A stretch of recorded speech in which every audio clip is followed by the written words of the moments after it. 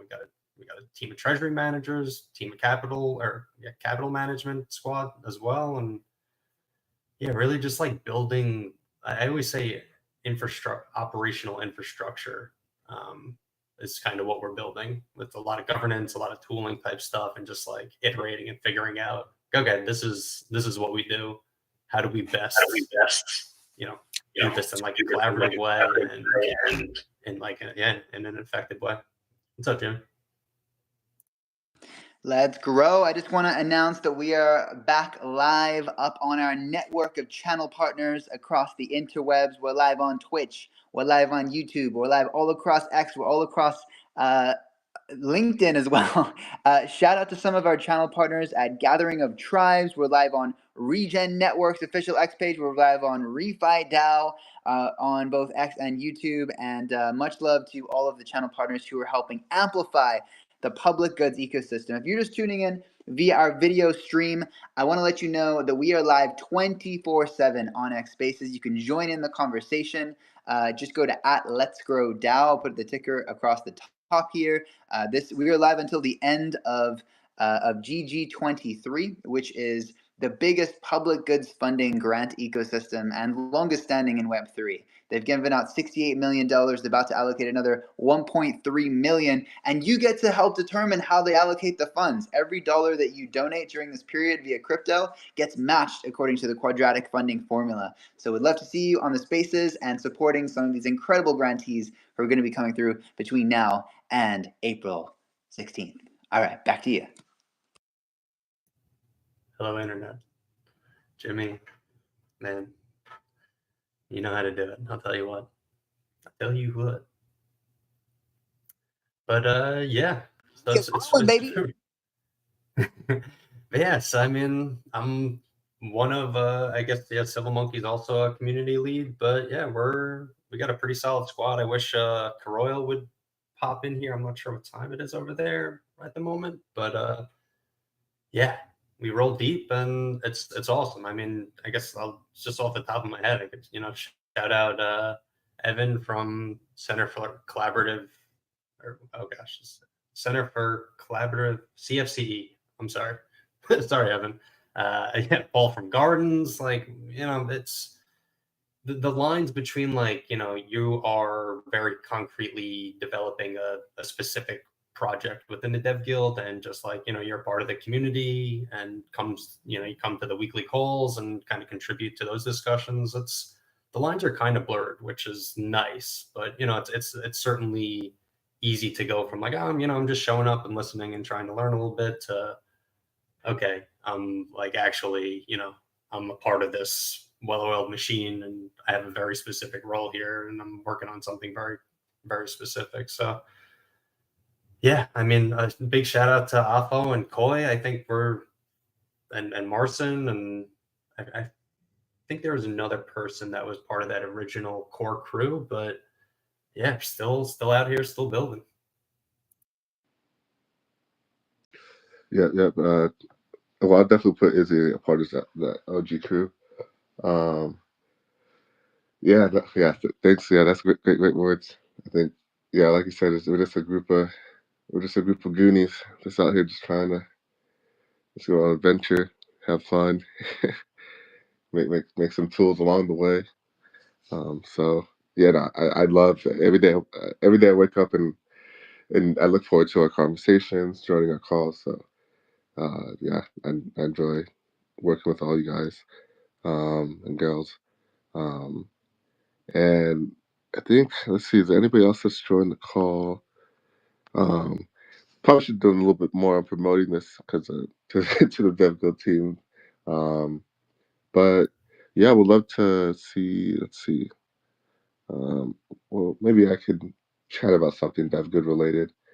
I don't know, Matt, what should I talk about? That's a good question. Yeah, that's probably on me to not do a better job of wrangling the troops. A couple too many things going on at once. Yeah, you community lead. What are you doing? I know, screwing up, trying to do too much at once. Probably won't be the last time, but that's okay. We're good. I just think, yeah, that, yeah, because I don't want to ramble on about our tools. I kind of want to talk about like the building process and how tedious it could be.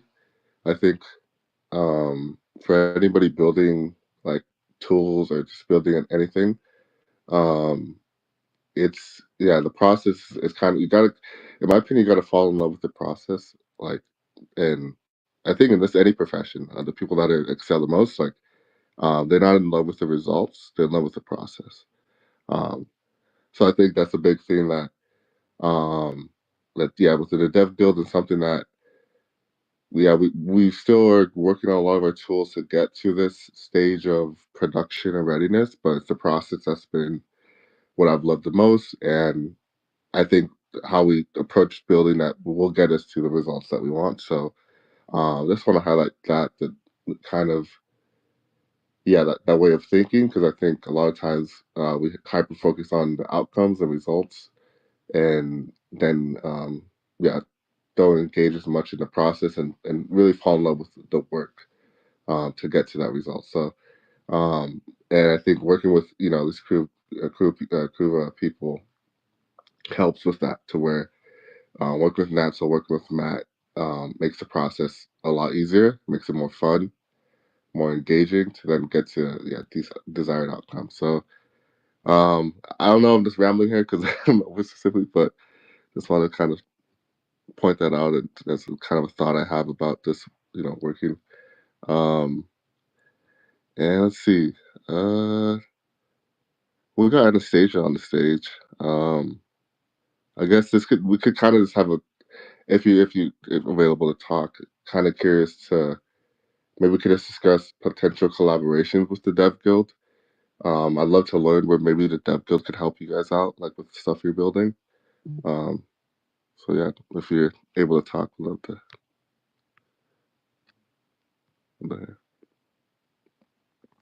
Wait, are Yeah, we just able to hello. make like requests? Sorry, go ahead, Anastasia. Hey, we need this build. No, go ahead, go ahead. Yeah, it's just funny how you always address me in this moment. Now I'm chewing my dinner.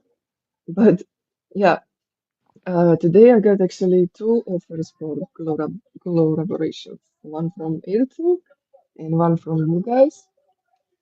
So we're trying to finish with our development as we're building the clean up in Region Bazaar on onlydust.com. So basically, we're dependent on the contributors coming to us once a month during the hackathons and taking up the issues and yeah, helping us to build.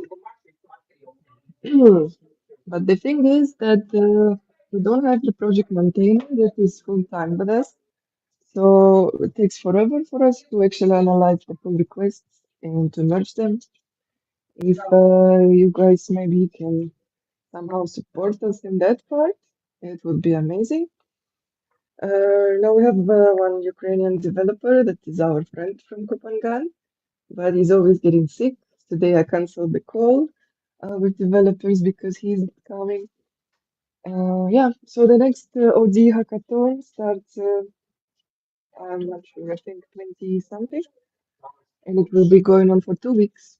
Maybe you can also help us with some support on GitHub. I would really appreciate it. But of course, it takes some time to explain what we're building and how. For now, we have quite great support on the smart contracts. We have two maintainers over there and front end as well. But we need to develop the mobile version because in the apps like Gitcoin app, they will be mostly used from the mobile phones. And since we had already design ready for the desktop, we decided to kind of go ahead with this first. But the designer will be working soon on the mobile version, and the next step is to connect front-end and smart contracts. And backend is really suffering. Like, I mean, I was creating the issues on GitHub myself and using my colleague ChatGPT. So I guess it's not really perfect what's written over there. That's why the contributors are not in a rush to jump. But overall, I'm so happy that it's moving somewhere because before we were just talking about the idea and nothing was going on. But three hackathons from January, and we're kind of on a good track. That's the updates about the cleanup. The same story is going on with Region Bazaar. When Paul was in Zugrama in India, he connected with few developers.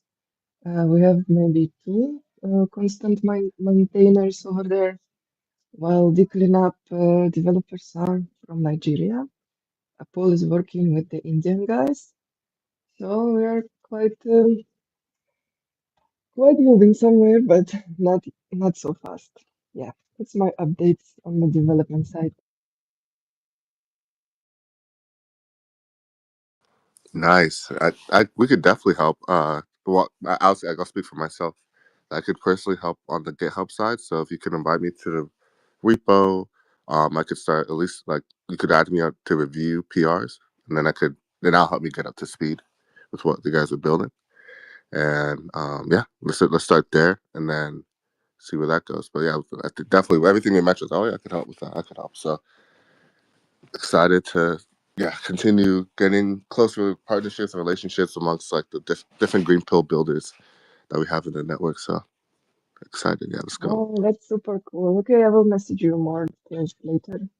I will go Cool. continue with my dinner. Thank you. Yeah, enjoy dinner. Cool. Let's go.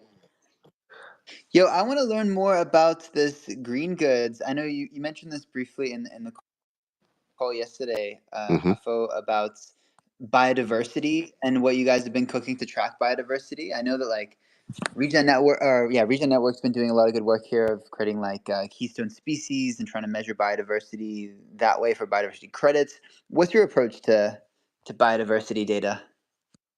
It's simple, very simple. Take a photo, add some details, upload it on chain, get it approved.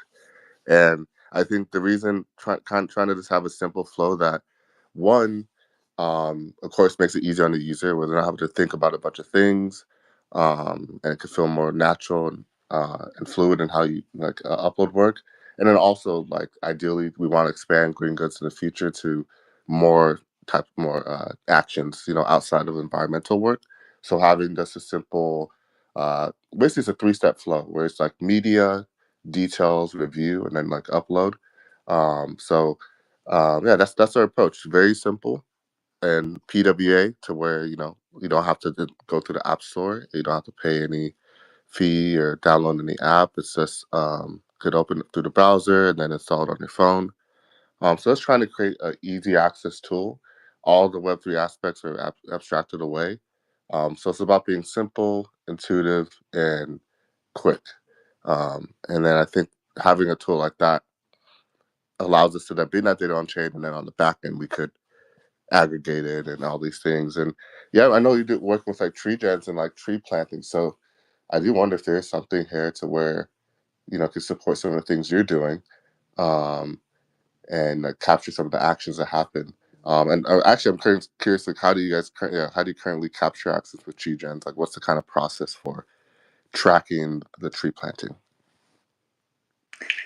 Oh man, so right now the process, and this is like the pre-launch process of the DApp, right? It's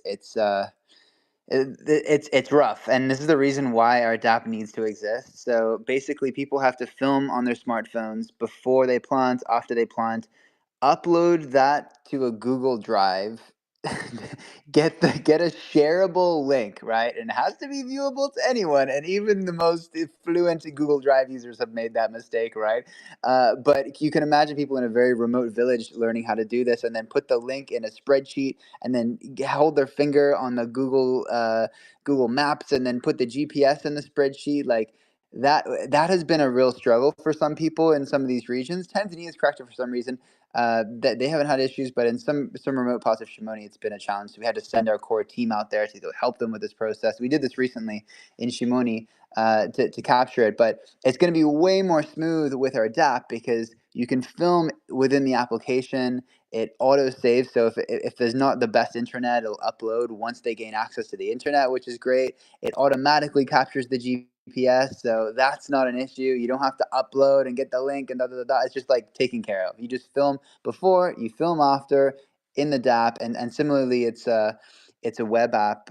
You don't have to download anything, but I don't know about you, man, but some of the web apps, or when it, like, if even if like some of the better ones, I think Gitcoin's cracked this now, but at some point it was even a challenge on Gitcoin where if you try to connect MetaMask on a web app, like it like sometimes just like doesn't connect, and you're going back and forth, and it's kind of frustrating. And then you have to go to like into the browser of MetaMask and then try Oh to yeah. do it, and that's not the best user experience, right? But what's interesting is ETH. What's it called? ETH Mobile. Apparently, they're helping you take like web apps into mobile applications, and they have a wallet which is really lightweight built into it. So in this way, like you don't have to connect wallet. Like it's literally just already there, which is cool. I mean, with us, we're doing like email using Third Web. General Magic has helped us do like and social sign up, so you can just like create wallets through email or Google. But yeah, man, would love to go through that process to make it an application, because typically it is a better user experience as well, but not have the barrier like you said. You don't have to download anything. Not everyone has storage on their phone. Like that's another challenge. So yeah, man, that's what we're working with. But V1 will probably just be the web app, and then growing from hmm there. But have you figured out any workaround to make the wallet connect thing work really well on web apps on mobile? Because hmm yeah, some people have cracked it. I don't know, but for some reason, sometimes it just doesn't work on mobile. We're fully avoiding it, and I don't think we're ever gonna have wallet login. We're using Privy, so you could log in with email or phone, and then connect a passkey. You could link a wallet if you want, but definitely more so promoting the abstracting that away, to where yeah, there's no need to log into any Web3 service, because yeah, that definitely is a barrier for people. And then on the back end, we're creating a smart account on chain. So using Pimlico to deploy a smart account that is owned by their embedded wallet. So all the transactions we then do are funneled through that smart account. So the attestations are tied to, which you could kind of, in essence, look at as like your user account, like your garden account, your green goods account. And yeah, all your attestations that you do for uploading work are tied to that. That's what's attesting to your action. So even if something would happen with your EOA or your switch or you still would have that be able to be tracked there. Um, so yeah, that's yeah. So yeah, to the user, they have no idea that anything is Web3. Um, and then the idea is to create on the back end tools that are all Web3 based, like more on the desktop, right? To where you could take a look at all the work uploaded, and then, for example, maybe create a hypercert. Like you could select a bunch of work done and then group it into a hypercert to where it puts all the attestation IDs and the metadata and some structured format, things like that, and then mint it. So yeah, that's kind of then will be the back end, and then yeah, that'll be Web3 focused, because the people that will be using that will be Web3 savvy. So yeah, that's kind of the goal here, is to extract away the Web3 from the end users. Beautiful. And so just by taking photos, you said you can measure the biodiversity, like animals being more plentiful. Like how is that measured just with photos? Or is it more about specific species? It's more about specific species. So like in Brazil, they have this invasive species called like the Lucena. So being able to like identify that and then remove that over time is very important in certain areas in Brazil, specifically in Sao Paulo. Um, so I think right now we're taking a approach to where, because when somebody does garden work, there are definitely some more quantitative data inputs we could explore in the future. I think initially we're exploring like measuring the soil, like soil amount and different things, but then kind of came to the realization like we first need to just get this simply out there to where people can just upload their work, and then over time take a look at it, kind of get insights from the gardeners themselves as to what data does it make sense for them to try to capture to where, because what we don't want to do is make their work harder, or make them, want to kind of have this be more seamless within the work they're doing. So we're exploring like using AI to like verify the plant images and stuff like that. Um, when it comes to metrics and things of that nature, I think that's definitely something to more so explore and kind of understand over time. And it's going to be a different for the different gardens and the different contexts. It's going to be different metrics, right? It's going to be different things that probably focused on. What we do, what's a part of the green goods process is of doing a pre-garden assessment. So basically, we also have an attestation that is the assessment of the garden. So before you start doing work and approving work, you first do an assessment to establish like a baseline on what are the needs, what are the issues in the garden, certain things around soil moisture, um, how much carbon is stocked, and things of that nature. And then after you do work and approve it, then doing a post report. I guess you could say it's not really assessment then, but it's more than doing a report on the garden to then kind of gauge the impact of the change over time. So that's kind of the right now the touch point.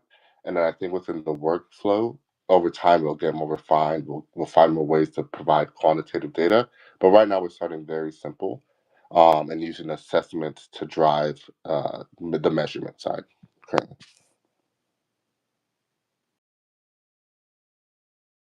Let's grow. Yeah, bullish on biodiversity. Well done, champs. We got Green Pill Brazil and Carbon Copy up here on stage. Welcome, Regens. Let's grow. Did you have your hand up? Yeah, I have. Hey everyone, Jim. It's Goy from Green for Brazil. Um uh, Green Goods is a project that I'm part of too, and I just want to add on the question you made. Like when we have a photograph of a tree, if we have just like a overview of the tree, we cannot like have too much information. But if we get images from different parts of the plant, like the trunk pattern, like if the trunk it's a type of trunk that loses the like the wood there, like there is some patterns that we can recognize and we can already like get more granular information. The leaf patterns too. So having a batch of images of one observation with these images, I think this would be helpful. And talking about like the baseline, I think I've brought everything in a excellent way. This baseline, we will have like the initial biodiversity uh, index, maybe if there is a problem there, like a specific species dominating. I think we can describe that in the metrics. And since we're gonna be planting new trees there, like native trees, and increasing biodiversity, with time we hope that this index will change. So this is the basic idea, and yeah, from there we can move to other types of measurements and verification. I think even with AI models, like maybe carbon and other stuff. But for now, I think what we are doing is already like enough. It's a lot of work already. So just want to add on that. And yeah, I'm here to chill a few more later. Nice. Right And on. And it is. I'll Go go, ahead. Jimmy. Go ahead. Go. No, you go. No, You're you so go. polite. You go, man. I just wanted to welcome Carbon Copy again because I think he's technically in this hosting slot. So welcome, Carbon Copy. What's going on? What are your thoughts on biodiversity? I know you're not the biggest fan of carbon credits, even though it's kind of in the name. But biodiversity is the way, right? Jam everyone. I would say I don't have any comment on that because well, it's not a field I've actually like looked into deeply. I believe you can only give comments on things you know so much about. So on tooling, right? Matt, are you here? So basically, we as Carbon Copy and as Green Pea Writers Guild, so we are working on a ReFi toolkit playbook, right?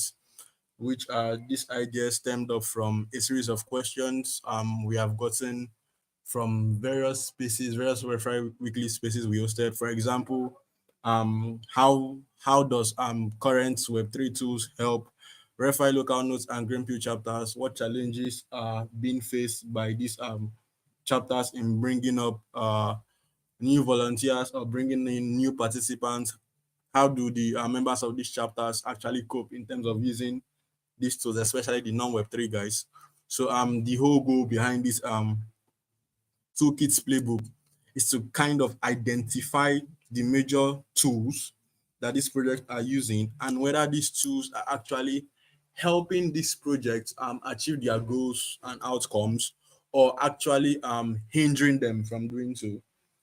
Because I think one of the ReFi weekly spaces we had with Teresa, and she made mention that Web3 tools in Latin America is actually hindering the adoption of ReFi over there instead of helping it because users over there have grown so used to the traditional local tools available, right? Like the whole traditional payment processors and things like that. So it's even more difficult to bring them onto the Web3 side of things, whereby they have full control over their stuff. So that's what we'll be looking at, right? It's a collaboration between Carbon Copy and Green Pea Nigeria. I believe Matt can share more insights from the Green Pea writers end on the collab. Matt, are you here? I don't think Matt is on here with us. So He's on like the. I was saying that He should be here. He's on okay, the okay, network account. Yeah, he's probably doing something.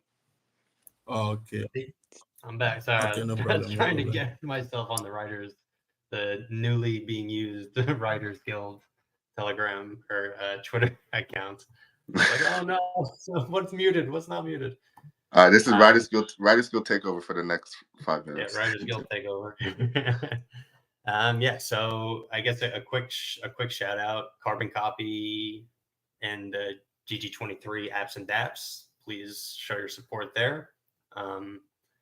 Yeah, so as of I don't know, more than a handful of months. I mean, the relationship between Carbon Copy and the Writers Guild is obviously very deep because Trinity is a part of both. And I mean, Writers Guild people were obviously interested in the content that's being created, and Carbon Copy is about as primo of a regen refi space publication as you're going to find. So yeah, so I've been having group conversations, talking to Trinity, talking to Kent from Carbon Copy, and yeah, trying to figure out exactly how we can kind of forge deeper ties and kind of collaborate a bit more together. So something that I've mentioned maybe more so within the network conversations is working on this regen coordination refi toolkit and just more broadly just aggregating all the tools and resources that should be available for individuals and projects that are within our space, whether it's talking about stuff like tree gens and green goods, or it's really just talking about onboarding people into the space, or you're talking about the tooling that the actual organizations can utilize. There's just a lot going on. There's really a lot going on, and it's very difficult to kind of decipher like what tools are really important and what tools are just like, okay, this is cool, let's monitor its development and determine how it kind of fits into the mix. So yeah, so from this perspective, it's more like the investigative journalism might be a bit might not be the appropriate wording for it, but yeah, we really want to kind of dig into having discussions with these organizations and yeah, help kind of make something more cohesive out of the shared knowledge, I think is maybe how I'd put it. or at least that's what came to my brain right now.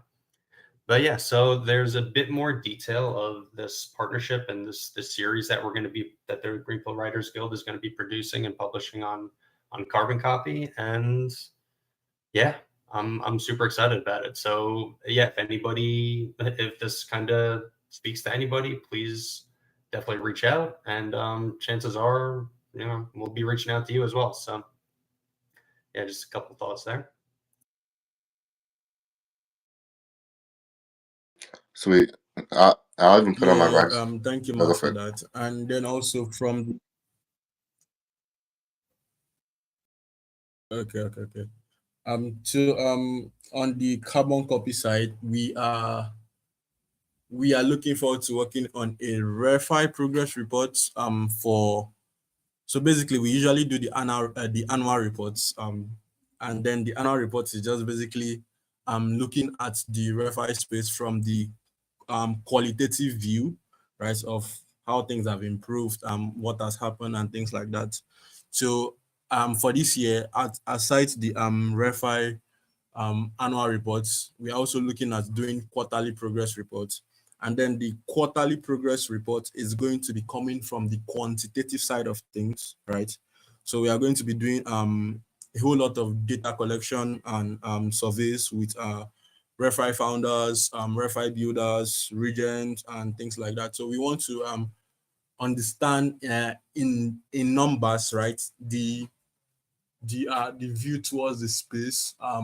We'll be testing out a lot of hypotheses that generally we have seen mainstream opinions on based on data we collect to see if this is actually what it is, or if we could explain the reason behind the data, what we are seeing with the data we've collected. So basically the new common impact data standard by region coordination is actually going to play a big role, because we'll also be bringing out data and impacts data from Kamagap for over 300 FI projects. That's what we are currently monitoring. We're monitoring the growth of over 300 FI projects. So we are going to be looking in depth into their numbers, what has been achieved, is there anywhere for things to grow better, and what are the sentiments behind the space? Have builders actually given up on the space and things like that? So like we want numbers, because I think a major problem with explaining REFI is that there's really no much numbers. So we will be running two reports, the annual report, which is just basically going to be talking about things from the qualitative side, and then the quarterly progress reports, which will be looking at things from the data side. So like I said, we'll be reaching out to a lot of builders to get their sentiment on things. Okay, an example of such sentiment we want to look at is whether it's okay for our REFI regions to collect money from what I'll call traditional extractive companies to actually fund REFI ideas. So I think going back to Gitcoin, when Azim was still there was this whole issue with shell funding and things like that, whereby some region builders rejected money from Shell and things like that. So that's one sentiment we'll be looking at, whether we should be selecting where to get money from to build projects, given that we actually have no source of funding as as a space, as a whole, or as a sector. So we'll be looking at things from the data side. I mean, it's easy to come out and say, okay, some REFI projects feel like it's this way, but then when you tend to look at things from the monetary side, see that there's really no option. So we want to look at things. What does the data say? I mean, it's easier for the data to tell you something than for people, because of social rebuttals or consequences. Yeah, and that will be pending. So basically, we have a proposal currently on public nouns to kind of to partially fund the report. So we are hoping that the proposal actually passes, so that we can begin working on that. Personally, I've begun preparing the review. Sorry, the huh? Sorry, is it on chain already? Can you hear me? Yeah, I was just confirming. Is it already on chain with You public said nouns? not yet, not yet. On chain. Oh, okay, no. Okay, no worries. No. Yeah, I We see are when it looking goes on to chain. Sorry, continue. Please it's continue. I don't want to been miss in it. the Yeah. Okay. so it's been in, yeah. So yeah. So it's been in the Discord for feedback for the past 20 days. So we should be pushing it on chain soon enough. I think we have gotten as much feedback as we could get, and we have worked on the proposal, right? So like I said, I've begun working on the survey questions for the data part of things. Basically, I have experience in data analytics, right? So it's more or less a side project in that aspect for me. Yeah, so I'm open to taking any questions on that. Yep.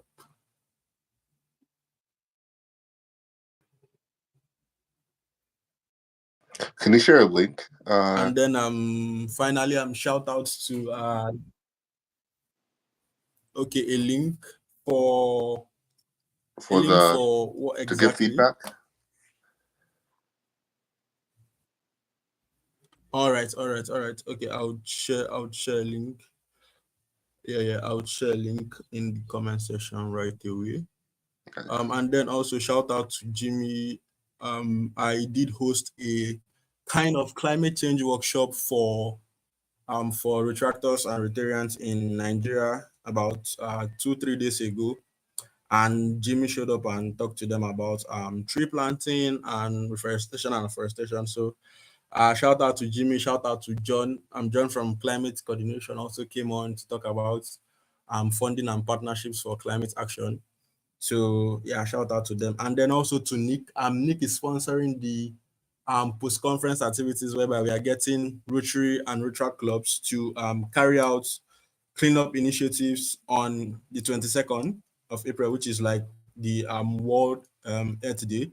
So we've gotten about $200 to 20 clubs, right? Although we are still looking for funding for about 30 of them. Just basically $10 per club, like to sponsor cleanup materials. So it's really a whole lot going on. So shout out to these people for their support. Yep.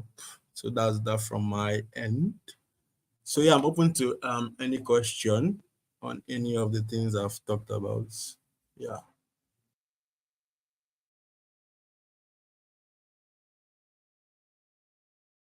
Man, so to go back to this, 'cause I know you kind of got rugged last time on Spaces when we got into this kind of should we abandon carbon credits debate. Because like, yeah, you shared your view. I don't know if you heard what I was saying after that, and then you kind of just lost internet or connection. But yeah, like I think it's I know a lot of people are very critical of carbon credits in that there have been, there's definitely been some bad ones. I also think there are good ones. There are good projects that are working with local communities and supporting them in a great way. And it's a lot of funds that can get mobilized there. There's the notion of like, is it enabling companies to continue? Um, I don't fully see that point of view because, particularly if we're talking about voluntary carbon credits, right, as opposed to compliant carbon credits. If we're talking about voluntary carbon credits, I mean, I don't think those companies necessarily need enabling. Like they're kind of going to enable regardless. But shouldn't we try to get them to pay for it? You know what I mean? And we go fully carbon neutral. I think that's generally a good thing. But I think a lot of people are still very much against the notion of carbon credits in the space. And I don't know. I'd love to further understand that because, I, you know, my take go ahead. carbon credits is that. Okay. I'll go for it. I think there's a delay here. Yeah, there's a delay. Yeah. Totally a delay. So you go for All it. You right. go for it. Okay. You sure? Yeah. Okay. Yeah. Go ahead. Okay. So yeah. So to me, with carbon credits, I think first of all, it's I know carbon credits might also encompass other types of credits and other types of things that are trying to be, because methane. There's other things besides carbon that are important to, uh, keep in the ground. I guess we could say, and yes, I just feel like carbon credits are how it's been used and how people like use them. It has a bad rep, and I think there's a lot of good there, but I also think it just naturally makes people think in a narrow way. I think I'm just trying to talk more about like getting into like the metrics and numbers. It's like the term carbon credits and how that just naturally starts making you think like, oh, okay, from carbon neutral, like everything's kosher, everything's good, everything's perfect. But it's more than just carbon that we need to have better balance with, better relationship within our environment. It's a lot of this human-based relationships as well. It's not just about the environment there. It's also about how we connect with each other in our community. So yeah, I just think carbon credits just naturally makes people think, okay, if some company's carbon neutral, oh, they must be good, but that's just one slice of the pie. And I think that's the reason carbon credits get a bad rep. And then there's, of course, the whole manipulation part of it, reusing credits and all that happens. But that's going to happen in any marketplace where you don't have a strong structure. But yeah, I just wanted to, that's my take on carbon credits. Yeah. Okay. So yeah, definitely there are other things that need to be measured. I think all of us would love to see the full ecological benefits framework get fully adopted and have incredible MRV around that. I think we're all for that. But should we abandon carbon credits is kind of the question to come back to, right? And like I think the reason why blue carbon is more expensive, even though it's measuring carbon, it also has it has additional benefits added to it, which kind of include biodiversity, right? That's why blue carbon's at a premium. It's because it does also kind of include those other things, which are priced in because they know it's better overall, and that's why some focus on blue carbon credits. And yeah, it's only one dimension, but it is a dimension that I think should be measured and supported, and in addition to the others for sure. But I think it's kind of it's a leader in this space. And yeah, you mentioned like the double counting. The legit registries do talk to each other to avoid that problem, right? Like the double counting problem. Like they do, as far as I know. I was informed that they actually do communicate and prevent that actively. So that's why you have to kind of pick your MRV. Unfortunately, I mean, though I think a big problem with it is that it prices out a lot of people, right? Like Vera costs hundreds of thousands of dollars to do a project on Vera. And you really have to be at a big scale. But I love Sylvie. Sorry, of course I love Sylvie, but Shamba Network that's making it more affordable for farmers on ground. But then there needs to be that communication between the registries. Go ahead, Green Pill Jill. Yeah, I want to add on this discussion that I think there is a important role that the carbon credit uh, achieved, like the carbon credits. It is like a basic unit today where we can talk about different types of ecosystem services. So this is happening. So what we need to think about when join this discussion is about offset, is about mitigation. Like, do we have time to mitigate, like carbon, for example?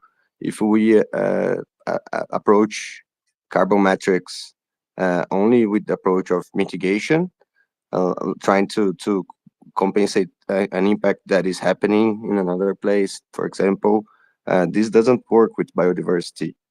Biodiversity is kind of unique. So, but what we can do is try to connect the any I think the multifunctionality of the forest, like middle, short, and long term, like unifying interests, where we can guarantee that any profit, any value that is generated, it's returning to the place itself and the community around. Because I think the bigger problem today is that when we talk about ecosystem services, we are not including the human part. We are including, yeah, there is some other issues besides the ecosystem services that we make these ecosystem services be uh, a long-term plan that goes beyond financial. So this is about why we need to connect any credit effort with the region.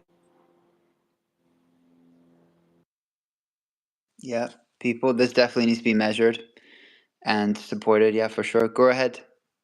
Carbon copy. No, I just want to give an example before Trinit goes starts.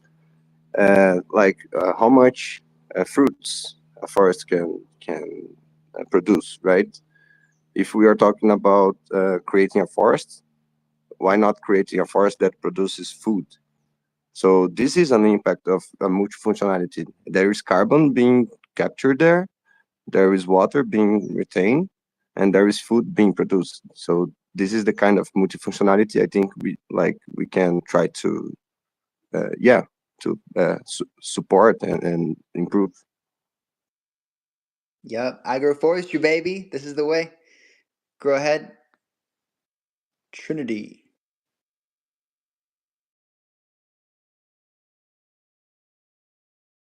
Trinity. All right. Help. One thing I want to say about credit is that yeah. So like I said, one thing I want to say about credit is Lost in the that weed. credit are mitigation forms, right? Yeah. Continue. Can you guys hear me? No, it's a great All right. discussion, Yes. and So I was Oh, saying one thing about credits is that credits are sorry. mitigation There's forms. a delay. There's a delay. One person at a time. We'll get to you, Hydropad. 1 second. Yeah. Finish your thought, Trinity, and we'll loop back. Go ahead. All right. So, like I said, credits are mitigation forms. But then if you pay attention to most of the credits we have, like renewable energy credits, water credits, biodiversity credits, you notice that they are based on adaptation projects and things like that. Like basically when it comes to the whole climate thing, there's mitigation and then there's adaptation. So most of the credits we have are actually based on adaptation projects. And you now begin to wonder why does it not make more sense to just focus on building adaptation projects than spending a whole lot of money on mitigation. And then for the whole impact evaluation part of it, Daniel from Impact Evaluation Foundation is here with us. So I think he could actually throw more light on that. Hello, Daniel. He could actually throw more light on that in terms of the impact of making use of credits to mitigate rather than building the base structures for adaptation. So probably after Let's Hyderabad, Daniel definitely can explore go that ahead. adaptation. Would love to delve in. Yeah, that's what I was going to say. I muted Hydropad earlier, so please go ahead, Hydropad. I do want to get to you. Go ahead. no, my public speaking skills are very bad, and since you are a master of public speaking, you know, this is my crash course. I was like, okay, let's go and hang out with Jimmy. Maybe I can improve myself. You got this. Okay, all right. That was a comment. Yeah, well, man, this is an accelerator of all of our startups over the next 8 more days, and we're gonna get a lot of practice in a lot of things. So good to have you here. All right, Daniel, you've been famous for critiquing the carbon markets, and we do want to get your 2 cents. Should folks simply adapt? I think when you say adaptation projects, I assume you're talking about reducing emissions, um, which, by the way, does qualify you for carbon credits, does it not? Like, if you can Yeah, prove that you, avoidance yeah, does qualify you for that. Look, I don't like right. carbon credits. I've said this a million times and I'll continue to say it. But at the same time, like we have this system that's out there, and I guess there's efforts to make it better. In the future, what I would like to see is, for example, a website that you can access and say, visit any company, let's say Coca-Cola, and you go see all of their externalities of regions and how do they, cover for that, what type of credits they bought, and also the full chain all the way down to impact. All right, so what regenerative effort helped, was generated by those carbon credits, I guess. So we're not yet there. with time, hopefully, we'll build a better trust system. But yeah, to each their own, I guess.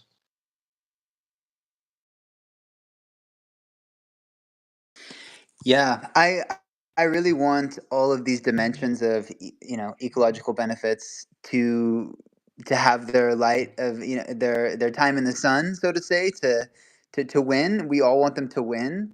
Maybe another part of this discussion could be like, how do we make them win, right? How do we make biodiversity sexy? Because like carbon neutral it's a good goal to have, right? Like I can quantify my emissions, I can quantify this carbon thing, and I can buy the equal amount to offset it every single year. And I think if every company did that, the world would be a much better place. But you're right that that's not the only thing. We have to think about the people. We have to think about equality. We have to think about the biodiversity. We have to think about the soil, the water, the air, all of these different things, right? So how do we make that? Because like, can you become biodiversity neutral? Like to do that, you would have to quantify your biodiversity negative impact, right? What's the MRV for that? Is probably hard. It's much harder to quantify that than the opposite. In terms of biodiversity credits, there are some good methodologies for that. So how do we make this a thing? Anyone popcorn style? Yeah, go ahead. How do we make biodiversity? If that's the next one that we want to focus on, or go ahead. I'll answer quickly. It's usually through policy, right? So I guess activism.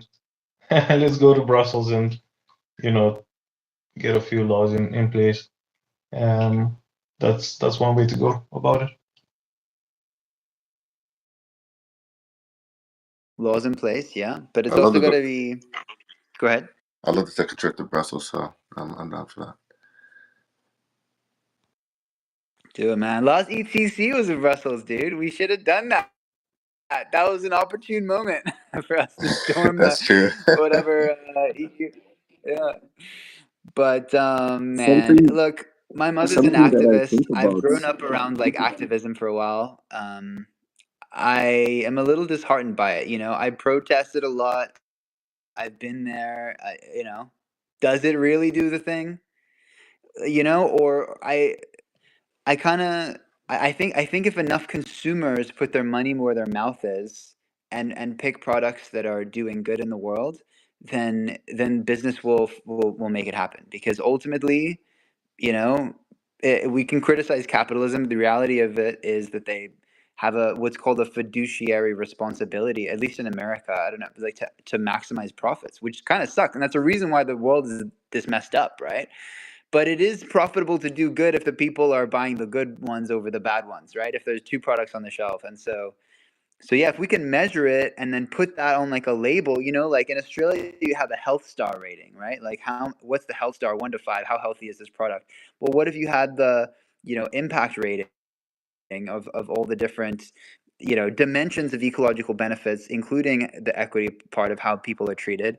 If that was a thing on the products, maybe that's something that could be put into legislation, and then people would then be able to compare these products and do a thing. But yeah, it's a lot of MRV, and then does that then double the cost of goods? And it has to be a scalable thing too, right? Just to measure everything and then to do the thing. Okay, I think Easy was first, and then we'll get to Green Pill Dev. I just want to say, GM and Gertod, good regional time of day. Happy Tuesday. And yeah, I think, okay, so basically I grew up in like, hippie family too. I went to lots of protests as a teenager and whatnot, and even some more recently, but um, I've watched my whole life. I've seen my dad, who was big in the movement in the 60s. Bunch of his friends, like that were like super hippies, became like corporate, you know. Um, and I've seen Jose has a great little story about this like 80-year-old like philanthropist who's like, when is it gonna happen? My whole life I've been working in this and I've seen almost no change. So I think this is the thing right here, right now, how we growing with the flow, making a difference on the ground with these different technological uh, devices that we hold in our hand, the technology that you are creating with Tree Gens, the way it touches people, the way they touch the earth, like this is the way.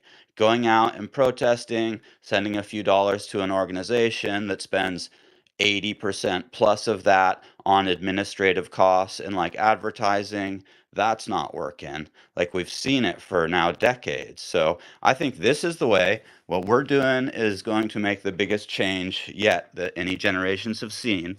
And if we can just keep growing, then we'll see some difference, 10 years from now. There'll be actual impact. There'll be things that are actually changing for the first time in like, I don't know, 60 years or 70, 80 years or something, going in the right direction instead of going towards just full on, corporate overlord AI dystopia. Like if we weren't doing this, I would be really worried. I would be like, there's no chance. We're just going to be in some like AI overlord. We're all going to be little, controlled by a robot, and we just do what they say. But I think because we're working, with the AIs, we're working with the Earth, we're working with each other, most importantly, that we do have a chance.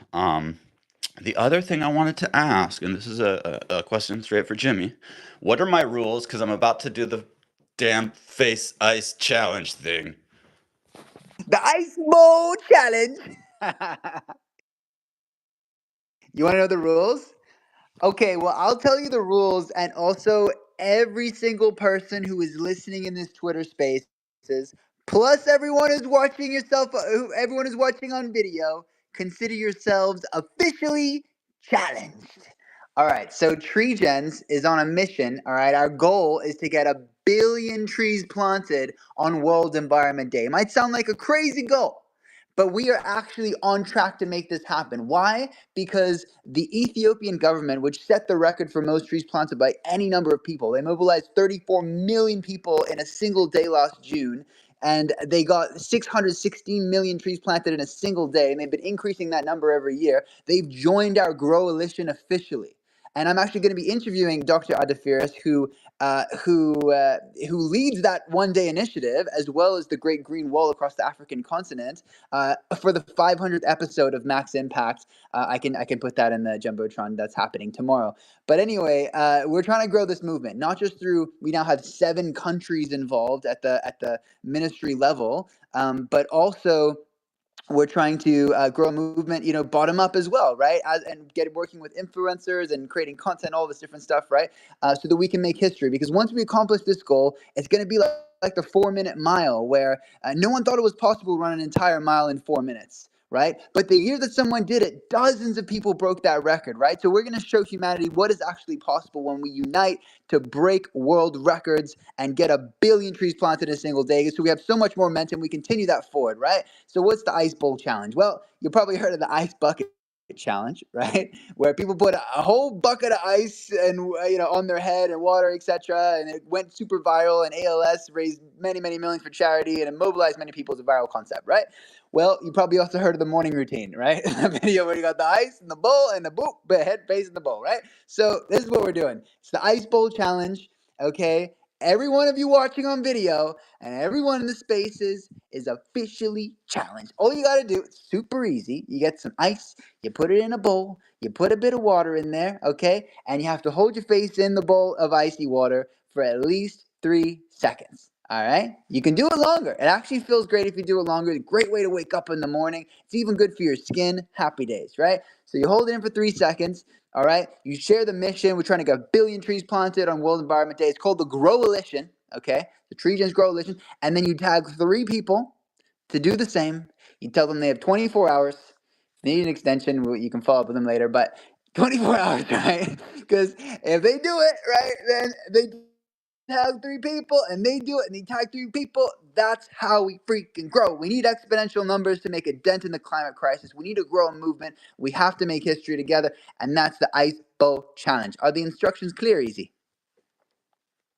Very clear. I already pulled out my tray of ice cubes, so I got to figure out how to record it. I think there's like a little tripod around here that I could probably stick my phone on instead of trying to like hold it in my other hand while I'm shivering and shaking. So yeah, it's You won't be shivering, bro. I hold my phone. It's not that cold. I mean, like, it wakes you up for sure. It gets you there, but you're not gonna be like shivering and shit. I mean, I know, up I to you, know. man. If you can do it, yeah. If you can do a stand, cool, but it's not necessary. I want to make this easy but compelling. So you're all challenged. Don't think I won't follow up. I'm taking a screenshot. Everyone in here, all right?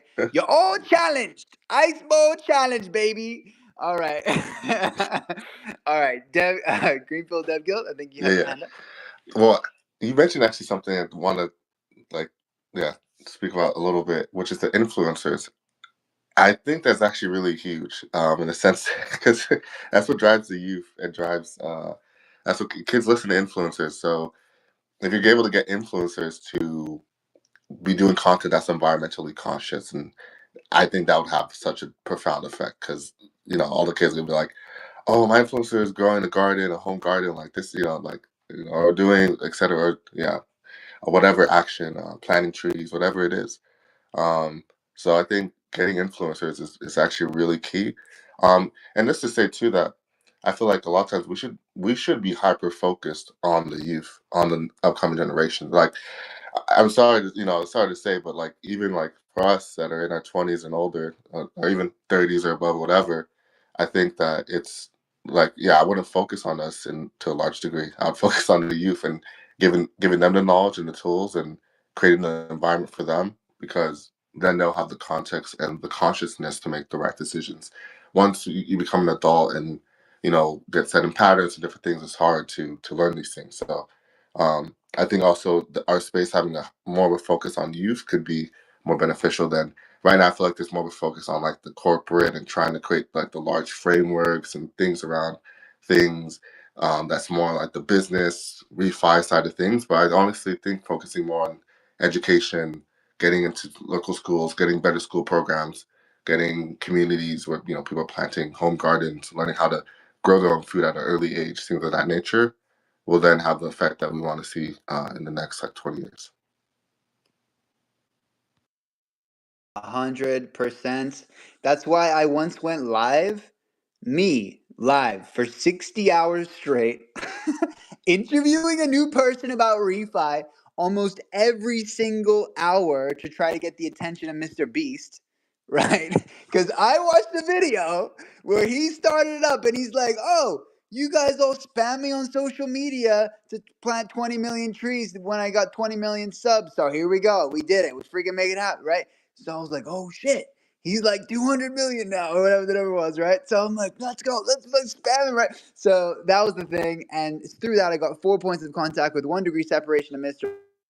Beast, and I recently cold called his advisor of Beast Philanthropy, and they love this idea of trying to get 1 billion trees planted. Not sure if they can make it happen by this June, but you know me, it took me 3 attempts before I got a Guinness World Record for tree planting. I'm not freaking stopping, man. You would literally have to kill me to stop me. So I'm gonna keep pushing to make it happen, and eventually, we will get people like that, dude. Like it's gonna be epic. We have to do but it has to be fun, right?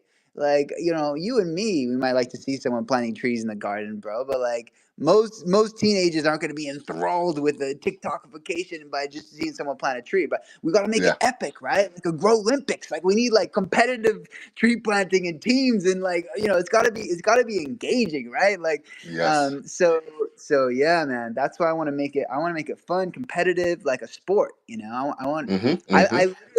I literally connected with someone from the Olympics who's in charge of sustainability when I was at World Economic Forum, and I'm like pitching him to make tree planting a sport. Make some ridiculous things sports. Like you could totally do tree planting. You know what I mean? Like we got to figure something out there. We got to make it cool. We got to make the regens the next rock stars like that. We got to put them up on a pedestal and like make it cool. Otherwise the next generation, they're not gonna want to chase after that unless it's like actually a really cool thing to do. So Yeah. go ahead, Easy.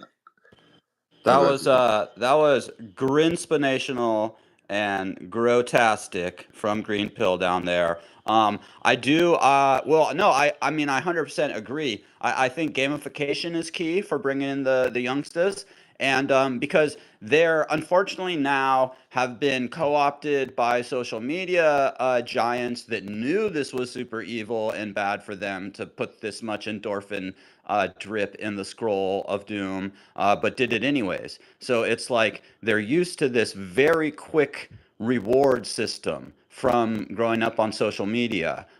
So there has to be some sort of rewards, and it has to be kind of fun and exciting, like Jimmy was saying. And I think getting them like into refi and having them do fun challenges and get rewarded and stuff could be part of the solution, part of the ingredients to make them join our tribe. But I have to get off Twitter, I guess, to record my video, and I want to get that done. So I'm gonna hop off. I'll be back in a few minutes.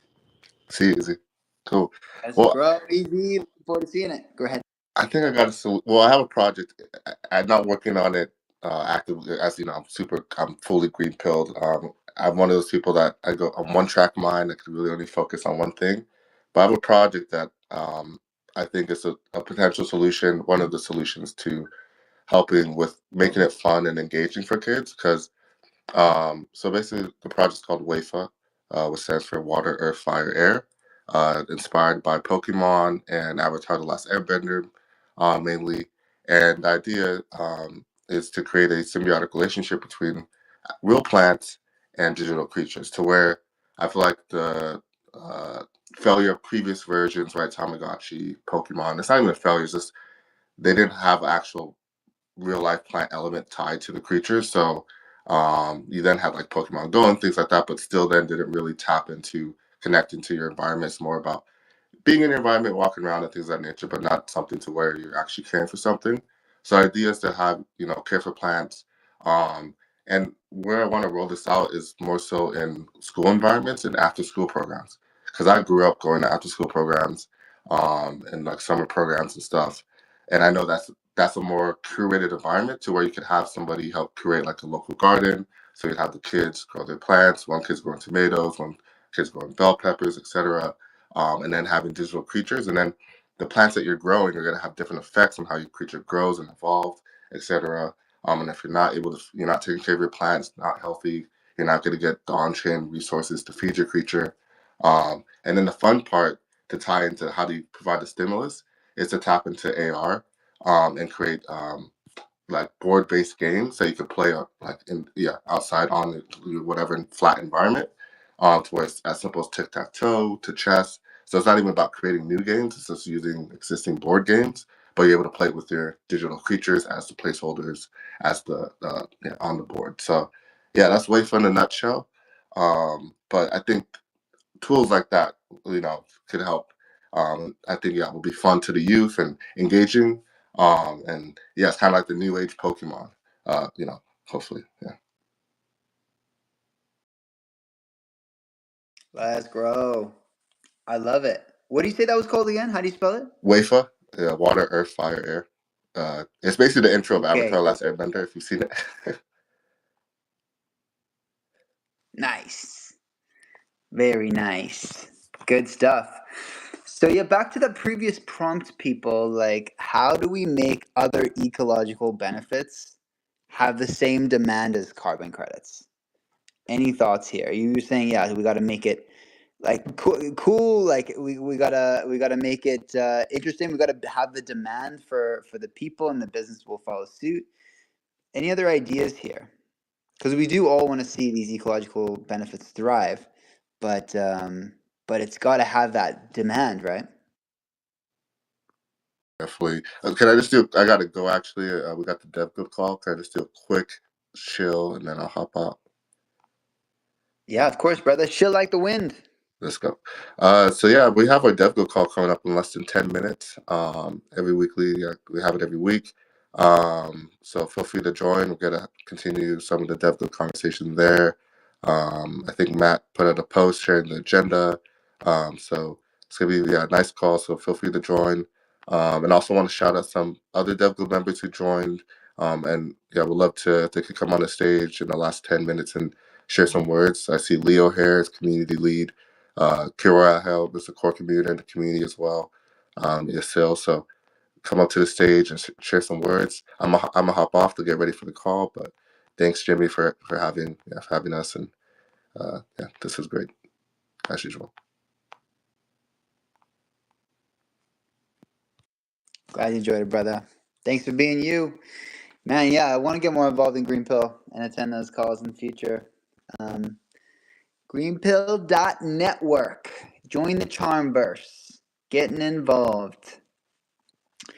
Right. We in 6 minutes we got who's coming up Hey, here? Jimmy, may I return to the part you got? Yes, please. I think there is like, I don't know uh, if we have a bulletproof, I think we will have different ways to do it, but I have an example for invasive species, for example, which is based on like scientific research and how could we measure, for example, the impact of these species. So if we think about how much money we are losing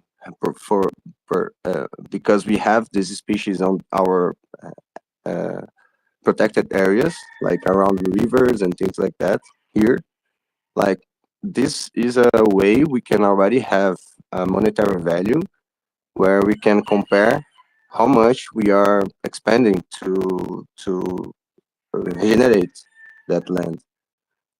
So this comparison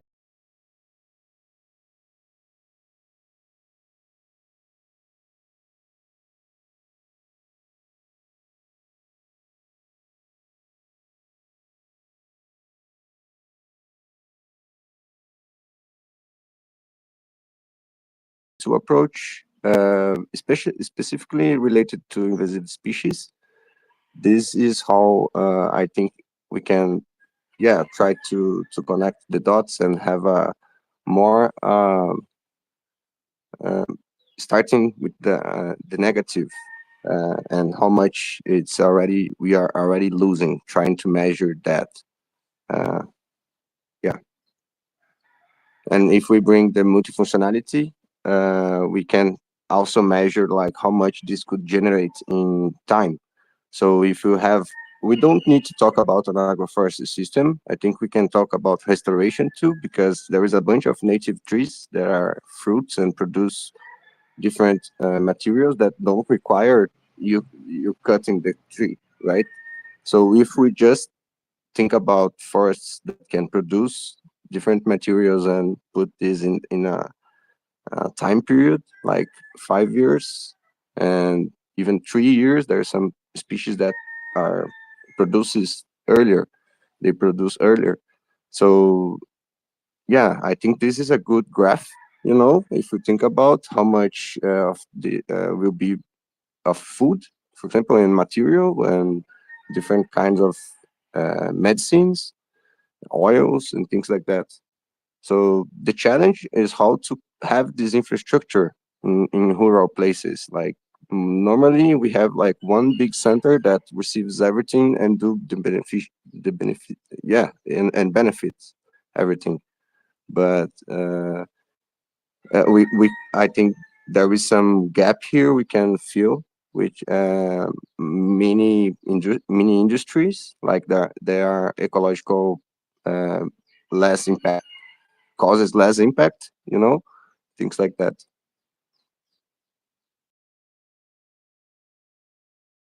Let's grow koi. Dude, I love everything you're up to, man. You're putting the grow and not grow forestry. but but yeah, no, man. That's super cool, dude. Not if, but when I go to Brazil at some point, hopefully COP30, would love to check out all the great things you're up to in Brazil, man. Like you're doing so many cool things. Are you gonna try to come to COP30 this year? Yeah, man, there is a lot of stuff this period, but I want to go. If you come here, we can try to plan to go together. We will have Ethereum Latam like just before, and I think Dev Connect will happen in Argentina. So it will be like a crazy week for a bunch of people coming and going and returning and going again. So yeah, I think make I would love to plan this with you if you want. Hells yeah, dude! Of course, COP30 is the big 3-0. It's in Brazil. Like, dude, COP29 changed my life, man. Like, we partnered with Ethiopia, dude. Like, they're the freaking champions of regeneration. Like, what they've accomplished is phenomenal, dude. Um, Let me try to pull up a photo. Like they did a lot in that single day, but they plant a lot like year round. It's absolutely insane. And yeah, but not just them. Many governments and awesome collaborations and um, yeah, Brazil is where I want to do my first carbon project, and hopefully we can do biodiversity credits as well and leverage that.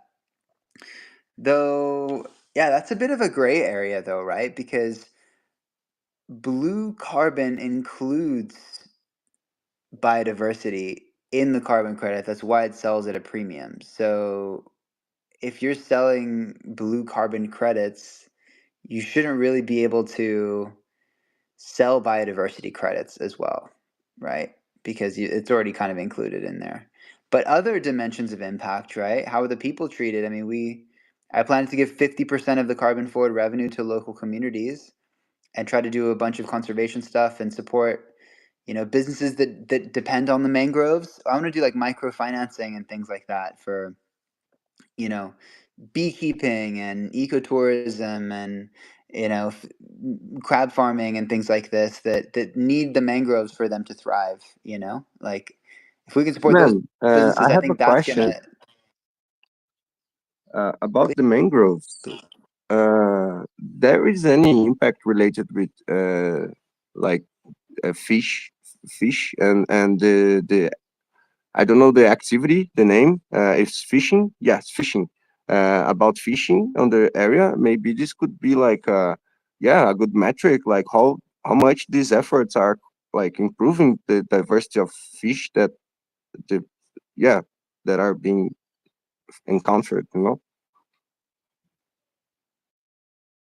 Yep, 100%. I think that would be a good measure of biodiversity. It's fish, it's many things, man. Crabs, depending where you are, sometimes there's like monkeys, the birds. Like, dude, mangroves even help the coral reefs because they prevent erosion around the coastlines, which that sediment then destroys coral reefs. So it's yeah, there's a lot of things, but that could be a good keystone species, different fish. I just planted up in the garden this little figurine animation of a tree gen character, and there's like a little fish thing there, just to represent like you got your shovel, the green tokens, my computer, and a little baby tree gen. It's wild what AI can do, but yeah, no, 100%, man. Fishing is the livelihoods of a lot of the communities that live by the mangroves and so yeah, we definitely want to support that. I know Soul is in the audience. If you want to come up, Soul, you're more than welcome. Anyone who has a grant or wants to chime in the conversation is always welcome to come up and speak. Yeah, But I want to yeah, go ahead. just to say goodbye to Jimmy. I want to thank you for leading the conversation and bringing such great discussions. I'm very interested in this topic, so it was a good talk to me. And man, I want to chill Greenpeace Brazil on the region coordination. We have been doing some work around our infrastructure this year. We want to uh, totally get on chain on governance. And yeah, and we are also running in the region Rio de Janeiro round. So beautiful projects there. You definitely should take a look.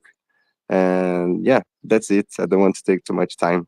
Thanks for the space, man. Thanks everyone for the presence. You're good, brother. And planted up in the garden. I already got you in Regen Grower Nation, but I'm gonna look at the the Brazilian round as well. That's amazing that Diogo's running around, and yeah, I'll definitely make my way through the rounds. No, Go ahead, this BZ. round it's me. It's me that is running. I'm running this Oh, you're one, running the and round. Oh shit. Okay, yeah. I see you. Nice, bro. All right. Dope, So man. Hell would love, yeah. yeah, I would love some support there. Like, there are really great projects. I reviewed one of each separately, like very with very care, and we need to reject we rejected 6 applications, but yeah, we have 21 projects that are awesome. So you definitely should check. There is one which is even related with nouns, and yeah, they are so impactful. Like, they are doing a great job. Let's grow. Yeah, we love our Nounish fam. What's up, BZ? How'd you grow? It's growing good. I feel much more alert actually. Now I'm also on some coffee. Yeah, love the nouns, love the nounish vibes, love the public nouns. All the nouns, dope. I was just gonna say, so I got my little video. Do I do a reply, like retweet? Do I do one in the bubble? Do I make my own? How is it most effective, as far as reach to keep it in that thread? Yeah. No, you don't have to quote tweet. I think quote tweets actually get less reach. Oh. You also get less reach if you're tagging a lot of people, putting a lot of handles in your posts. But I think you can tag 3 in the video, like in the actual tagging section. For some reason, that doesn't always work though. So I always like follow up in the comments and be like, "Yo, you've been challenged." So yeah, no, Okay. definitely dedicated video. Yeah. So I'll probably at least tag like Let's Grow or Tree Gens, and then have the video, tag 3 friends, and put a little thing in the description. We're trying to get to 1 billion trees to break the description, or to break the description again, to break the world record. As I quickly said that in the video, and then put my face into the icy bowl. I had like a whole little, like, I did find a tripod, so I made it like a really nice shot it in cinematic and everything. And I was like, oh, people need to know there's ice in the bowl. But then when I pulled my head out, a few cubes popped out and are like right next to the bowl, so it's totally legit. No one can say I faked it, and I'm gonna work on that now. Hell yeah, brother. Yeah, this is not necessarily a Let's Grow DAO initiative. I'd have to talk with the DAO members about that. Definitely a tree gen growalition where grow is capitalized. So it is pretty growy. It's pretty growtastic, which is closely aligned with Let's Grow. Maybe in our next DAO meeting, I might bring this up. How can the growalition align? But yeah, for now it's a tree gen Maybe I'll thing. just tag you. But you don't have to tag me. I think tag Tree Gens. Tree Gens is cool. Tree Gens is like Okay, the cool. grow list. Oh, yeah, up to you, bro. Whatever you want to. Yeah, whatever's clever. But yeah, I appreciate you. By the way, we got TDF in the house. Welcome, TDF. We have a guest this hour, but TDF, feel free to come through. I might live shame call our guest because they didn't show up yet. uh, but yeah, feel free to come up if you want. I know you got a sick affiliate program, which I'm all for. I definitely want to support TDF. Bro, TDF is actually where Let's Grow Live truly got its roots. I don't know if you knew that. It got its roots. Like, oh, welcome. Welcome, welcome. Welcome, my sheepy friend.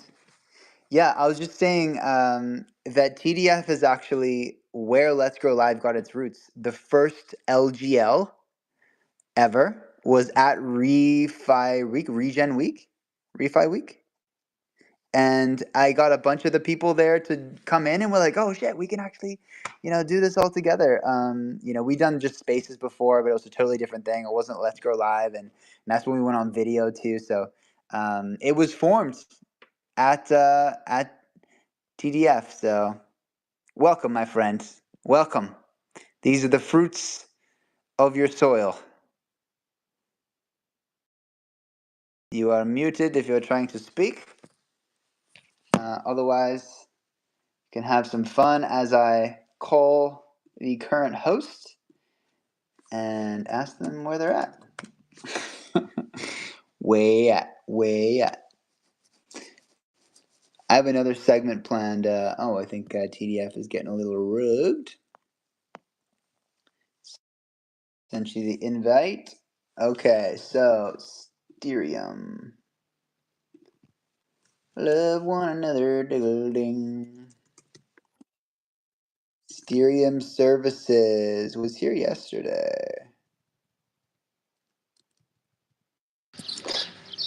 Yo, what's up, Jimmy? Sorry, my Hey, what's mic up, got Sam? How you wrecked. doing? Good, No good. worries. I like the bird noises in the background. Oh yeah, it's full on spring in Alentejo. Ooh, it's springing, huh? Good to Love see all it. the growers still going strong on here. Oh, yes. We are growing 24/7. We're live on Refi DAO, on Regen Network, on Tricky page, like a bunch of channel partners, Twitch, YouTube, LinkedIn, X, growing all the time. So, as I Amazing. call our next guest, can you please give the lovely people a bit of a rundown of what you've got cooking? And if you're open to sharing your referral program, which could be nice to do some public recruiting if you're up for it. Yeah, for sure. So yeah, TDF has been in the space of doing some regen crypto since like 4 years or more. We actually had Regen Network sponsor part of a platform initially about 3-4 years ago when I had the first like Regen round. So big shout out to them for also hosting this. So thank you so much. And yeah, basically TDF is a crypto-enabled eco-village in Portugal. This year we've been working on our water systems. We built a lake, a natural pool, and swales and other catchment systems, and we've captured over 1 million liters of rainwater. We had a lot of rain this spring, so it's good to be able to store some of that for the summer, because in the summer we don't get any, and this helps us grow all the forests that we're growing around. We're up to, I think, about 1,000 trees that we added this year to our growing forests, with a reforestation project that's being tracked on Open Forest Protocol, and a food forest that's starting to grow and fruiting hopefully pretty soon. We had like the first fruits already, and this will be feeding the village that we're growing here. And you're gonna get access to this village by purchasing your TDF tokens on the website. And like Jimmy said, we have an affiliate program that we just launched. So if you're interested in promoting some regen project that's actually working on restoring the land, that's creating local equity for the members and the people who get involved in the project here on the ground, then you can reach out about our affiliate program. And good to see you all here, and great to see the regen movement still kicking, even in these weird market cycles of crypto. But we keep building, and I believe that the nature-backed economy is on the way, and that it will keep growing only stronger and stronger. Let's grow 100%. The nature-backed economy is a real-world asset. This is what has longevity in crypto. You know, a lot of the craziness of this recent cycle is flash in the pan, unfortunately. But the RWAs are what stick around.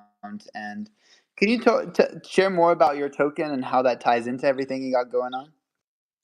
Yeah, for sure. I mean, we kind of see ourselves as a more cooperative model for RWA. So our real world asset is a 25-hectare piece of land in Portugal on which we're building a co-living space and a regenerative farm.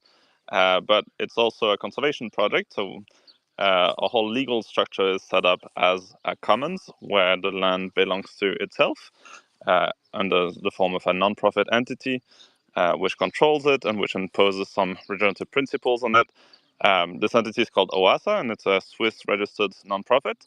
And OASA has also been working on the integration with the Web3 space. So our token has been reviewed by the Swiss financial authorities and has been this is basically how we make a bridge from the crypto space into the real world. And by purchasing the token, you gain access to perpetual access right to be able to come and visit our village every year. Each token is one night spent per year forever.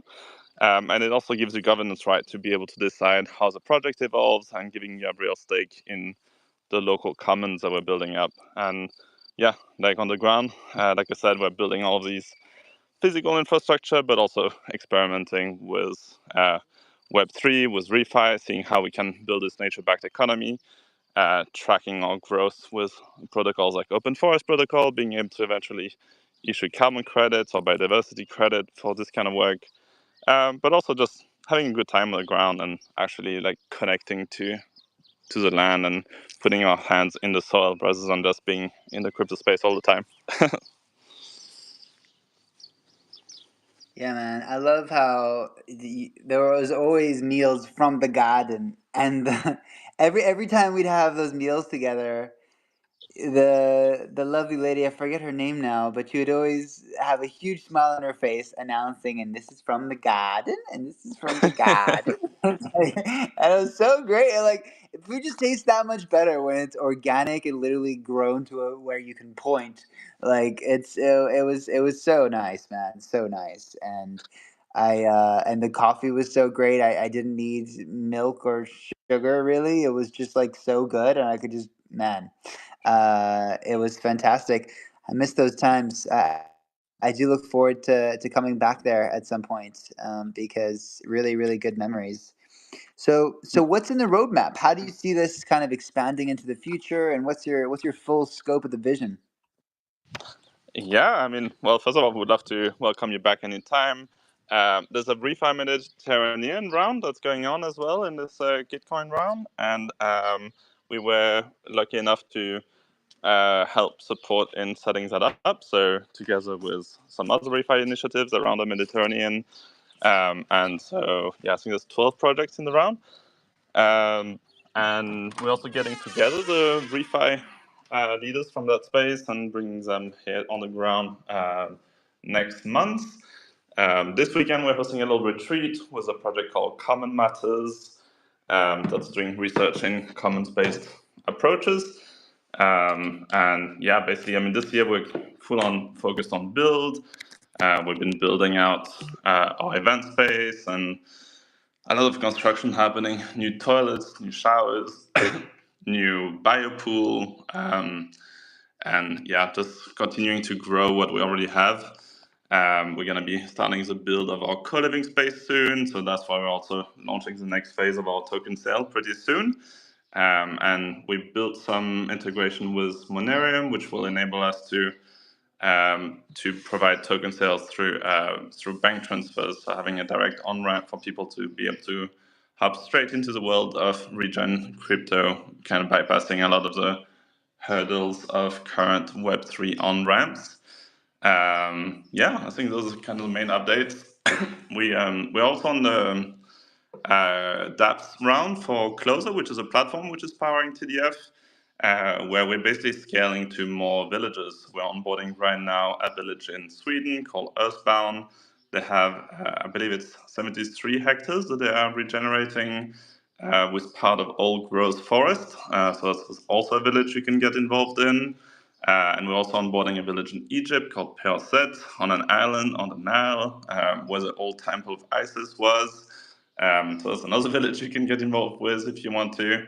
But yeah, there's a lot of these kind of land-based projects popping up, and more are starting to see the value in adopting Web3 primitives to decentralize the access and the governance. And yeah, I really think our model is standing quite strong, providing some grounded, easy to use interface for people to be able to be part of these kind of land-based projects, while being able to create enough stable legal and kind of social contract to be able to put a line into the comments and enforce its long-term viability and regeneration.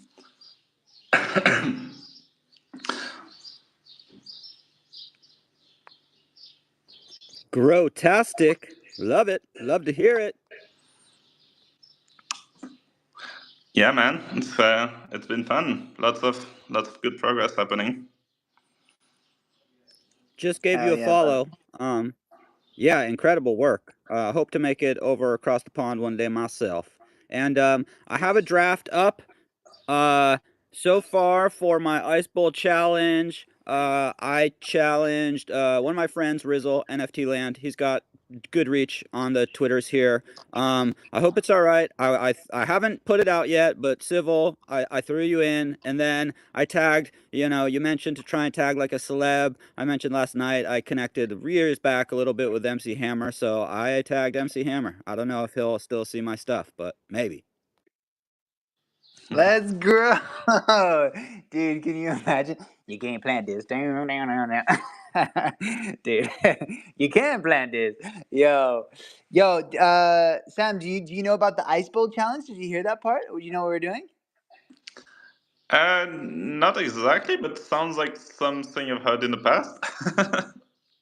Exactly. It does take inspiration from the ice bucket challenge, except a lot easier to do. You don't have to get all wet, and it's just a bowl. Yeah, like the morning routine. A bowl with ice in it, face in the bowl for 3 seconds. You challenge 3 people to do the same. We're trying to grow a movement of tree planters and get 1 billion trees planted on World Environment Day. That's June 5th. We got less than 2 months. I got 8 weeks to figure this out. But we have incredible support from Ethiopia. They're the ones who set the record for most trees planted. They're on board, and I'm actually going to be interviewing Dr. Adefiris at ridiculous o'clock. It's probably going to be a bit early for you. I think. Wait, hold on. Let me find out the time. Hold on. Hold on.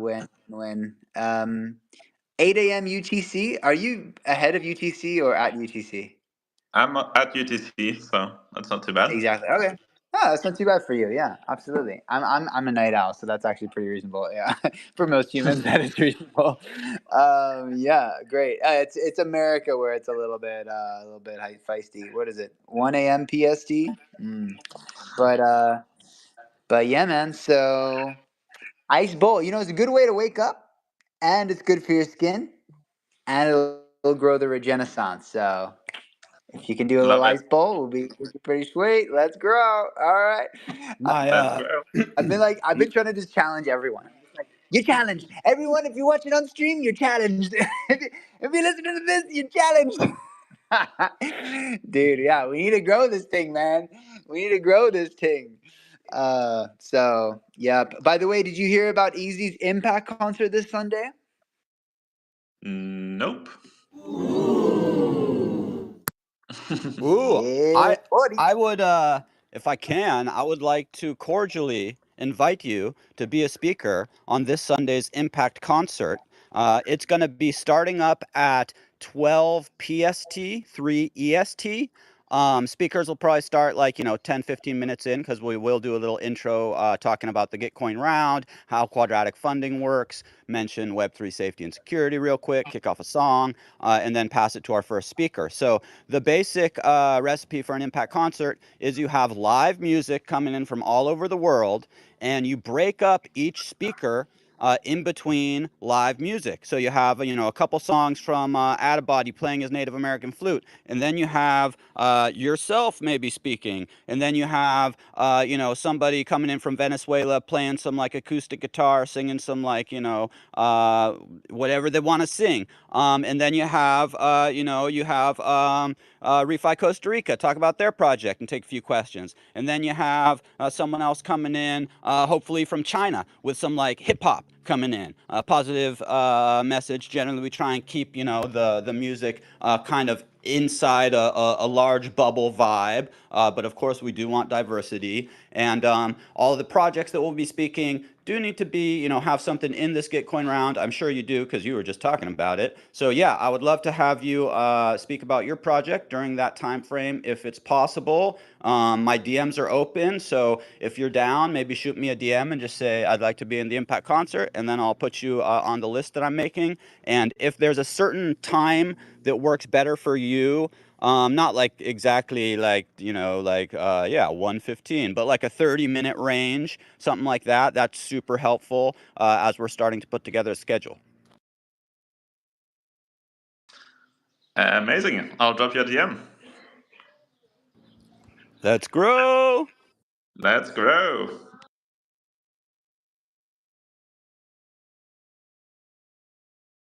I love all the connections that are bubbling up on the stream. This place has such an incredible way of bringing people together, and I love to hear it because yeah, we are all necessary to bring about a renaissance future that we all want to live in, and we definitely can't do it in silos. And we need to come together. We need to unite, and then we need to grow the movement. Uniting is step one because once we are united, we have all these synergies. We have these incredible strengths in one area that can complement another's weaknesses or whatever it may be. So come together first and then grow is the way. That is the mission of Let's Grow DAO, and that's what we're doing 24/7. Z Creative, I see you got an amazing camera there, and you're a creative media professional. You're DMing me about carbon credits. If you're able to come up, I would love to hear from you, man. I know you're into ecology, and dude, we do need to create some epic content, right? We got to inspire a generation. So maybe there's some potential collabo there, potentially. You know what I'm saying? The Grow Olympics, or dude, yeah, I want to get a bunch of sponsors and get other people competitively tree planting. I think that was one of the most fulfilling things I've ever done. When we had to collect How's it going? propagules. Hey, what's up, Z Here. Creative? Hey, really enjoying the space so far. I heard you guys talking about some carbon credits, and yeah, just super interested in the space. And as you guys know, if you've been following me for a bit, I've been working on the coral verse, right? So we're trying to gamify coral restoration and preservation of the marine life ecosystem. But yeah, I thought I'd hop up here and see how to get more involved with the community and offer value where I can. But yeah, really excited about all the cool projects I'm hearing about.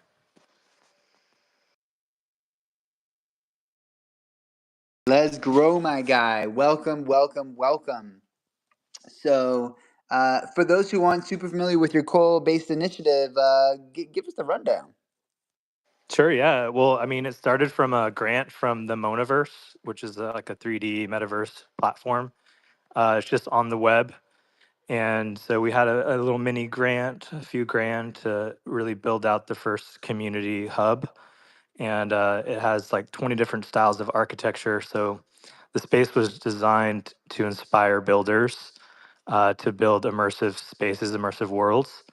And so we've already turned the 2D JPEGs of at least one of the estates, this Jellyfish Pagoda, into its own 3D environment. And now we're working on. We had another round of funding through the Artisan Fund, which we raised like 10 grand through that matching program that they have. And so now I'm allocating portions of that to hire some of the most incredible 3D builders that I've had the honor to be working with, Ostlander and The Moody Designs. So he's building the Ravenwood Manor, so it's like a neo-Gothic architecture. So we're gonna have like this grand library in there for the coral lights. So we're like building the whole lore out, and they have like an aquarium research center where they're doing like biobanking. So like as a player in this world, you're gonna be able to do all the things that scientists do in the real world, but like as a simulation and like earn rewards and points and things. You know, like you guys were talking about earlier, how we have to bring in the youth and like make it fun for them and engaging and like build those values early on of like good stewardship of the environment. So that's sort of like at the core of what we're doing with the Coralverse. And then yeah, so Auslander and then Moody, he's building the Paragon Mansion in the Coralverse, and that's the neoclassical design. And so it's just, I can't, if you see some on my feed, I've been posting some of the behind the scenes of that building process and some of the visions, the concept art. And so it's all coming together, super exciting.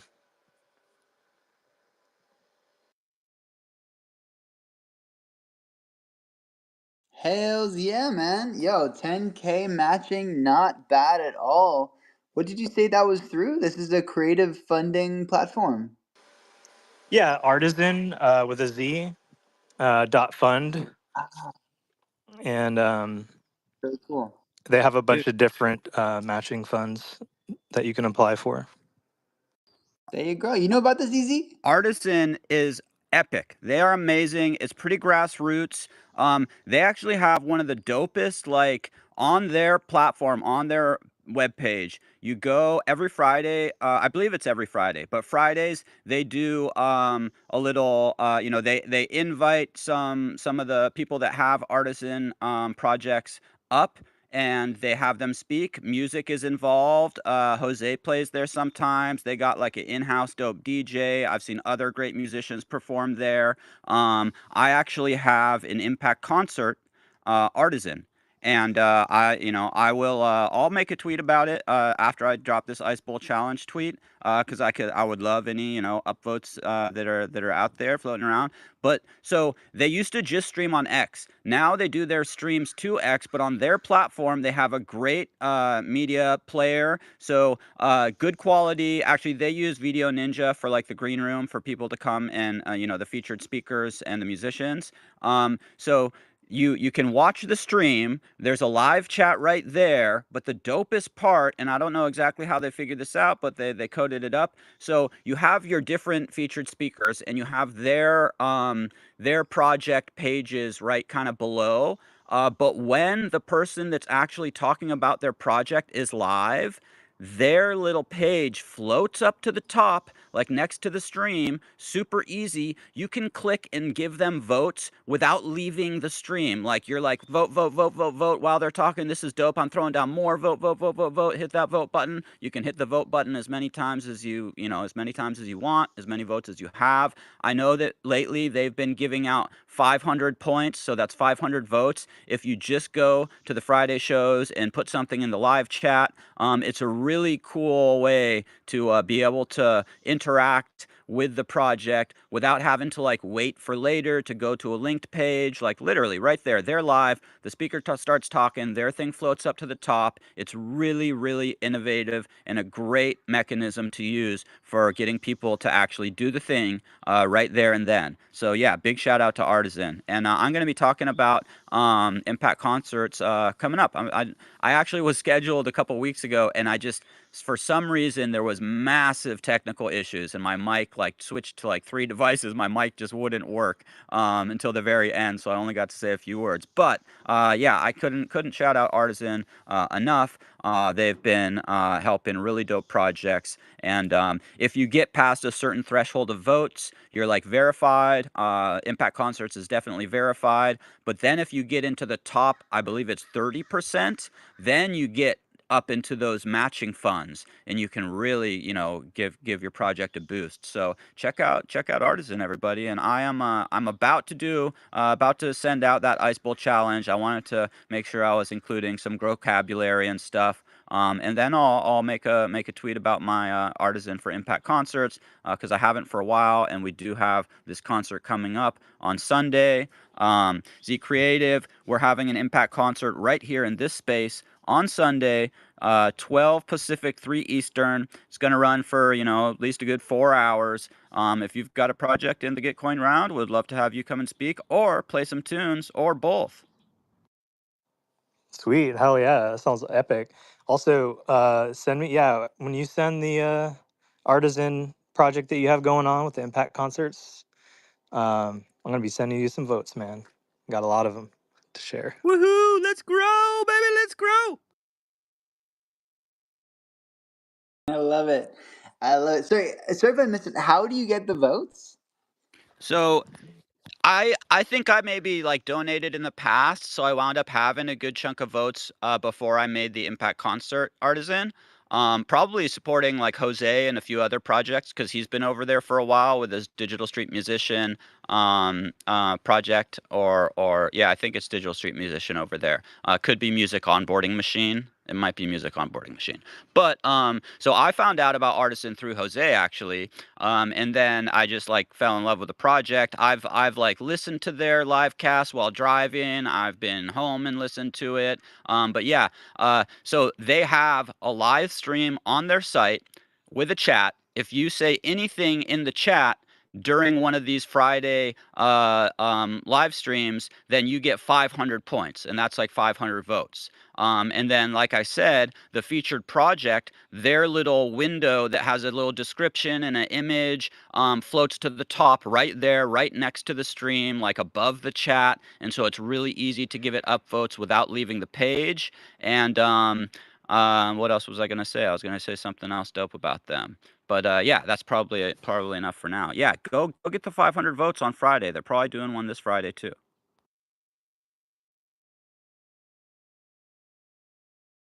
Hells yeah. That's super cool, man. That is so cool to know that these things exist for creatives out there because yeah, like the starving artist is so sadly a cliche, you know? Like the artist should not be starving. The artists are what make life interesting, you know? And we need them badly. And but what's cool about Web3 is we get to kind of put our values into our valuables and allocate in fun and unique ways, which is super cool. So bullish, love it. Thank you for sharing. I feel like I heard that a little bit, but it's great to learn all the details, you know. So sick. So Z Creative Media. Tell me about some of the other media that you've been producing. It seems like Oh you're yeah. pretty into the geography. Well, thanks for asking, man. Yeah. So I've been working on a film, just a traditional 2D film, but I've been trying to incorporate the 3D immersive tools like the Gaussian splats, and it's called Crystal Sovereigns, right? So it's a narrative about these characters. Each one embodies a different element. So we've got like the earth sovereign, air, fire, water, space. And I bought this giant 8 foot tall tube lights, two of them, and then a 4 foot one. And then, with the help of some friends, built a frame to hold it up to make it look like this rectangular portal. And then we brought it into the lake over the water at night and lit it up, and it looks absolutely incredible. But it took like a year just to get to that point. And then, so we filmed it out there on the lake. And then I thought, how can we use AI to turn this into like an AI film, like experimental? And so that has been a project of the last 2 years that I finally finished sort of like the first episode, and it's out there. It's called Crystal Sovereigns, Ava the Water Sovereign. And so I plan on doing like air and all the other ones, hopefully faster than 2 years, right? So I've iterated enough to figure out how to use these tools better to make it a lot faster.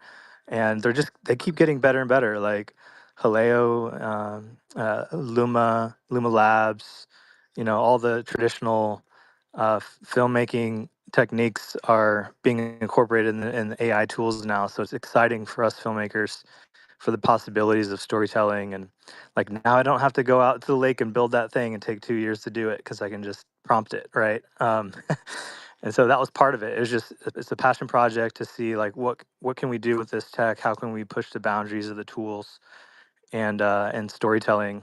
And it's really about finding the right balance and harmony with humanity and nature. That's what the core of the story there.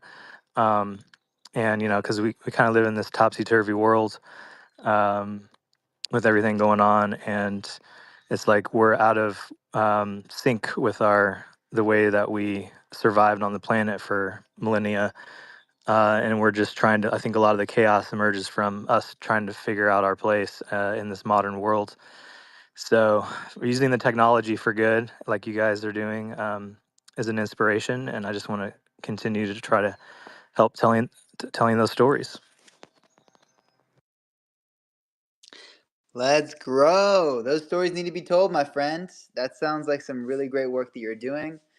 I would love to, stay connected, man, because we're gonna need, we're trying to grow a movement, and we need great storytellers or talented media people to capture it. So I hope our paths cross in the future, man, because we need to leverage that, for the movement to usher in a renaissance.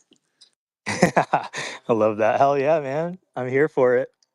And so you guys are going to Brazil and you're doing the COP conference of parties. Yeah, not the police, but yeah, COP, Yeah. COP, COP 30. Biggest environmental conference, as far as I know, is like 100,000 plus people in the Dubai one, which is wild. And then so this will be my third COP go run to. COP 29 was nothing short of life changing in Azerbaijan, because we were able to form this coalition and get all these countries involved. And so yeah, definitely trying to make it out to COP, and hopefully we'll have a functional regenerative carbon project happening in Brazil. We've got all the land agreements in place with the Brazilian Carbon Credit Cooperative and the community-based organizations and all the groups that are involved in that to do carbon projects there. But MRV is a ripoff, it's kind of expensive, dude. But like 70% of all the voluntary carbon credits are sold through Vera. And Vera's like, yeah, it's like hundreds of thousands of bucks. Like it's probably more than the cost of planting the trees themselves. It's like it's pretty wild. But there are good solutions out. There Oh are much damn. more affordable solutions out there. But Yeah, I'm curious yeah. about the traditional carbon credits. Is there a standard for that now, like through the German government or something, like insurance-backed carbon credits? I learned about biochar now recently, who was trying to do that. It's like a lot more actual carbon credits rather than there's like a lot of fake things. Like there's the biochar that people sell. It's just like ash from their fireplace. It's like not quality or legit at all. And so all these other companies have been giving carbon credits a bad name, kind of scammy, because like how do we know if it's verified? So I think like that's why Vera is cool. I just need to learn more about that whole ecosystem. But what are y'all's thoughts? Oh, we got a couple requests coming up. Wilty and Easy. I don't know about the German government situation there, but yeah, there. Well, you said insurance. Like there is actually, like you can work. There are insurance companies that will guarantee the issuance of carbon credits, which we're tying into our model of selling carbon forwards. So rather than having to wait the many years it takes for the carbon to be sequestered from the trees, you can sell the future value of those carbon credits in the short term, and then pay it's about $3 a ton to guarantee the credits with insurance companies, and then that allows us to multiply the trees in the short term, and we can multiply the trees and then do a forward on that, and then multiply them again and do a forward on that, and that's how we get this exponential growth of the project, so that we can really scale what we got growing on. Easy. I'm glad to hear there's some insurance on those carbon credits, because I've had mixed feelings over the years about them, that there are scams out there that big companies kind of lean on, maybe using not so great carbon credits to then justify their huge amounts of pollution and whatnot. But that I raised my hand. I had to jump down and jump back up because I got a little ruggy. My Ice Bowl Challenge post is up. I don't know if I can maybe put it in the garden, but more importantly, Of course. okay, I'll throw it up there in a minute. I worked with a crazy mad scientist genius for like a year and a half on this farm, creating a biochar that was inoculated with all sorts of incredible, different, oh geez, what are they called? Well, a lot of different like microbiome. We used like local myceliums and all sorts of like bacilluses and whatnot to create this whole living crazy environment in the biochar itself. And my lord, I've never seen there was one strawberry that filled up my whole hand from the row that we used this biochar on, compared to like the row that we didn't, which was just normal little strawberries. Biochar is amazing. It's been used since, ancient times. They'll find like the most vibrant parts in like rainforests and stuff will be, if they dig down and check, there'll be a layer of biochar that's been there for like, 5,000 years or something. It's an incredible resource, and it's, sadly, we were trying to create a business to get farmers, focusing more on organic farmers, like in California, to use this biochar. And this was like, geez, I don't know, 20 years ago or something, more, like 25 years ago. So it was maybe a little before its time. Now probably there'd be more people with that in their consciousness. But yeah, support like your local, like if there's someone making biochar, get a few bags, add it to your garden. It will make all the difference. Love it. Love it. Yeah, bullish on biochar. Yeah, and I think that's okay. So when you say like enabling them to pollute, like there are two different things here. There's like the compliant carbon credits and voluntary. I'm personally only looking at voluntary carbon credits that companies don't need to buy, but they choose to just to try to grow carbon neutral. Like compliant is where like okay, the government will say you cannot emit legally past this level, and if you do, you need to buy a compliant credit, and those do cost quite a lot more. And so in theory, we would be able to leverage that to multiply even more trees, but like we don't want to give anyone permission to plant. Oh, it says I'm losing connection. Hopefully that wasn't my computer. You're good, or at least your audio is good. Okay, cool. Yeah, we don't want to be giving people permission to plant or yeah, that option, but voluntary seems great, Like if Amazon can actually go carbon neutral, that would be pretty cool to be a part of, if they pledged it, so let's hope they fulfill it. But Google has been for like 15 years or something, like they've been carbon neutral. And a bunch of companies have, Will Tenacious has joined us up here on stage. The amazing, the bodacious Will Tenacious, who has sunglasses on. Stop it. Stop it. Oh, stop it. I love you, brother. You're the best. I love you too, man. Yeah, man. Yeah, man. So I'm getting my thoughts together as I'm gonna get ready to go grow. Work another 5.5 hour shift at the museum, but it'll be an easy shift because we're just setting up for a breakfast of a very high profile organization that's very polarizing right now based on the current geopolitical landscape in the Middle East, but that's not important. What is important is, did we draw a grow past winner at the 96-hour mark? Oh, snap. We did not, which means we can do it right now with you here. No, if you'd like. no, we need it to be a milestone moment. No. So that was 2.5 hours ago.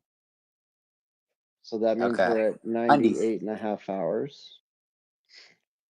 So in an hour and a half and 90 minutes, you draw it at the 100-hour mark. I see we've got 25 people in the space, and I feel we need at least 30 or more to have an effective data set for a raffle drawing.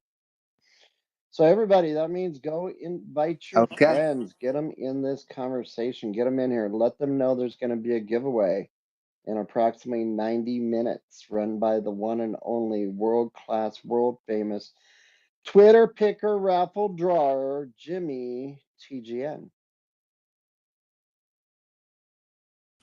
All right, all right, all right.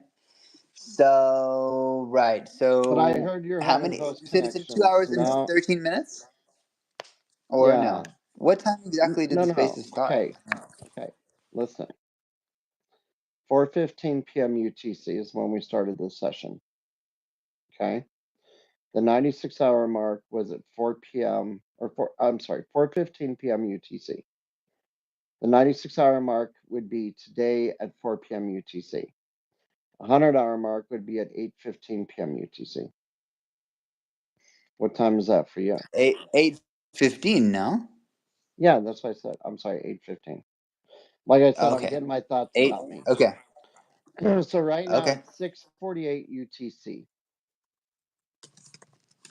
Okay. 8 Right? p.m. UTC in Sydney 8:15. is my 6 a.m. Yeah, that's 2 hours and 12 minutes. And 15. No, no, no, no, no. 2 hours and No, no, no, no, no, no. It's 27. less than that, bro. It's less than that. It's 6:49. We're gonna draw it at 8:15. Oh yeah, what am I saying? It's almost 5 a.m. here. Yep.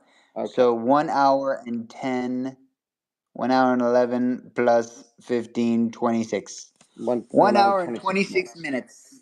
Now Yeah. I heard 6. you said you were having host connection issues. I did get that warning, yes. Do I need to run downstairs and double check my setup? That'd be great before you grow. Yep. We should have Okay. that running. Well, I Running, feel like running, it's been and 2 running, minutes, running. right? So since you got that warning, right? Yeah, we're good. I mean, Okay. so my TreeGens account is on the same Wi-Fi as my computer, which is running the LGD, but my Jimmy account is on cell signal. So in theory, it should prop up the But space. you're logged even in if on PC on the Wi-Fi, right?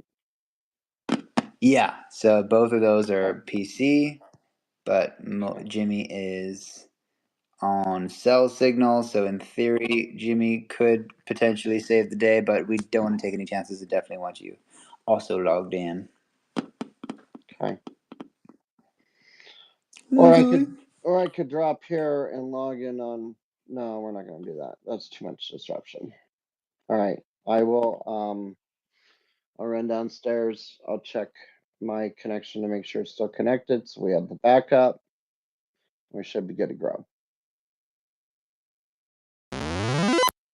Good to grow. We got two legends joining us.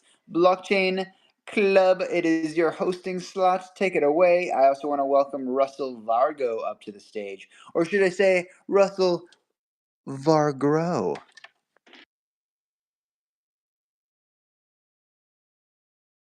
Let's grow. Wait, Blockchain? Man. Okay, he's Hey, doing the old off and on again. He's running a lap. What's up, Russell? hey, Jimmy. I just want to say thank you for bringing everyone together and thank you for all your hard work. I liked that Russell Var grow. I might have to adopt it.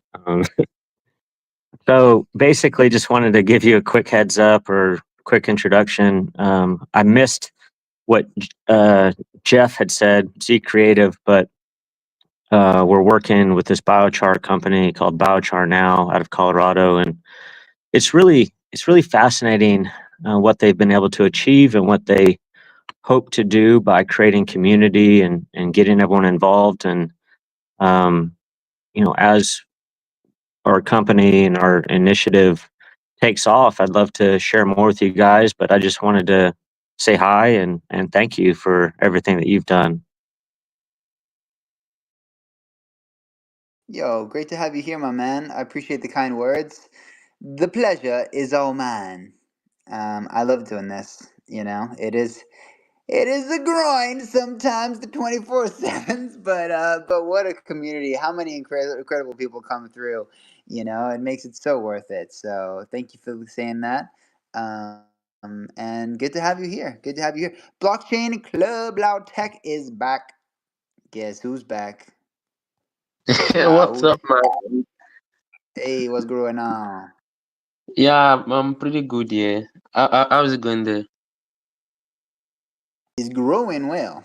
I don't know Yeah, what that other cool. G word is that Oh, you said, but it's grow I as mean, well.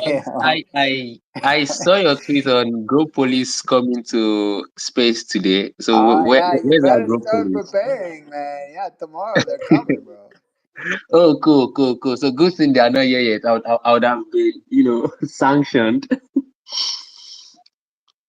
Nah. So just so in case no one is familiar with Grow Police, it is a $1 glow fine for misuses of only two words, Geo and Donation. It's grow and grow nation. But have no fear, we are not greedy grow police. It all grows to the Gitcoin grantees. And last time I checked, that is a boatload of matching. Tree Gens is 85. Someone even got a 200 plus matching on $1. Like, holy bejeebus, what a time to be alive. That's all you need to make a massive impact. $223.88 matching on a single doll hair, like crazy. So how do we allocate? What is our capital allocation mechanism, you might ask? Well, glad you did.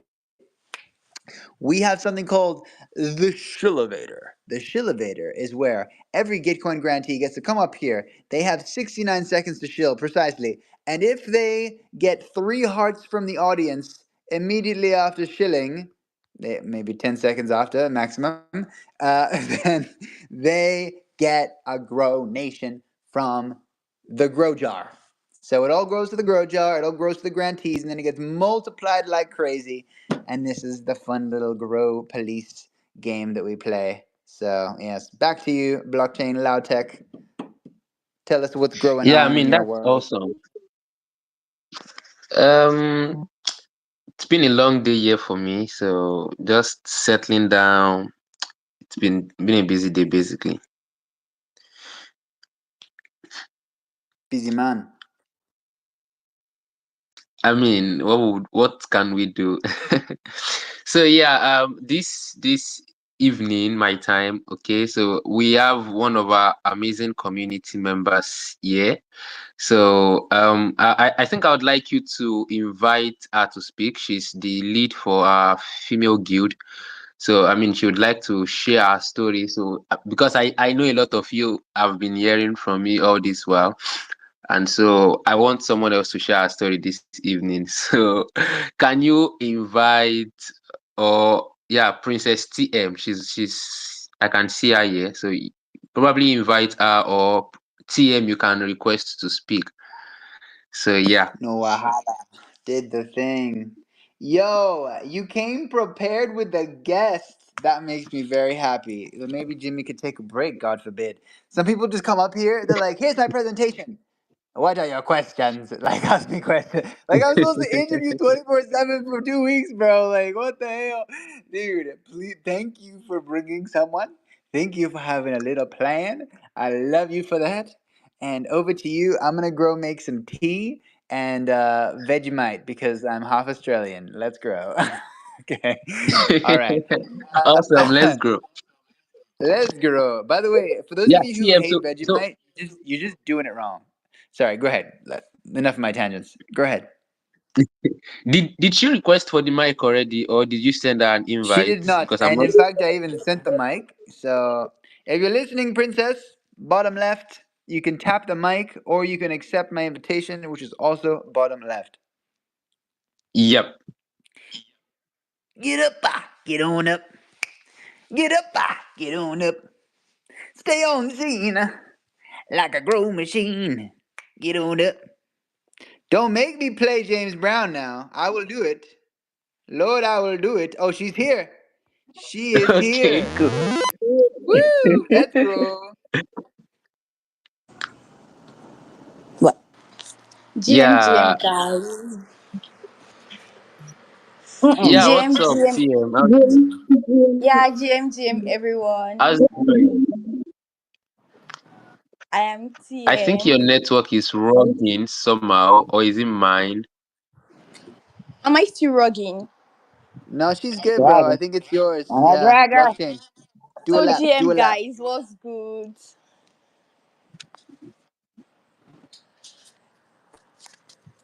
Am I still rugging? Hey, you're good, princess. No, you're great. You're doing great, princess. I think it's just a common bug. So I'm gonna remove from speakers. Make sure I don't remove from spaces. Do not remove from spaces. Actually, if you better mess this up, I've totally like removed.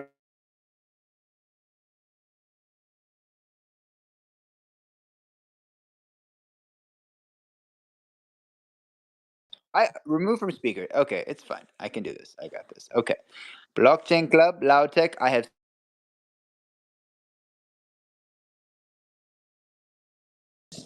What's up, Blue Yen? Hi, how you doing?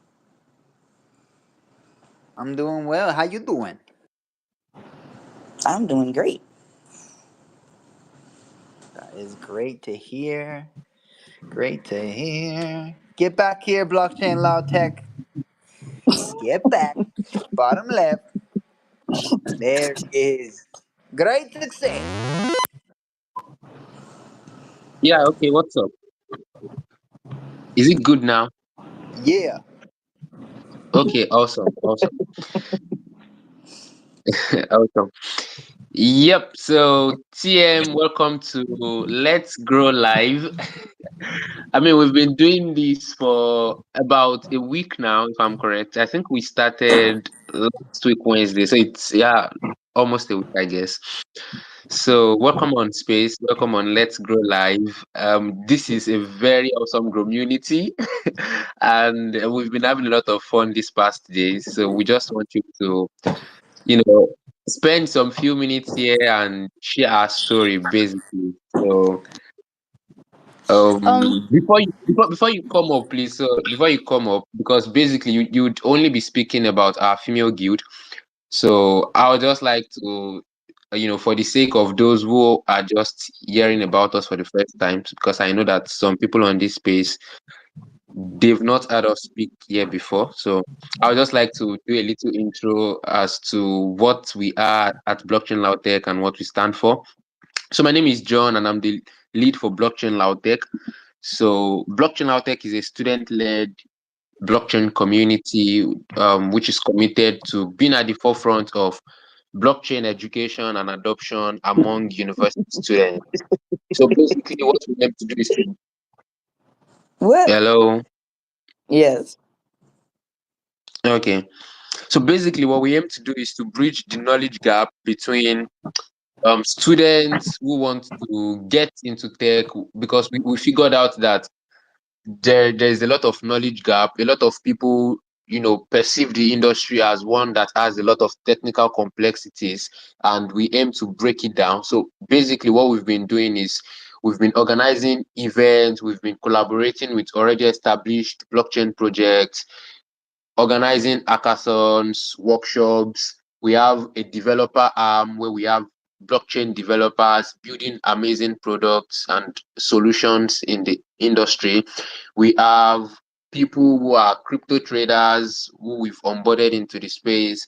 We have web developers, we have product designers, etc. So yeah, basically that's what we stand for at Blockchain Loudtech. We're all about community impact and we're all about education and adoption of the blockchain technology.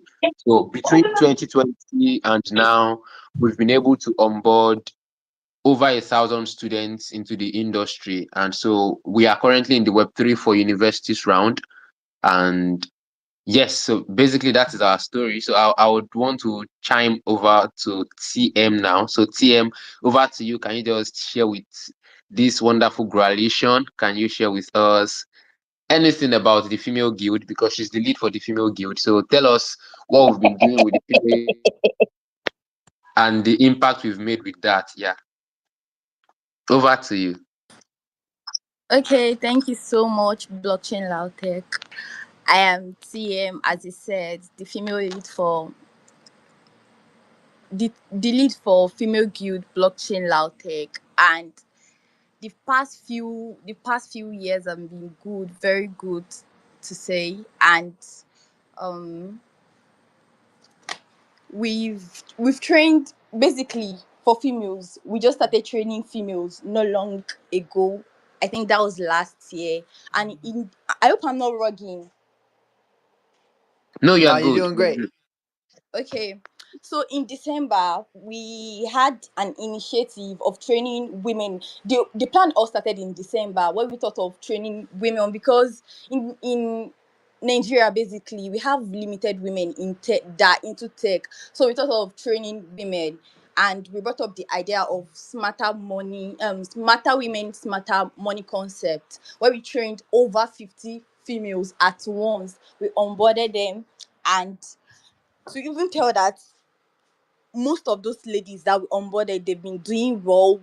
Most we invited different people to train them, to teach them about NFTs. We have developers, we have NFT traders, we have just future traders, and the training lasted for more than a month for you to know that those our females are well grounded, and we're still hoping to do more in the coming days. Hey, I hope I'm not vlogging. You are good. You are good. We can hear you. I'm sorry, I'm just a bit nervous because it's my first time on a space. So yes, I'm so sorry. I'm so sorry if I'm not flowing too well. It's just I'm just a bit new, and we might be hosting. We're planning to start another set of training in the coming days. So if you have any female that is from Lautech that is planning to join, you can reach out to Blockchain Club Lautech. We are willing to train females for free. Thank you so much for having me. Okay, thank you, TM, for that short brief about what we are doing with the female guild. So yeah, I believe everyone here had and so Jimmy, I don't know, perhaps you have questions for her regarding the female guild. The next few minutes we can just go around doing a little Q&A, and what do you think?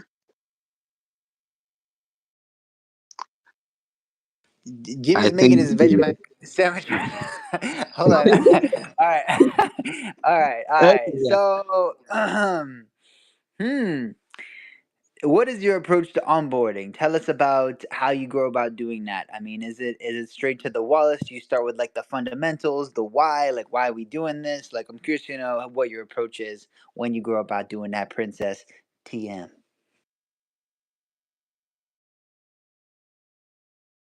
Oh, sorry, I didn't get that. I'm so sorry, please. That is fine. I'm asking about your process to onboarding. How do you grow about it? Okay, thank you so much, Jimmy. As nobody is an island of knowledge, the onboarding process wasn't just done in a day, and it was not just done by one person. We had like three people that came at first. We started with the basics. We started on the first day. We talked about just the basics. Okay, what is blockchain itself? What is Web3, Web1, Web2, Web3? We talked about blockchain itself. Then gradually we moved to the technical aspects, and when we got to the branches, like ways, when we got to the part where we had to like diversify, invited people, other traders. When we wanted I'm talking about when we wanted to take classes about trading, we invited traders to come and take the classes, people that deal with technical analysis. And when it was time to talk about the developers, because I'm not a dev, when it was time to talk about the aspect of developers, we invited devs, as different we have a developer, not even a developer, it is a group of blockchain, it is a blockchain club, so we have plenty developers, so we invited developers to come and take the classes. I hope I answered you, Jimmy. Yeah, you're doing great. So you're helping people become developers as well. I mean, like Are there like of course, you're courses to do? welcome. Yeah. Yeah. So is it like courses? I mean, I know Cello has a program where they'll like, I don't know if they're still doing this. It was with Decade. I don't know. Did you hear about this? DACAD. Like they were paying people. Like they were not only teaching people how to code Solidity, but they were paying people once you submit your coursework and graduate, like $250. Which is kind of crazy if you think about like most universities put people in debt for like a decade, whereas like Decade was literally paying people to earn. It's like learn to earn, which is pretty cool. So like, what do you think about learn to earn? Do you know of any learn to earn platforms or that one in particular, or how do you do the whole education part? By the way, we got an education expert up here, Will Teacher. Maybe, ooh, there you go, Will Teacher. There we go. So yeah, lay it on us your educational approach and thoughts on learn to earn.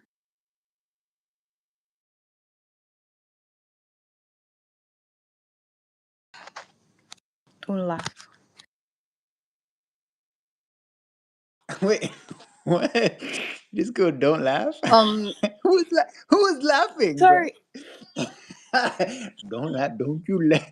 Don't you laugh can you now. hear Don't. me? Yeah, yeah, you know. Yeah, go ahead. Go So, ahead.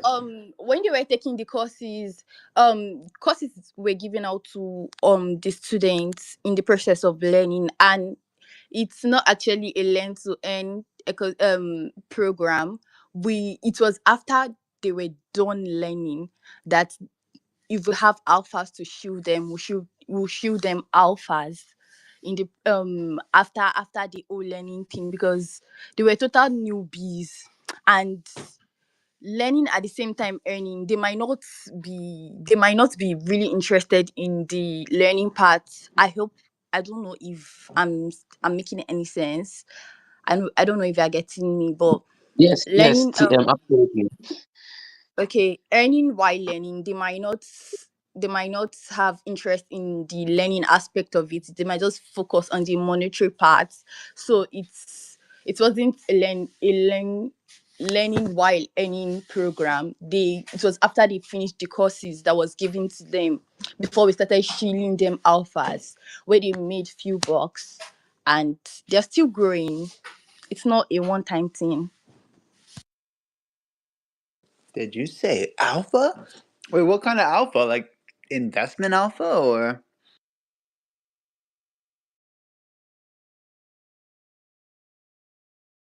what does this alpha look like? I am Oh, curious. oh, alphas.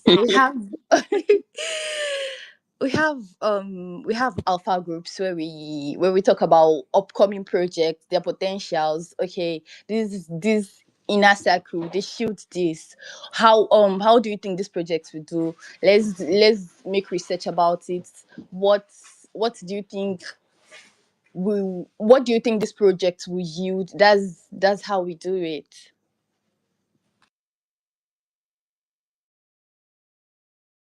Interesting. Interesting. So that's the reward once you go through development school. You get access to the alpha channels. Okay, Yeah. so I think I just want to chime in at this point, Jimmy. Okay, so TM, thank you. You've actually, you've given us a very wonderful presentation and you've done justice to the questions. But I just like to state this before, because because I see Jimmy asking questions, and I know I prompted this. So yeah, basically what we aimed to do with the program, or with the Smarter Women, Smarter Money concept, like TM said, we started it in December. So it was just an initiative because we figured out that a lot of our community members were mostly guys, right? And of course, it's not something, it's not something alarming, because when you check out every tech community, you would see much more guys at the forefront of tech. And so we felt, why not let us have a female arm where we can, focus more on the ladies within our university community. So we started the Smarter Women, Smarter Money concept. And so when we started, basically, we started it as a foundational school. So it was not, it wasn't, it was a robust curriculum, but it wasn't like they had access to all of the information they needed. Okay. So it was more of a foundational school. We just wanted them, because they were total newbies, wanted them to show them the potentials in the blockchain technology, what they can do, how they can earn a living from it, what they can do to scale impact in the space. And so that is why you would realize when she was talking, she said we had a developer session where developers came on board to sensitize the females. We had traders come on board to sensitize the females. We had we all of the potentials in the industry. I mean, even things they can do with their skill set. For example, content creation, community management, all of these things. So basically what we did was we kind of give them like a crash course, so to say, on we started with the fundamentals, of course, on what is blockchain itself, what is Web 1, what is Web 2, what is Web 3, what is wallets, what is blockchain technology. Then we brought in developers. So what we aim to achieve at the end of the day is, okay, now you have an idea of all of these things, right? It's not like you've focused, but we just wanted them to have an overview, and then we wanted them to pick their niche. So which is something that happened post the training, if that makes sense to you. So they could not learn everything they needed to learn within the space of that few weeks, more or less a month. They could not learn everything they needed to learn about blockchain, and we could not say, hey, you are already fit to to get a job, or you're already fit to start making money, because it's not a get rich quick scheme. I believe you know that. So basically, what we did with the program, with the structure of the program, is they were exposed to the industry, and they were exposed to the different niches where they can actually, that resonates with them. So at the end of the training, we've had a couple of them divert into web development first, because they had to go back to the fundamentals, start from web development before we scale them up into blockchain development. So we had some go into web development. We had some who were interested in trading. We had some who were interested more in NFTs and degen moves. We have some who were interested in community management. We had some who were interested in creating content, basically things that resonates with individuals. So that was the idea for the whole Smarter Women, Smarter Money concept. So it was more or less a crash course, exposing them to the industry, and at the end of the day, they could settle for the niche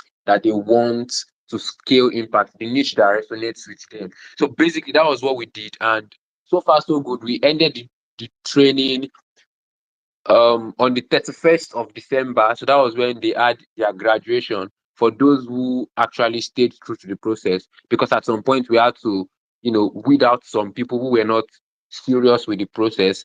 And so we were able to graduate about 50 females, like you said, and post the training now, post the session. So we've had different people settle into different niches, and of course they are all still growing, because like I said, we have different arms in blockchain Lautech. We have the developer arm too. So those who were interested in development, we added them into our developer community, and then they've been learning from those who are already in the industry.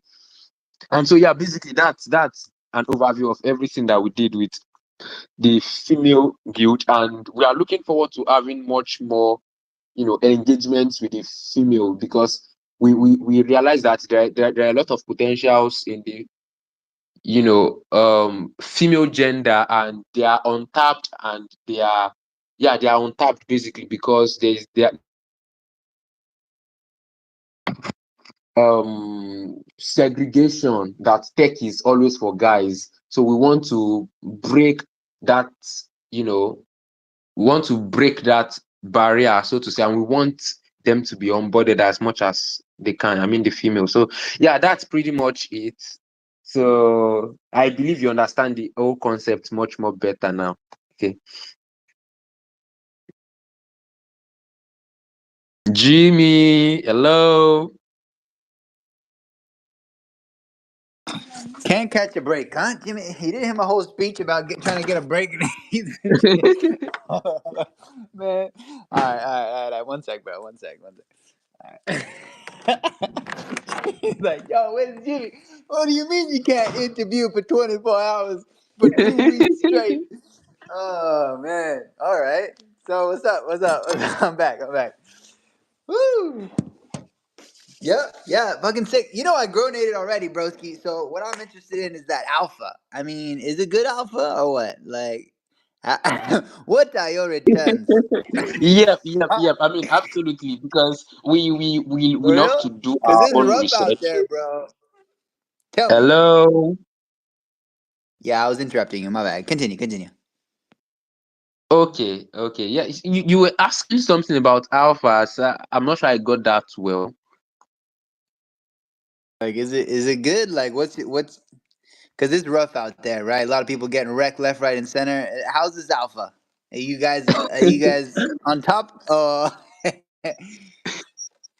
I mean, well, alpha basically, I mean, it kind of stands for update. So, I mean, alpha, when we say alpha in Web3, it's more like what's the hot update, so to say. So, we kind of share, okay, so because for the likes of TM, who happens to be the lead for the female guild, she has been in the industry for quite some time. We have a lot of people in our community that have been in the industry for a while, and different people with their different niches.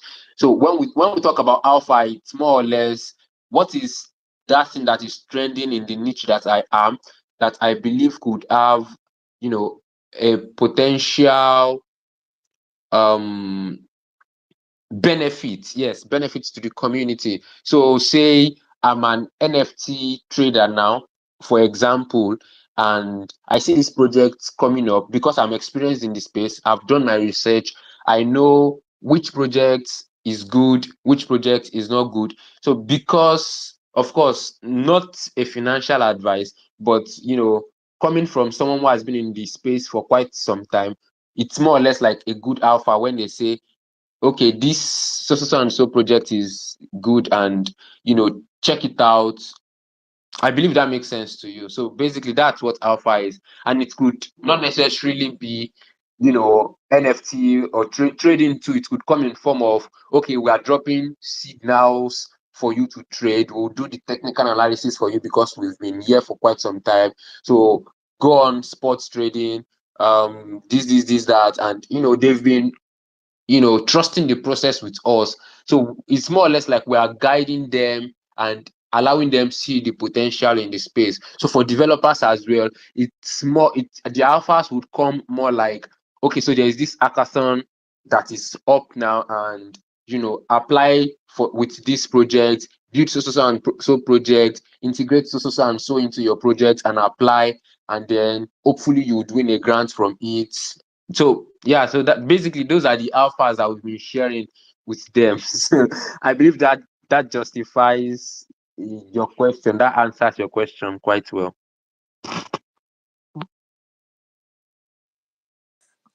Got you. Yeah, man. Sounds good. Sounds good to me. And you said you got how many clubs? 7, 12, No. 2, 1. Sorry. What was that question? How many club? We have one club, blockchain club Lautech, and then we Oh, my have bad. Yeah. Uh-huh. yes, and then we have different arms within our club.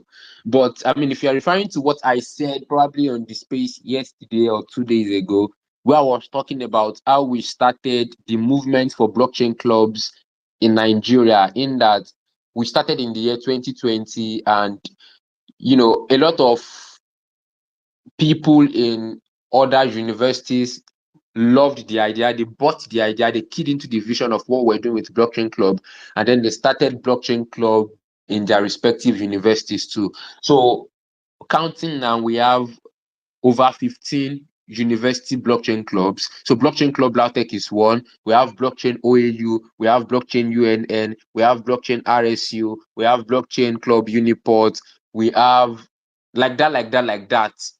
15 plus of the university blockchain clubs, but then we started the movement in 2020.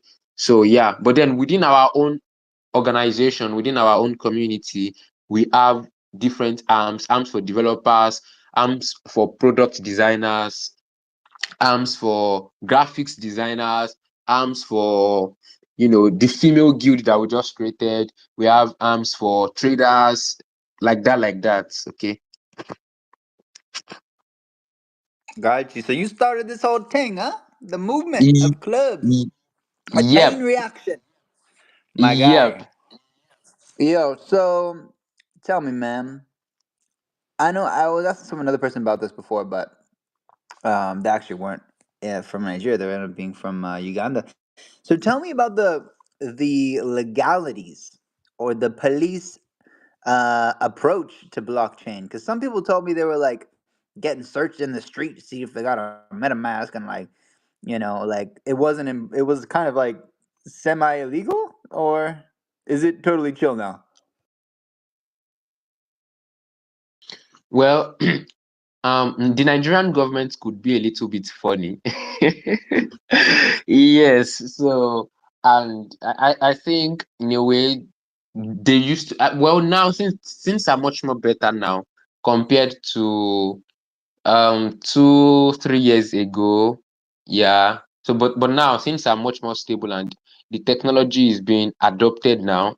Okay, and yes, it's been adopted now basically by the government. But initially, we used to have this ban, but much more it was on cryptocurrency, not on the blockchain technology itself, because the blockchain technology it's it's wide, it's like really really wide. So crypto is just a subsidiary of the blockchain technology as a whole. So the ban initially was more on the cryptocurrency trading itself. So there were a lot of regulations for even big exchanges like Binance, Bybit, big exchanges. So they had to like regulate them from operating in Nigeria. Those that are still operating, at some point they had to um the exchanges that are already listed NGN. So NGN is Naira. So Naira happens to be our fiat currency. So the exchanges that had Naira listed on their exchanges, they had to unlist Naira because of the regulations around, cryptocurrency in Nigeria. Also P2P, it was difficult to do P2P. So basically it was more the target of the government was more on cryptocurrency, not on blockchain technology as a whole, because of course a lot of people are doing things with blockchain technology in Nigeria. You can't stop the technology. What you can't control, you can't stop. So but I mean crypto, they tried to regulate it in a way, but yeah, of course, we are breaking free from the shackles little by little, and things are becoming much more, you know, easier for us now compared to like 2 to 3 years ago when the regulation was like really, really strong. And yeah, so basically that's it. I think Will T wants to speak. Will Teacher. Will Oh, is teacher. that the new version now? Oh, okay. I That's like it. it. That's Will it. I teacher. introduced you as an education expert. And Will teacher. It just popped up. Wait. Back up here. Let's not use that term that starts with an E and ends with a T loosely, okay? Experienced. That's my preference. You realize I, experience also starts with I'm an not E sure and I ends with got a T, that, Will. Huh? What's up? I he said said, I'm not "Hey, sure I let's got what not you use the said. word that starts with an E and ends with a T. We should really be using the word Oh wait, that's a D. My bad. Oh my God, what am I? Sorry, not expert. Not expert. Not expert. Sorry, Name guys. one It's expert in Web3. 5:20 in the morning. Jimmy needs to sleep. All Hey, right. Jimmy does not have. name one expert in Web3. Okay. When you're dealing with an immature market and Oh an yeah, no one is an ecosystem expert, that's man. We're all not even figuring it fully out. adopted yet. Well, okay. Some people did get like blockchain degrees over there since like 2008 when Doesn't mean Satoshi they're an got a expert. right idea. You don't think they qualify expert? When are you going to stop a lot? When are you, anyways, when are we collectively going to stop being reliant on the current social construct to validate what we're doing here? We don't need them to validate what we're doing. We already know what we're doing to be true and good. We know it's more efficient. We know it's transparent, which there's not a lot of that in the social construct right now, right? And we know that it's immutable. And we know that the further down this road we get towards adoption, simplistic design, familiarity, and obfuscating the technology is going to happen. And so it's going to make that process a lot easier for people to adopt into. But anyways, Will Teacher, Will Tenacious Teacher. Hey, Will Tenacious Teacher. I like the sound of that.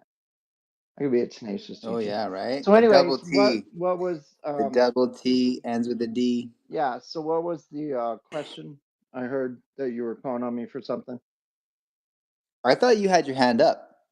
No, I did just now, but I'm talking like 15 minutes ago when I was in the shower. Oh, that wasn't a question. I was just saying, hey, we got Will T here. Who's Oh, a about learn to earn tenacious teacher. programs? Is that what you're talking about? We covered that. We did cover that. Yeah. Okay, and what was the end Covered a result lot of ground. or the positive outcome? They're more learn for alpha rather than learn for fixed alpha. amounts of money. learn to gamble and maybe lose money. Yeah. What? Hey, at least the blockchain club. I mean, the blockchain club is free though, right? Is it? Or Yeah, you got yeah, some paid? absolutely. Absolutely. No, no, no. There is no subscription. There is no entry fee. It's free. Ain't no subscription.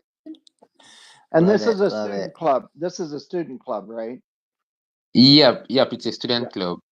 Yeah. So In you Niger. know what I feel? I feel this is a very interesting development that's happening before our eyes with these student clubs because there is a student club. And for those that aren't familiar, student clubs or maybe never went to college or maybe never studied the university model.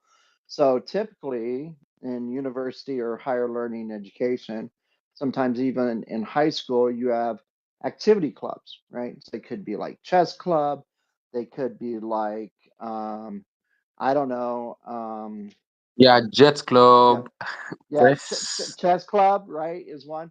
So you've got these activity clubs that are supported by the institution, and it's so that people can kind of branch out and have a little small micro community experience, but also so they can, do something that they're interested in, right, while they're at school.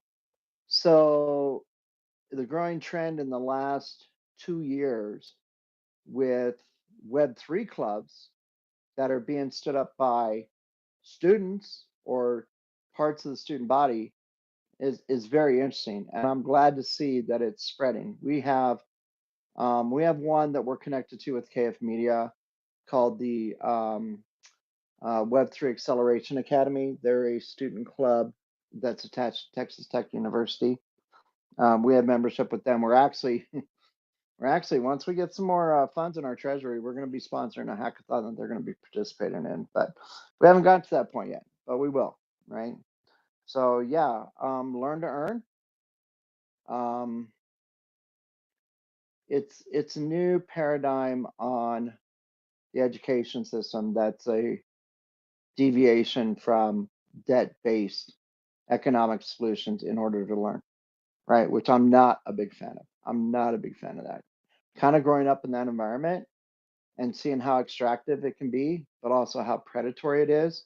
And especially now, even fast forward 2 decades from when I was participating in that model, um, just like the career opportunity at the end of it is not there, right? Most often nowadays, especially in the US, but through conversations we've had here, Jimmy, through 4 iterations of this, we've had similar conversations that it's a global systemic issue, that the career pathing is not there attached to degree programs unless you're in a very, very, very specialized field like brain surgery or I don't know, nuclear fission or you know what I mean? Something like that. Something that specialized that like it requires a degree in order to work in that field, right? Um, but what I will say is that learn to earn is awesome. The more educators and more educational communities we can get to participate in this model and stand behind rewarding the learners rather than taking away from the learners. I mean, that in itself is regenerative, right? Or am I just have a misguided perception about that, about what is regenerative and what's not? When we, as an institution, so say like KF Media, we'll call that an institution of learning, right? When we're able to give back instead of take away from, right? It's beneficial. It's beneficial to the entire ecosystem because then people want to participate more, right? People aren't sitting in class bored and complacent and be like, oh my God, this is so boring. When am I ever going to use this in my life? That's the other thing too, right? Curriculums need to evolve and adapt to the ever-changing climate of what is useful to people. That's why with KF Media, you know, we're very specific and very intentional about the curriculum that we're curating and creating, which is emerging tech and life skills. And life skills is basically any skill-based mastery that you can develop that's going to benefit you as a human being to kind of help you level up your game, right? So I got to cut out of here in a few minutes. I got to go. But what I will say is the more we can encourage, and I'm glad to see the developments in Africa. I'm like so impressed by what's happening in the Web3 universities round. When I first saw that round pop up, I'm like, why is this specific only to a region, right? But then I thought to myself, just thinking about it more, I'm like, well, we have to start somewhere, right? So this is a program that is the first iteration that can become more expansive through time, right? Also, with this first iteration, you know, there's a saying we have to take care of our own backyard, you know, in order to change the world, right? Now, my backyard's a little bit different animal. It's a little bit tougher in the U.S. to get people involved in Web3 right now, except for these small little clubs like we see, right? Small little pockets like we see in Boulder and what Benjamin Life and Kevin Owaki are doing there, right? But those are few and far between right now. And because the US culture is so stigmatized towards anything, and I've been talking a lot on this iteration about this, but everybody is so immune to anything that is even positioned like it's a network marketing, direct sales, MLM, right? Even if you walk up and say to somebody, hey, do you have an open mind? Do you want to hear about something new? It's an immediate turnoff. It's an immediate turnoff. What's the solution? I don't know.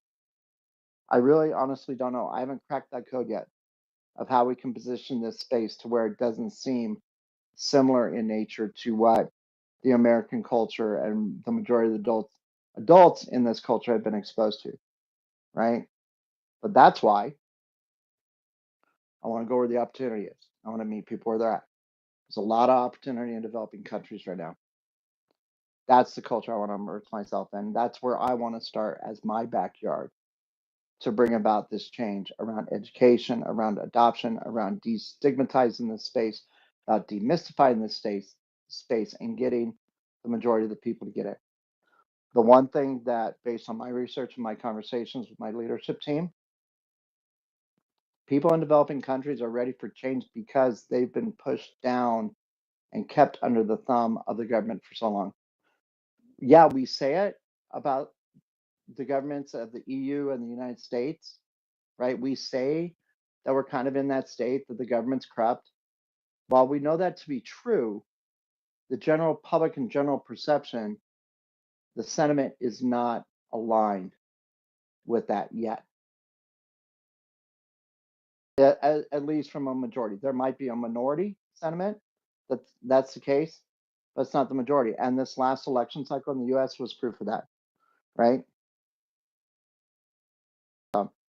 Anyways, I'm gonna leave you guys. Learn for Impact is our learn to earn program. We wholeheartedly believe that the more we can empower the people that are learning from us with tokens that are going to make a difference, they're going to make an impact inside of Web3 or outside of Web3, collectively being a distribution mechanism for that. First off, we're in a very special place to be able to effectuate that. But more importantly, getting these tokens into more people's hands is ultimately what it's all about, right? To give that wide swath spread. And that's why Learn for Impact is critical to our business and to the way that we're building and distributing education. Let's grow. I got a little idea. When you talked about approaching people, which is totally true, like they're just thinking, oh, this is some like weirdo with a scam or something. But what if you had like a little backpack or a little basket with some nice little tree starts in it, and you walk up to someone and you offer them a baby tree to plant.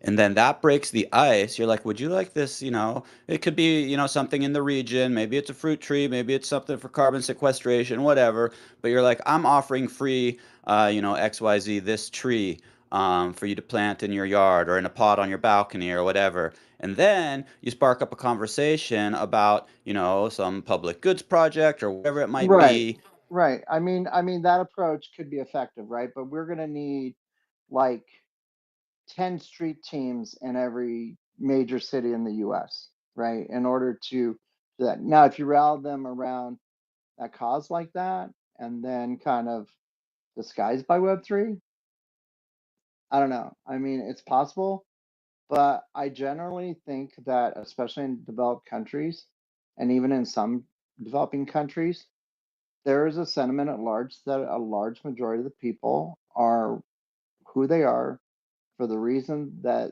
they are at this point in their lives, conditioned by society, participating in the social construct. They don't care as much as we do about saving this planet, to be honest with you.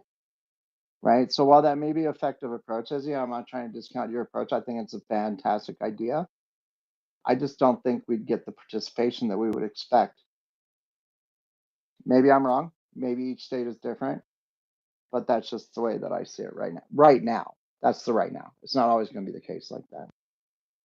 Yeah, no, I agree. Especially if you mentioned anything about blockchain or crypto or Web3, huge stigmatism on that because there was years of, public bashing of it, saying it's just for scams and, terrorists or whatever. I mean, in the U.S. here, we had the whole like, Project Choke Point, which was specifically to work against crypto when the people in those positions were supposed to be, working towards, making some clear guidelines, and they just absolutely didn't. Hopefully, we'll see some progress, to come here in the next year or so. Excuse me. Yeah, But and yeah, it's then the super whole challenging.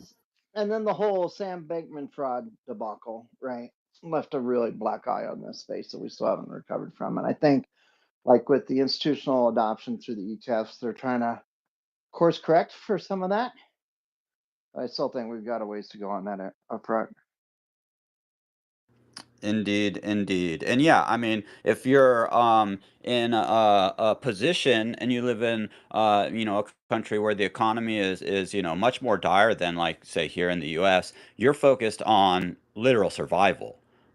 So it's another layer of hardship that makes it even harder to go out and try and like make some project to make a difference. Like you're literally trying to get food for your kids for the next day or the next week, or get like electricity or medicine, like whatever that case might be. That's at front of mind. And also it's like it's somewhat by design. It's also somewhat just through the corruption of the people at the top. But it's tragic that so much of the globe is in this position of just like trying to just survive. 1000%, 1000% agree. Since we've had consciousness as human beings, since we've been aware that we are aware, it's always been about survival at the end of the day, hasn't it? Just comes in various forms, shapes, sizes, and degrees. Absolutely. Okay, do you need anything from me Absolutely. before I Aware that leave we my are. house for the next 6-ish, 7-ish hours? Are you guys good to go? Have you made tea? Have I made Will tea? tea. This whole time we've been saying a beverage. You know, you finally got it, huh? Ew. You finally connected the dots, Will huh? tea. Will wants you to drink more tea. It's been a Enough said. subliminal in your face the whole time. Especially green Will tea. tea. Especially green Guys. tea or black tea. Either one's beneficial. Okay, have fun, Yep. guys. I'll see you guys on the All flip. right. And All right. be good to each Obviously, you other. checked the live stream, right? Obviously, your spaces is on computer. I checked it Ethernet. an You hour get ago. We're good. Have a Let's Okay, blessed great. day, bro. roll. You're still here, right? Yeah. Stay blessed. Stay blessed. I'll be Friends. blessed. I'll be blessed. In Y'all be good. oh yeah. Yeah, Okay, stay sharp, man. in 31 minutes, we're doing a giveaway of a grow pass, which makes you completely immune to all grow finds, courtesy of Will T. And it's going to someone who's in the spaces, but we need to grow the spaces. We're not giving it out unless we get, let's say, at least 20 peeps in here. All right, Will T was pretty clear about this. All right, so we're gonna need to do two things. First of all, bookmark the space. Why haven't you bookmarked it? Only 21. We've had 8.6 thousand views. Bookmark the shiz, and then if you haven't liked it yet, what you doing? You don't like love? Love it. And then retweet it. If you've already quote tweeted the space, if you've already retweeted the space, quote tweet that bad boy. All right, I'm gonna quote tweet it right now, and I'm gonna say, "Let's grow all the time, baby." Okay, so a little quote tweet action. And then the final step is a comment. All right, so let's leave a comment and let's say LF Grow in the comments. Ba-bam. All right, those are your tasks for the day. All right, and I'm going to drop it in some TG chats. If you got chats going on, then do the thing. Just did a quote tweet. Why I was starting even before you instructed us, before you grow-structed us. I'm trying to get my vocabulary down. I might need to win that pass because you know I sometimes slip up. Exactly. I hope you get it, my man. I hope you get it. Okay, so while I send this in a couple spaces, okay, I'm gonna play Juan. Actually, no. We don't have time for that. We don't have time for that. Okay, we're gonna get straight into it, friends. We're gonna get straight into it. Okay, I'm gonna drop this in. Show your impact. Oh, wrong one. Bing, bam, boom. Here we go. All right.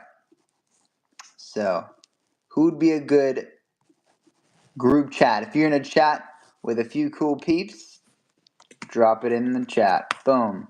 Just like that. In the chat. All right. So, this is actually tree gen times. So, what are your questions? This is going in. Ask me things. Yeah, nah. We could gather around the digital campfire and share some stories. If y'all want to hear some wild stories, like I could share about the time I once had probably around 8 military people in Uganda pointing AK-47s at our heads, yelling, furious with us. Do you guys want to hear that story? All right. Yes, Yeah. yes, All right. yes. Okay. And I was on my knees with AKs pointed swiftly at my head, but fortunately lived to tell the tale. So this is what happened. All right, this is what went down. We were. This is before I was actually running a tree planting DAO. I was doing clean water projects initially in Uganda. So prior to this, I spent 7 years of my life fundraising for water charities and doing events. And then COVID happened, couldn't really do the events. I did do a digital event, but I took a step back after that, and I was like, let's reflect on what's really important to me. It's the impact. So got a one-way ticket to Uganda because on a LinkedIn campaign, I connected with an amazing person called Brian Kaboyo, who's the prince and now mayor of Hoima. But so we went to Uganda, and we were going in between Kampala and Hoima City to see Brian. And then in Kampala, we had a bunch of other projects. We were making what's called a biosand water filter, just from local materials, sand, gravel, containers. It forms a biological layer that eats the thing, etc. Anyway, so we had to travel between these two places, and we kind of had a big night the night before. We weren't super well rested, so we decided to hire a driver. Now, this was not in the way you'd normally hire a driver, where you'd find an experienced driver and that's their profession. What we decided to do was basically get like an Uber driver and just convince him if he could go. This was like a serious drive, maybe 5 hours or so, right? Maybe slightly more. And so we're like, would you go here for this amount of money? He's like, yeah, sure. And we're like, great. So we head off on the journey, and we fall asleep. So we fell asleep in the car, and then the guy wakes me up and he's like, "Hey, is it this way or is it that way?" And I'm like, "Bruh, like I don't. This is your job. I have no idea where we are, right? But there's Google Maps, right? Just use Google Maps. Follow Google Maps." I told him, right? So he's like, "Okay." So he went up that way. And by the way, this is during COVID when in Uganda they had a pretty serious lockdown, right? They're like, by 9 p.m., you are at home. Non negotiable. That's the law. So that was our plan. We did have plenty of time, but we ended up waking up again, this time because the car was going over giant bumps, and it was just a completely unpaved road with huge bumps in it and holes in it, and we were going up and down and boom, boom, like and so we woke up and we're like, where the hell are we? Like, we're supposed to be on a road, I'm pretty sure. Like, we're and so my brother, he's like, he looks at the time, we don't have that much time left. He's like, that's it, we're switching places. So he went on the car and just floored it down this road, right? So he's like, bah, bah, bah, bah. Like I'm pretty sure did a little bit of damage to the car. It was not having a very good time. This little car going up and down this road, and then eventually there's this guy sitting down, and there's kind of like a gate that goes up and down, like those things that just kind of go up and then it goes all the way down, and you can open it. It was open. We didn't think anything of it. This was on our path that Google Maps instructed us to go down, and we zoomed past this guy. Little did we know that was a military checkpoint. Okay. And so we're just zooming, and then eventually the clock strikes 9 p.m. It is officially past curfew time.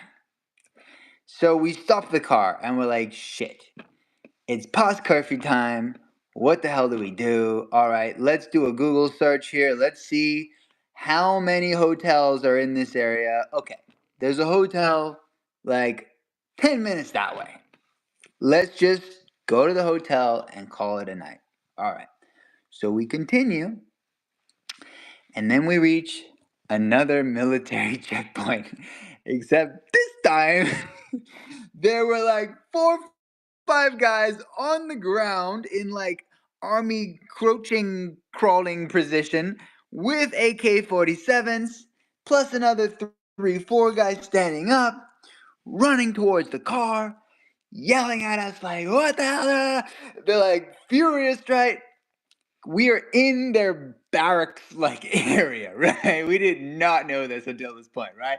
So we get out of the car, and they're like, like, get on your knees and all this stuff. So I'm like, right, I am following directions.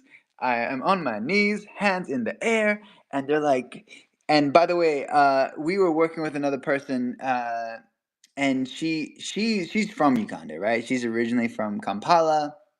She was like a volunteer, just helping us out, and she was shaking, like noticeably, like shaking, right? And I was like, yeah, hey, it's gonna be fine. My brother's got this. He was talking to them. My brother, he's got a silver tongue. He was making friends with them, making them laugh.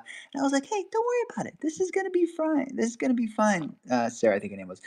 And then she goes, Jimmy, this is Uganda. And I was just like, oh shit. All of a sudden, all these Coney 2012 like videos that I watched like started flashing in front of my eyes, and I was just like, oh shit.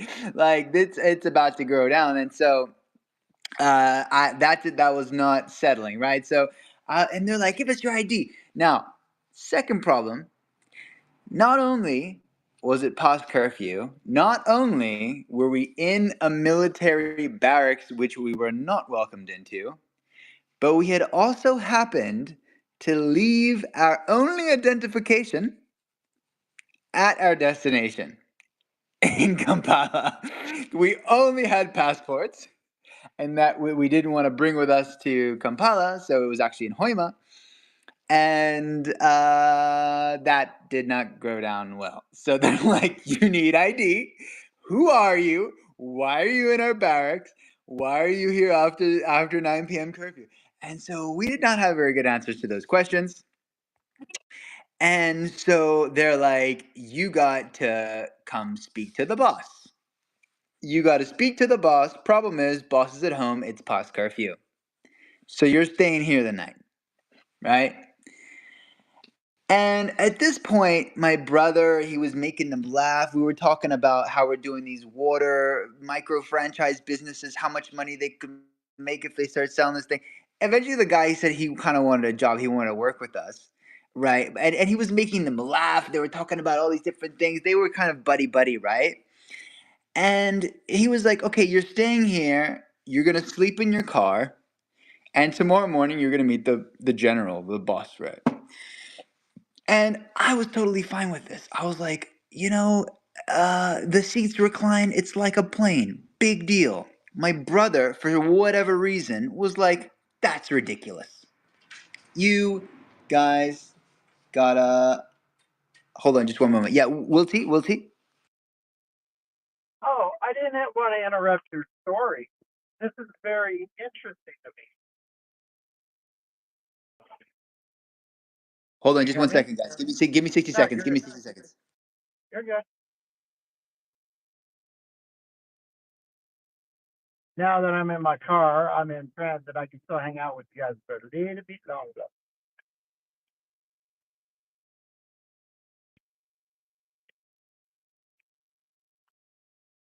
But my intention was not to interrupt Jimmy's story.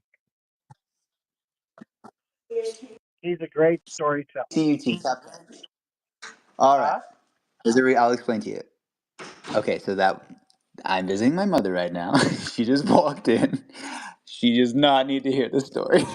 Oh my God, Jimmy, are you caught under your covers playing your video games? Did your mom just catch you under your covers playing your video There games? is no way. If that story got out, this would be okay. All right. Okay. So, So you can wait. okay, hold on. You Okay, can so tell her when we you're in your get back 40s. to the. All right. No, she does not know that. Okay, so we get back to the barracks, right? We're there, and they say, yeah, you got to stay here. My brother's like, that's ridiculous. There's a hotel like 5-10 minutes that way. It's not far, right? And I'm like, oh, starting to like, let's just stay here. And then and they're like, and so they call the big boss guy and are like, okay, yeah, these guys are here and like they are complaining. And I was like, no, because like although they were buddy at this point, Big Boss Man could come, snap his fingers, and we're done. Like beaten to the pulp, or who knows, right? Dead. Who knows? So unfortunately, uh, Big Boss Man came out of his house, the general guy, this massive dude. He comes out of this like 4-wheel drive, like truck type car. And he comes out, he's got all the badges, the top military general guy, he's there, and he's like, "You in here." He takes the driver into the room, right? And we're just sitting outside of this room where he's just berating the guy, like he's screaming at him and just going off. And we're just sitting out there like twiddling our thumbs, and we're just like, "Ooh, God, like what the hell's gonna happen?" So we get in there after the fact. We explain our story. We're like, "Look, we're here to do clean water projects. This is who we are. Like, I got a photo. Like, this is who I am. This is my ID. Like a photo." And he's like, we're like, "We're here to do clean water with Brian Caboyo." And he's like, "Brian Caboyo?" He's like, we're like, "Yeah, like, you know Brian Caboyo?" He's like, "Yeah, everyone knows Brian Caboyo." Like, he's like, so we called him on WhatsApp, and this is like late at night, right? Thank God he picks up his WhatsApp. We've had him the phone, and you could drop a needle, and everyone would hear it. We were so quiet, like just listening intently, and so we could actually hear what he was saying on that phone. He was like, "These are good boys. Like what they're saying, it's very true." Like he just fully vouched and verified everything for us, and that was it. He let us grow, and he was like, "We're like, we can go to the hotel." He's like, "No, you can go all the way. You mentioned my name, like you're good. Like keep going." So there you go. It comes down to who you know in a lot of cases. That really saved our butt knowing this guy Brian Capoyo. Had we not known him, who knows what would have happened? But yeah, that was it. That was how we got out of that situation. Thank goodness. Another moral of the story: always bring ID. I guess. Back to the Yeah. hand. Will Tenacious. Back to the hand. Yeah. I put a little more thought into my previous statement, and I just want to do one add on to it. Okay. You ready to role play with me, Jimmy? Yes, sir. How does water boil? Well, you have to get 100 degrees Oh, Celsius, no, no, no, no, which is no. why Not Celsius talking makes a about lot that. of Not talking about that. Visually, when you look ah at a pan of Bubbles. boiling water, how does bubbles. it boil? It bubbles and then usually goes from the in to the out, kind of flows as It well. bubbles from the bottom up, does it not? Yeah, yeah, bottom up and then towards Right. the edges. And how do we build community in Web3? Bottom up, baby. So why shouldn't adoption be from the bottom up? Why shouldn't it be with the people that are the most receptive, that have the most recognition that there's a need for change, and then allow it to percolate upwards to those that are the most resistant? Just saying, I think that's a good analogy. That is a good We did. analogy. It's too bad the people on the top generally just So we're drop scam meme coins. But I yeah, No, no, no, no. I'm talking about in cultures outside of Web3 is what I'm specifically referencing. The bottom up, right? The cultures that are most receptive to the change, like what's happening in the sub-Saharan African continent, like what's happening across Latam, like what's happening in other areas of the global south. Let them lead the way and be the example for adoption and change, and then the rest will naturally follow. boom. Let's grow. That was a really fun story from Jimmy. I've got one not as intense, uh, but I did get stopped by gunmen once. I believe I was 16, and I went with actually it was the same guy that I later on in life lived on his farm and worked on the biochar stuff with. And it was actually a little group from mostly from a commune up in Northern California here, and we did a Mexico trip. And this was like, I don't know, what, like mid to late 90s or something. And I remember people saying, like, oh, don't go to like southern Mexico, the Zapatistas, this and that. And I was like, oh, I have my bravado. I'm like, I'll give them my stuff. Like, you know, they're like freedom fighters, whatever. And so we go down and we do go to like Chiapas, and it was amazing. We went to all sorts of pyramids and like we went to a bunch bunch of different communes throughout Mexico. It was incredible. It was like, I don't know, it was definitely more than a month. It was probably like 6, maybe closer to 2 months of a trip. But when we get down into the Chiapas region, it's like getting a little dark out, and we come up to just a rando roadblock. And at that point, we were actually on just a bus, like a public bus. And roadblock, bunch of dudes, all with, like automatic weapons in their military greens and whatnot. And they stop the bus, and the driver's like, kind of just like telling everybody to stay calm, get out your IDs. And it was a little bit hairy. Like, I went from being like, yeah, like, no worries, if I get stopped, I'm stoked, like, I'm gonna tell them keep fighting, to like, oh shit, oh shit. So they get on the bus, like all their weapons and everything, and order everybody off the bus, and we get off, and then they were just like pretty chill. They just like checked IDs. They didn't like, there was no sort of violence or like taking of stuffs or anything. They basically said like, have a good time, and they were just checking who was coming through into the area, and then they let us go, and we went on along our adventure. But there was a few minutes where it felt pretty hairy.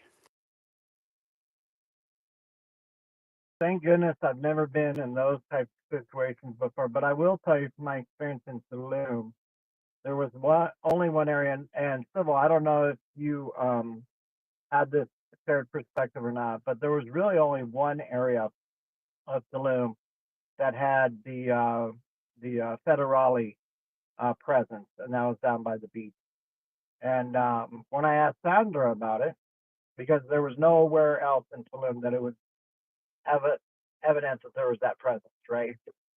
Um, when I asked Sandra about it, it's like, yeah, it's because of the tourism. It's a heavy tourist area down by the beach, right? They're trying to make sure people don't get robbed. And but there's also a lot of boutique shops down there too, by the beach in Tulum, at least the area we were at by the conference. So yeah, it's understandable. And I think the closest I ever got to that is the one time when we were not supposed to go to Tijuana, that we went to Tijuana when I was at Recruit Training Center in San Diego. Just coming back in the country was a little bit like of a process. Let's put it that way. Another fun story from that Mexico trip. I believe, yeah, I think I turned 17 on that trip, and we were at this amazing beach I'm trying to remember the name of the beach. It was in the Michoacan. And there happened to be a rainbow festival or something going on at New Year's, and we had just got there like a couple days before New Year's.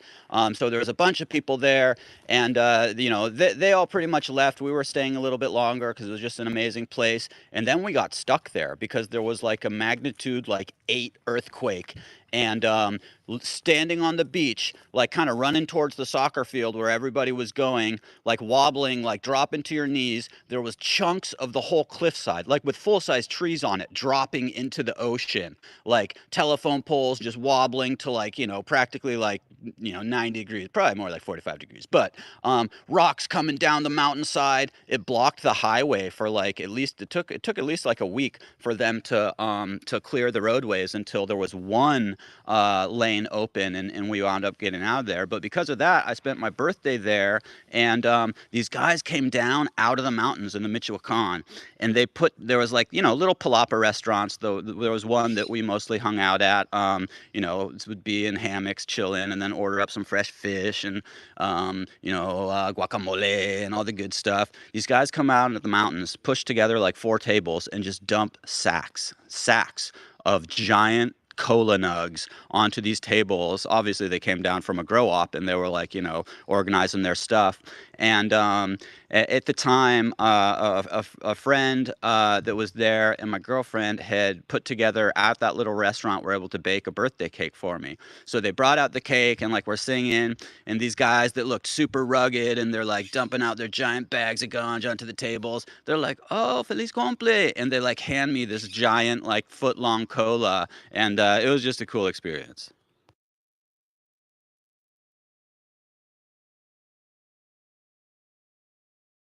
Let's grow easy. So what'd you do with the cola after that? What do you think? I was rolling them big, bro.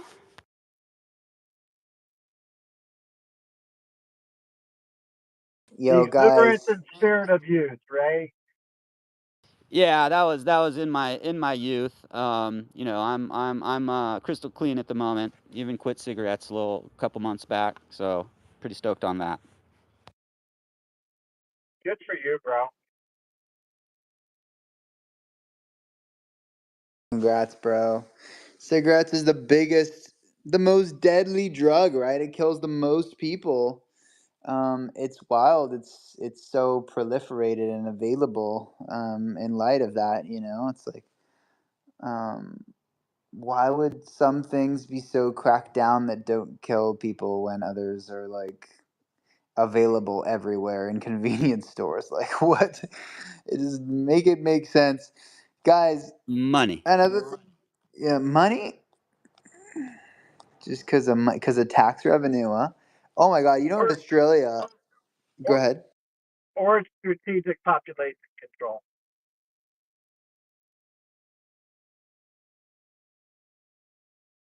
I'm grokking the price because thank goodness I don't know this price because I don't smoke. But a packet Dude, of 25 cigarettes in Australia costs $50. wow. You know, Like they hey, just tax it like crazy. it, But it's an it, inelastic good. Anyone who's seen a demand curve of cigarettes from economics knows it's vertical. The price doesn't change demand. Like maybe for the next generation, but if you're already addicted, like it's just taking money from the people. Really, it's not actually stopping much. Well, a little bit of like, you know, and I had quit a few times in the past. It didn't stick. This time it's definitely sticking. I'm like old enough where like it's just not interesting to me anymore, anyhow. And I want to focus on my health more, be a better example for my kids and all that. But also cigarettes like here up in Northern Cali, it's definitely $20 a pack. I mean, you could probably get like cheap brands, but if you want like, you know, American Spirits or like Export A's from Canada, which was my go-to brand, it's literally 20 bucks a pack. Maybe even like 21 or something now. Because it seems to go up like every few months by another dollar or so. So yeah, they're taxed by like a couple 100%. I was talking to someone, gas station attendant, the other day, and he was saying how he had told a buddy like your brand is gonna get banned in California soon, and the guy was like, "No way! How do you know?" And he's like, "Cause the distributors tell us ahead of time." And so I guess his buddy was visiting family in like the Midwest or something, and he bought like, you know, a bunch of cartons or whatever, but they were like, what? I think they were $3 a pack or something like that. Definitely under five, where the same cigarettes here are like 18 or something like that. So it's wild also just to see that price change just even across the US. You have states where it's like there's no tax on them and others where it's, you know, a couple 100%. But that was part like I was like, I don't want to spend money on cigarettes. That's just dumb. like if you burn tobacco, like ceremonially, right? It's not as harmful. Is that true? I mean, that's just Yeah. what I've been told. So Well, I don't know firsthand. So. if you're growing your own tobacco, which I did a long time ago, I grew a few tobacco plants in the garden, which was illegal. And then, you know, would dried and cured it and would smoke some of it. It was way different. And I do think that if you're using it in a more ceremonial purpose and you're not smoking, you know, like consistently a bunch of cigarettes a day, you know, you roll up one of a homegrown or something once in a while when you're like meditating, or you go to a ceremony and there's some tobacco usage. I think that's a very different approach and use case than, you know, smoking cigarettes. And of course, it's not doused in a million chemicals with like saltpeter and like, you know, like whatever they use to like pump into dead bodies to keep them fresh. So yeah, that's a different thing. I think. Embalming fluid, embalming Yeah. fluid, which essentially is formaldehyde, right? To preserve the body as long as possible.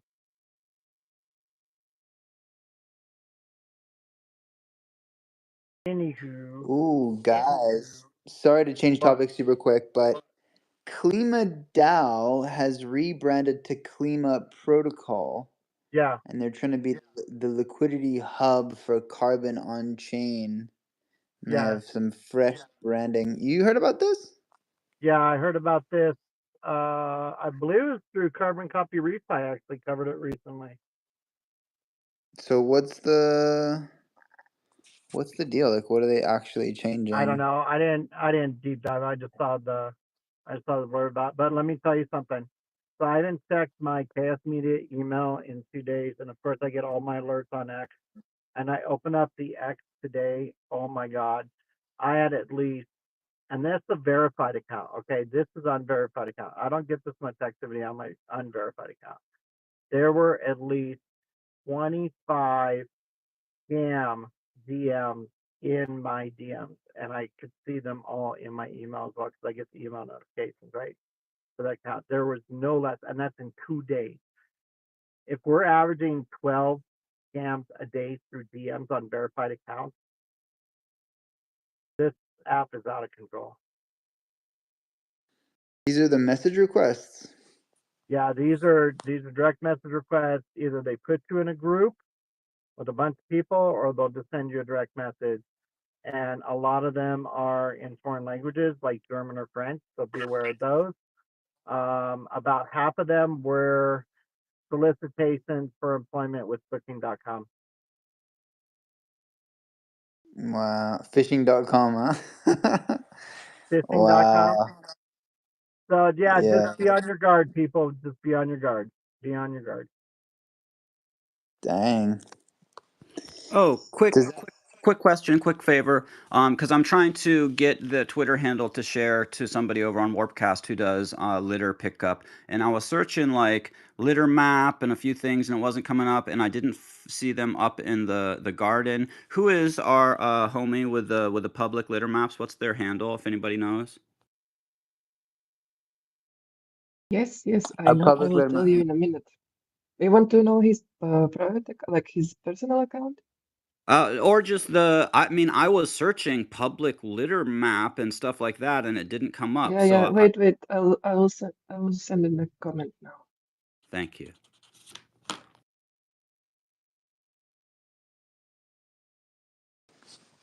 Oh Lord, the tariff shenanigans are continuing. There are retaliations, and then Trumpy is trying to retaliate against the retaliations by going way even higher with the tariffs. And Ethereum is now the price of 2018 Ethereum.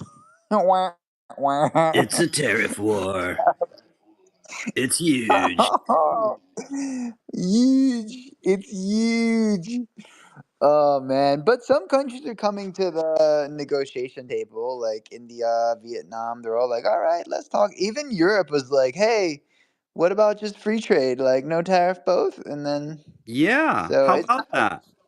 I how saw about that? I saw a little thing pop up on the YouTubes about EU coming to the table on tariffs too today. I haven't checked into it, but yeah, I think that would be great if we could everybody drops the crazy tariffs and we just go back to kind of like we trade with you, you trade with us. We're not trying to like punish or abuse the trade relationship here and there, and everybody just drop the tariffs. Drop a tariff, I'm good. Yeah, I mean, like trade is one of the leading drivers of peace, right? Like if we have a lot of trade together, we're probably not gonna bomb each other. Like like you don't want to mess that up. Like it actually does help peace to do business with each other and have trade. So if everyone does some business, maybe they'll not grow to war. I don't know.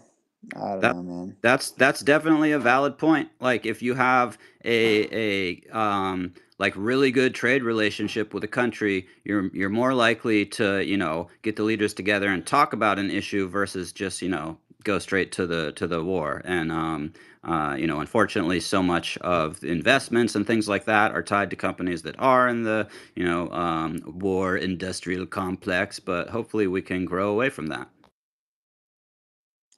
Speaking of growing, we got XOTHC growing some cannabis. 25% Hey, did you off do the all giveaway? Shopify. Did Oh shit. Did you do the giveaway? Wait, that was No, we're that only was 2 2 minutes minutes. over. Yeah, yeah. Let's do it. And you said we needed more people in here too, right? It's sleepy time, Well, I guess. Not. F it. Let's just do it. Let's just rip the band-aid off. 15 people in here. Random number generator. 1 through 13 exclude, or actually, we Oh, got to do 1 through 12 because we can't have you, me, or Tree Dens eligible. wow. Jimmy can never catch a break, huh? All right. All right. Gotta watch your P's Okay, and okay. Q's. Well, wait. We'll throw Jimmy in because my favorite number is 13. So 1 through 13. And then count from Okay, where yeah. you see No, them. no tree Yeah. gen or. Hey, all of a sudden there's 14 bot listeners. Who grows there? Now it's 5. Who Anyways, are these? Are they gathering data? Is this the CIA? They're and then Okay. count listening. them. Whoa! Count. 43! Did you guys see who are these bot listeners? What are you It's spying on us AI. for? They hear giveaway and they join. No, I don't know. Is Yeah, it actually? exactly. I But threw bro, you can't even see them, so they ain't winning shit. crazy. Anyways, They ain't count winning from shit. your seat, starting with Okay. whoever is just Wait, right. wait, wait, wait. Yeah, Yeah. yeah. So if it's me, no tree gen or grow. 1, 2, 3, 4, 5, 6, 7, 8, 9, 10, 11, 12, 13, 14, 15. It's 1 to 15. All All right, right. let's do it Random. for Okay, Grow Path. okay, I'll put my computer in the video stream so y'all can see. Let me remove background. RNG. You're gonna use an RNG, Oh shit. Oh, random I messed number it up. generator. Uh-huh. Yeah, I am doing random number generator. Indeed. I'm just trying to remove the background of my See, I only see 13 on my screen. what? I only see Oh, 13 that are someone eligible. left. Big dummy left. I'm kidding. Wait. 1, 2, 3, 4, 5, 6, 7, 8, 9, 10, 11, 12, 13, 14. But you're not Not including. counting Let's Grow, are you? No, or tree gens. Or So, me? oh, right. You. My bad. So 1 through Okay. 13. Yeah, so it's 13. Okay. Okay. Here we go, Throw guys. the This is how RNG. we do All right. giveaways. No cheatsies. Random number giveaway. Grow away. No. Grow away is something different. That's what Jerry's mom said. Hang on. All right. Random I've got 2 minutes till I arrive. number.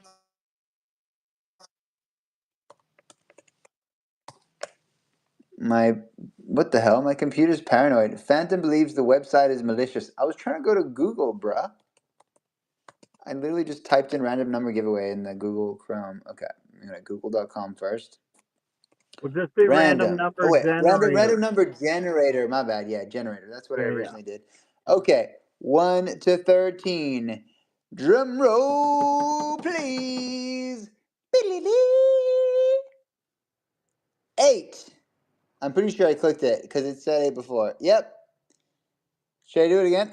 No, I totally clicked it. You guys saw that. Okay, this must be. So 8 from me. Skip and Will T. 1, 2, 3, 4, 5, 6, 7, 8. It is Daniel.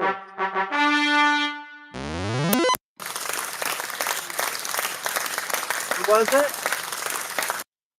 Daniel. Damn, Daniel. Daniel.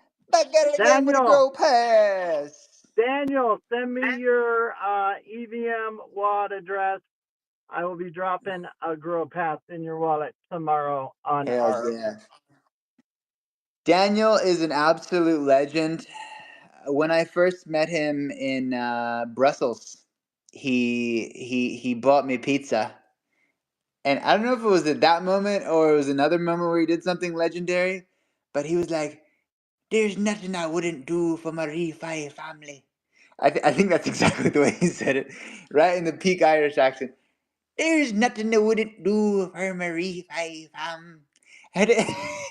Nah, he's done even more legendary things. I mean, the man came all the way from Ireland with a box of chalk, and This is ethical graffiti, guys. Don't be doing real graffiti. This is ethical because chalk grows away.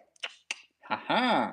So when we threw our Regenaissance party, we right outside the conference of ECC on the ground made sure to type a big old Regenaissance. So as soon as people would walk out, they'd all see it. The rain may or may not have gotten to it first, but we definitely tried our best, and good times, very very good times indeed. So yeah, we love Daniel for that. Oh, and he hugged every single human who entered the Renaissance party. I was like, I was running up and down, and I was like, "Hey, Daniel, make sure you hug everyone when they come in." And he was like, "Okay." And as soon as he would come in, he's like, "How about a hug?" He gave him a big old hug, and then bless him, he ended up getting sick, probably because he hugged everyone. Probably there was some sick son who walked up to the party, and he gave him a hug, anywho. And that was such good memories, man. Oh, the last thing I'll say about Daniel, the last legendary thing, that same very night, uh, we he walked me to go to an ATM. I had an issue where I only had a debit card where I spend crypto, but it's a virtual card and I couldn't get cash out, so I could tap things and send crypto to people, but that was it. That was all I had. And so he walked me to the ATM. He got some cash out for me, and I was like, right, let me send you some crypto. And he's like, "Oh, don't worry about it." And I'm like, "What do you mean, don't worry about it?" And he's like, "Send it to James McGee doing the composting and such." And I sure enough, I put that. I think it was 50 euros to Mr. McGee's Gitcoin grant, and I think that was such a nice and awesome thing of him to do. So I'm really glad he won. That's cool that worked Yeah, out. this and Much and love to and that's Daniel. not all. That's not all, right? So, and this Oh. coming back to him in spades because remember 2 seasons ago during GG21, we were in a precarious situation when we were expensing the grow jar, and Daniel came through to make sure that we did not run out of funding. Oh, is that right? You don't Did he do remember the that? OTC deal of grow tokens, No, he's or? just like, how much more do you need? Okay, put it in there. Fucking legend. What a guy. What a guy. All right, Love Gromies, it. I gotta grow now. I'll see you all in about 6.5 hours. Jimmy, get some sleep. Gave him, Daniel gave him stickers as well. So he gave me message. I gave him stickers. Yeah, okay, it was hugs and stickers. Okay. It's crucial detail, Daniel. How dare I leave that part out? All right. Love it, love it. All right. Ciao for now, Willie T. Ciao for now. We got Lumina up here. Who is actually supposed to be hosting? Is it Beepo, who's never shown up? Great. Let me call Beepo right now. That's it. Beepo is about to be publicly shamed. Nah, we love Beepo, I guess. Did Beepo show up? Honestly, not even sure. Well, we got backups on backups here, friends. Don't worry. We can either put on an amazing audiobook for your listening pleasure, or I can grow call.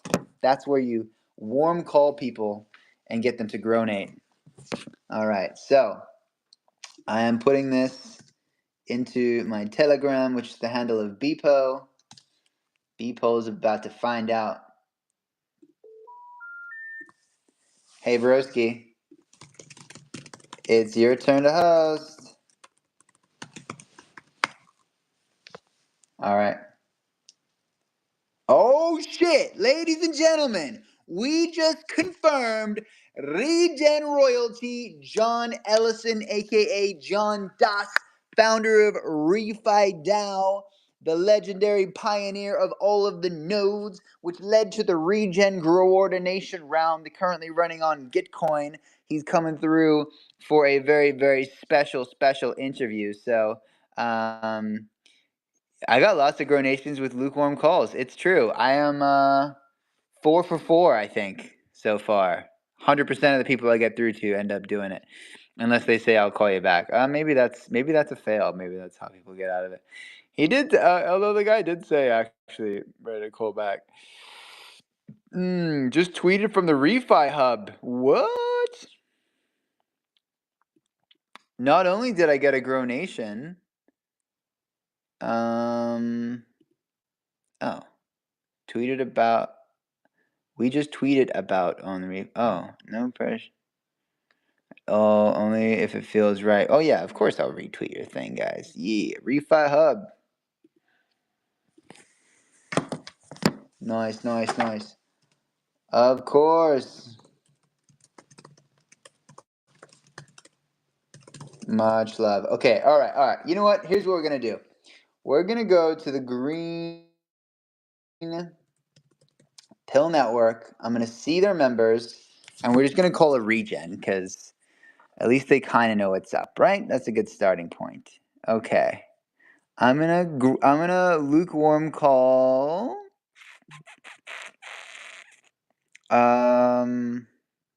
Okay, let's call Jade. 45 minutes ago, active. Here we go. Here we go. Here we go.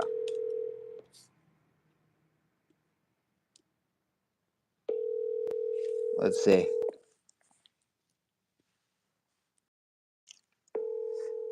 Oh wait. Okay, yeah. This will work. This will work. It should pick up.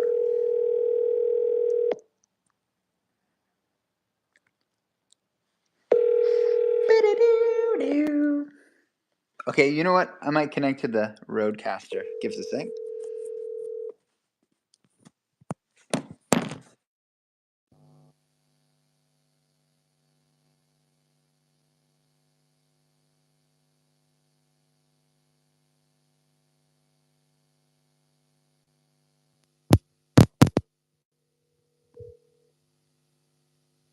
Okay.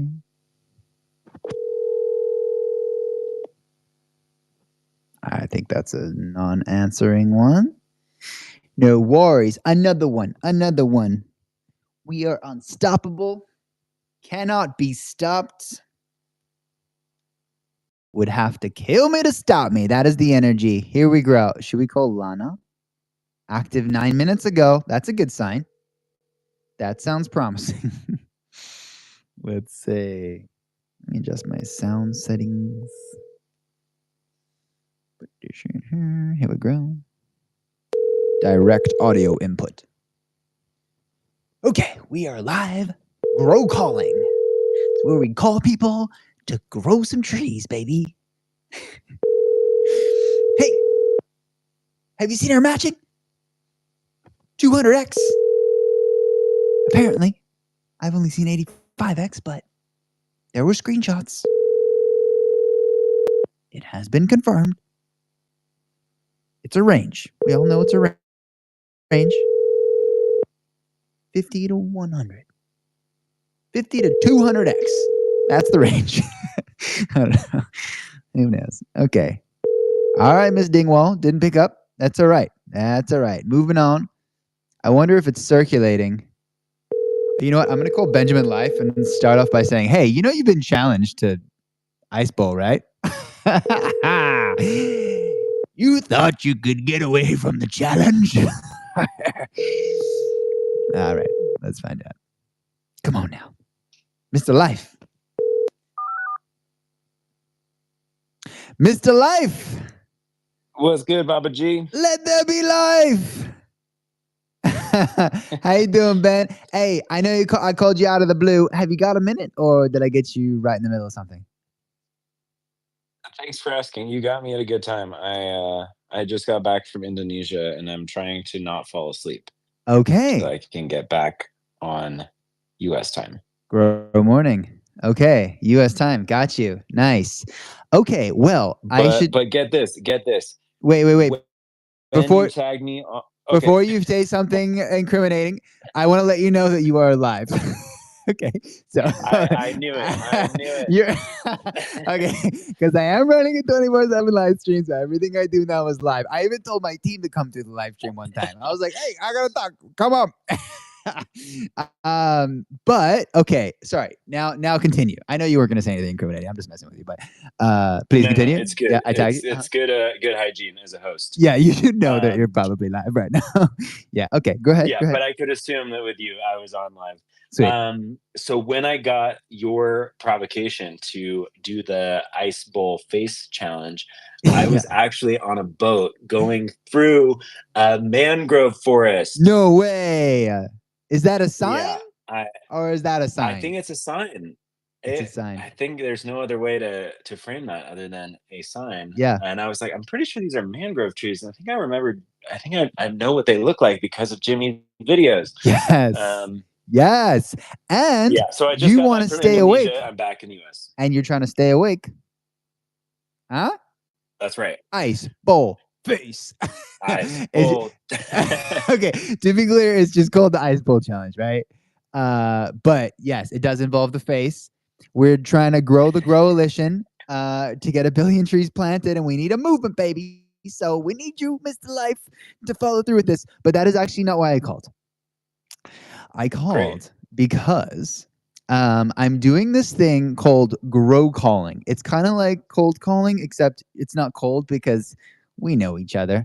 And it's okay. So it's a part of this Shillevator. Have you heard of the Shillevator? You might have heard of the Shillevator. No, I So- mean, it sounds familiar. Yeah. So I know how to shove it forward. I'll do yes, that's great. So Shillevator is where you have precisely 69 seconds. Imagine we're getting on an elevator together to the 69th floor, and I have to shill you my grant, Tree Gens. If you absolutely love it, you can donate $1. It's forecasted 87% matching or something like that. If not, you could either group me with a question or just hang up, and I'll love you just the same. Nice. You're taking shilling to the whole new level. Oh, Jimmy. we're going to another level. All right. Okay. You ready for this? I gotta check my Cello wallet. I gotta make sure I can actually follow through on this because I anticipate enjoying it. Nice. We only applied for Daps and Apps this round. We're trying to crush it in the Daps and Apps round, which is Arbitrum, but there's bridging built in, as you know. So easy, bam, boom, whatever you got, bridging is there. Happy days. Okay. Are we ready? I'm ready. Okay. All right. Stopwatch has commenced.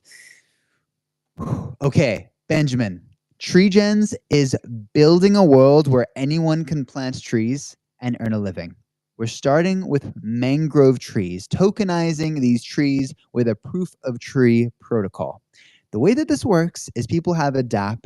It's a web application on their phone where they film before and after planting. The AI that we've trained counts exactly how many trees were planted. Then our DAO with a staked governance token does some verification. So by ticking some boxes to make sure that they followed the methodology, those tree tokens that get created, 95% go to the planters on the ground, and then 5% go to the verifiers verifying the trees.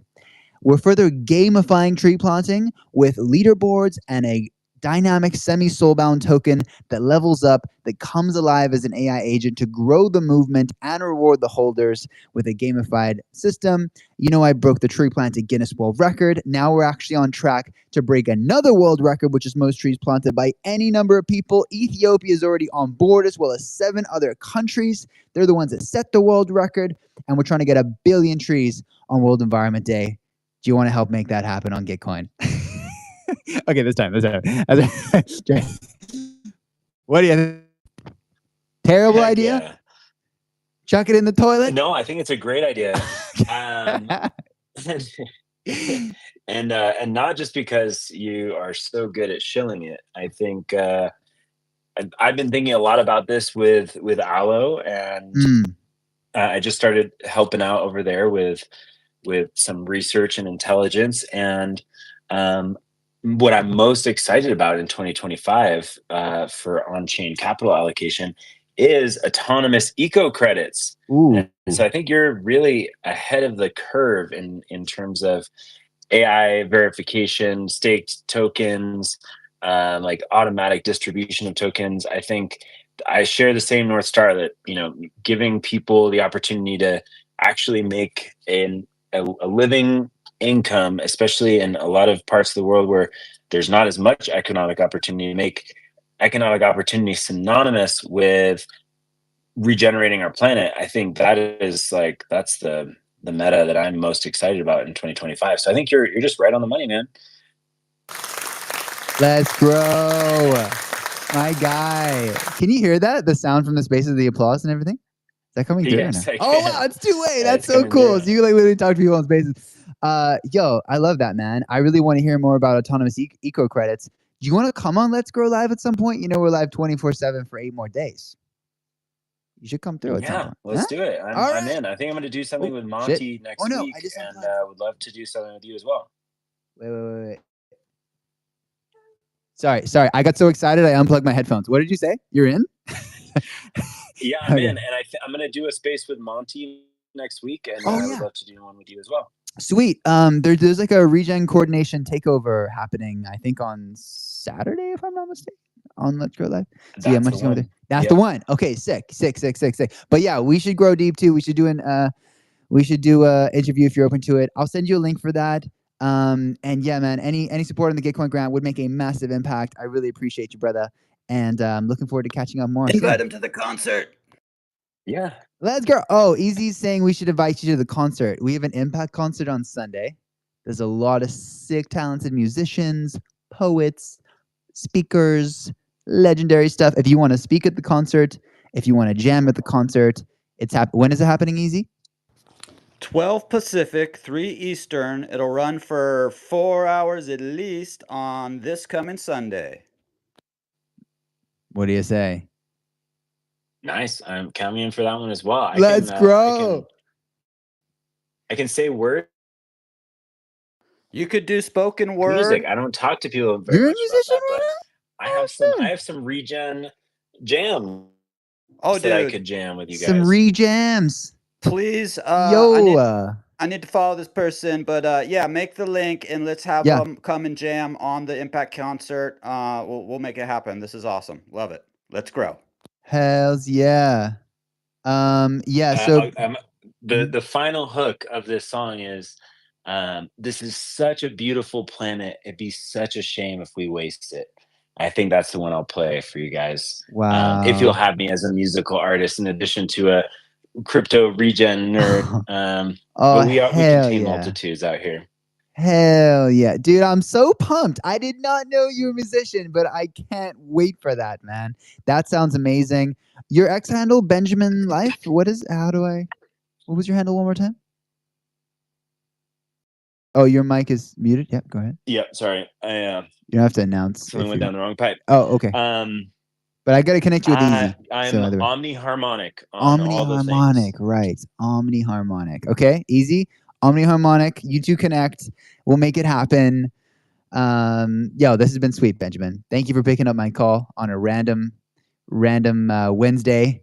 And is it Wednesday for you? Still Tuesday. Still Tuesday for you. It's 6 a.m. where I am. I'm doing an all-nighter, baby. Let's grow. Yo, much love, Benjamin. I'm pumped for Saturday. I'm pumped for an interview whenever's clever. Do we just book you for 3 things, man? Okay, that's a lot to ask. Yeah, right? bro. No pressure. No pressure, but love to have you. Whatever you can give. I can't say no to you, man. We're taking. You fill me up with such I love just and got you a positivity and donation joy. and 3 appointments. Yo, this is okay. All right. No pressure. Okay, no pressure. It's all love. But yeah, man, we love to hear from you. You know, That's I'm really here for the movement. you are. Yeah, you are. I'm just down. I'm ride or die. You know? Ride or die. Let's grow. Yo, much love, Benjamin. Much love. I hope you have a great rest of your day. My pleasure. Really glad you just rang me, and I'll be thinking of you as you stay awake all these hours. I'm marveling at your ability to do that.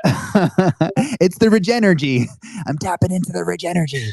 All right, amazing. Take care, brother. Hey, by the way, did you know we're live on Regen Network, on Refi DAO, on a ton of places, Twitch, YouTube, X. So yeah, let's probably. I probably should have told you that before the interview. Anyway, much love. We were just wrapping up this call, and then I just went into another tangent. But much love, man. We are growing this movement. Well, I'm around just trying to stay awake. So if you want to, if we're trying to fill some airtime here and you're like, let's jam some more, I'm here. Like, we don't have to rush off here. You know, Okay. I'm like, all right. I'm down to chill. We've Let's got go, some man. catching up to do. All right. There's like 7 solo rounds. There's like 3 other rounds that you're part of. Like, I'm not as plugged into the GG this time around. I feel like you're I'm doing catching allo up. stuff. Yo, tell me about this allo thing more.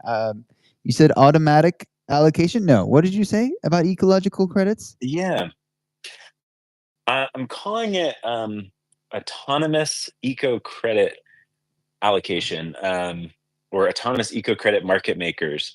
Basically, the vision that I have is a new kind of smart contract where you can put funds in and set parameters for what types of eco credits you want, what kind of methodologies for verifying the impact you want, how many validators you need in order to unlock those funds. And then, as soon as an attestation or certification has been issued that meets those criteria, it autonomously executes and pays out that eco credit. And so there's so much amazing on-chain reporting and attestation stuff that's happening. And I feel like maybe someone's already working on this. This feels like something that, a lot of people have already started solving bits and pieces of, but I hit up Gregory Landway, Nice. and was like, hey, is this kind of on the mark? And he was like, it's directionally in the right direction. And so I'm going to keep exploring it. But, what you're doing, what Sylvie's doing, what Regen Network is doing, what Regen Coordination is doing with Common Impact Framework, so much of the on-chain data that we have, I think we can cut out the middleman of a lot of the verification bureaucracy that a lot of the carbon markets and a lot of the eco credits right now are this very bespoke thing that like you fund like one particular eco credit. But in terms of creating kind of new standards for how we're doing reporting and how we're validating that reporting, I think we could actually cut out a lot of the middlemen and actually just fund people doing regeneration. So it seems like we got a lot to talk about in that area. That's what's up. That's what's up. And there's a hand raised in the audience. Easy's trying to chime in. Go ahead, buddy. Sounds amazing. I love the facility. Go ahead. Go ahead. This is just rad. There's a whole new concept There's of another spaces. dimension to this now. I can call anyone and they can start talking with the community. This is amazing. Go ahead, Easy.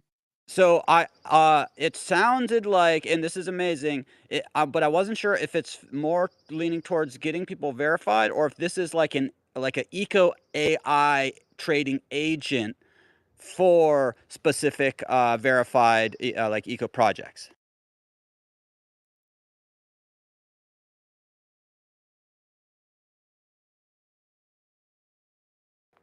Jimmy, you're muted still. I'm not sure if you got to hear. And I searched. I was muted. Okay. I searched. Oh, sorry. I just unmuted myself, so now it can go back into the spaces. Sorry, Benjamin, as you were. I was saying you can definitely use AI for sure, but with all of these different on-chain methodologies, it can really just be as simple as like identifying which credits meet the criteria that you're looking for, and for that, I don't think you need AI, but AI could be used as like one of the validation methodologies. But it's basically like if the credit has been issued and it has these criteria met, and whether that's like it's in this bioregion or it's this tree species or it's this type of verification methodology, that basically that's more just hard coded. Like you don't need AI to be interpreting all of the data to do that, but AI can definitely be one of the methodologies that you use to validate or verify the impact for sure. Very cool. So amazing. More just plugging it into an algo. An algorithm. Yeah, smart contract. That's the power of on-chain data. Is we have access to all of this information on a transparent public ledger, so we can just go look it up, and as soon as it meets those criteria, we can issue payments for it. Yeah, something like that. Right on. And Refi Podcast just joined us in the audience. Welcome to come up if you're able to. Refi Podcast. We got Benjamin Life on Telegram porting into Spaces, which is porting into video, which is live on like a dozen social media networks everywhere. Mwahaha. Yo, this is the most insane. What a time to be alive. I love this, Benjamin. Yeah, we plugged everything into everything else. Governor, you got your Right? stuff dialed. This We is are great. growing. And if folks want to go read the full length request for comments that I put up on the Allo Capital forums, you can go to research.allo.capital and read it for yourself. Amazing. Research.allo.capital. Read all about it. Extra, extra. And Refi Podcast is now up here on the Spaces. Who grows there? Is this Teresa or Maya? Or Hello, okay. hello. Let's grow DAO, Jimmy and friends. This is Maya. Hey. Hey, Maya. Welcome, welcome. What's going on? We got Benjamin here on Telegram being ported over through a roadcaster. Oh, nice, nice. Benjamin, hi. Well, lots of things are growing on. I'm learning the vocab still. It's work in Growcab. progress, and we Yeah. have something exciting coming up for you all this week and next week. So stay tuned. We're actually dropping a new blog and a special bonus episode with Dave Ooh, Fortson from Region Network and Sandra Ponce de Leon from Refi Tulum. And I'm really nice. excited for all of you to listen to this episode, or you can watch it because we are on YouTube as well.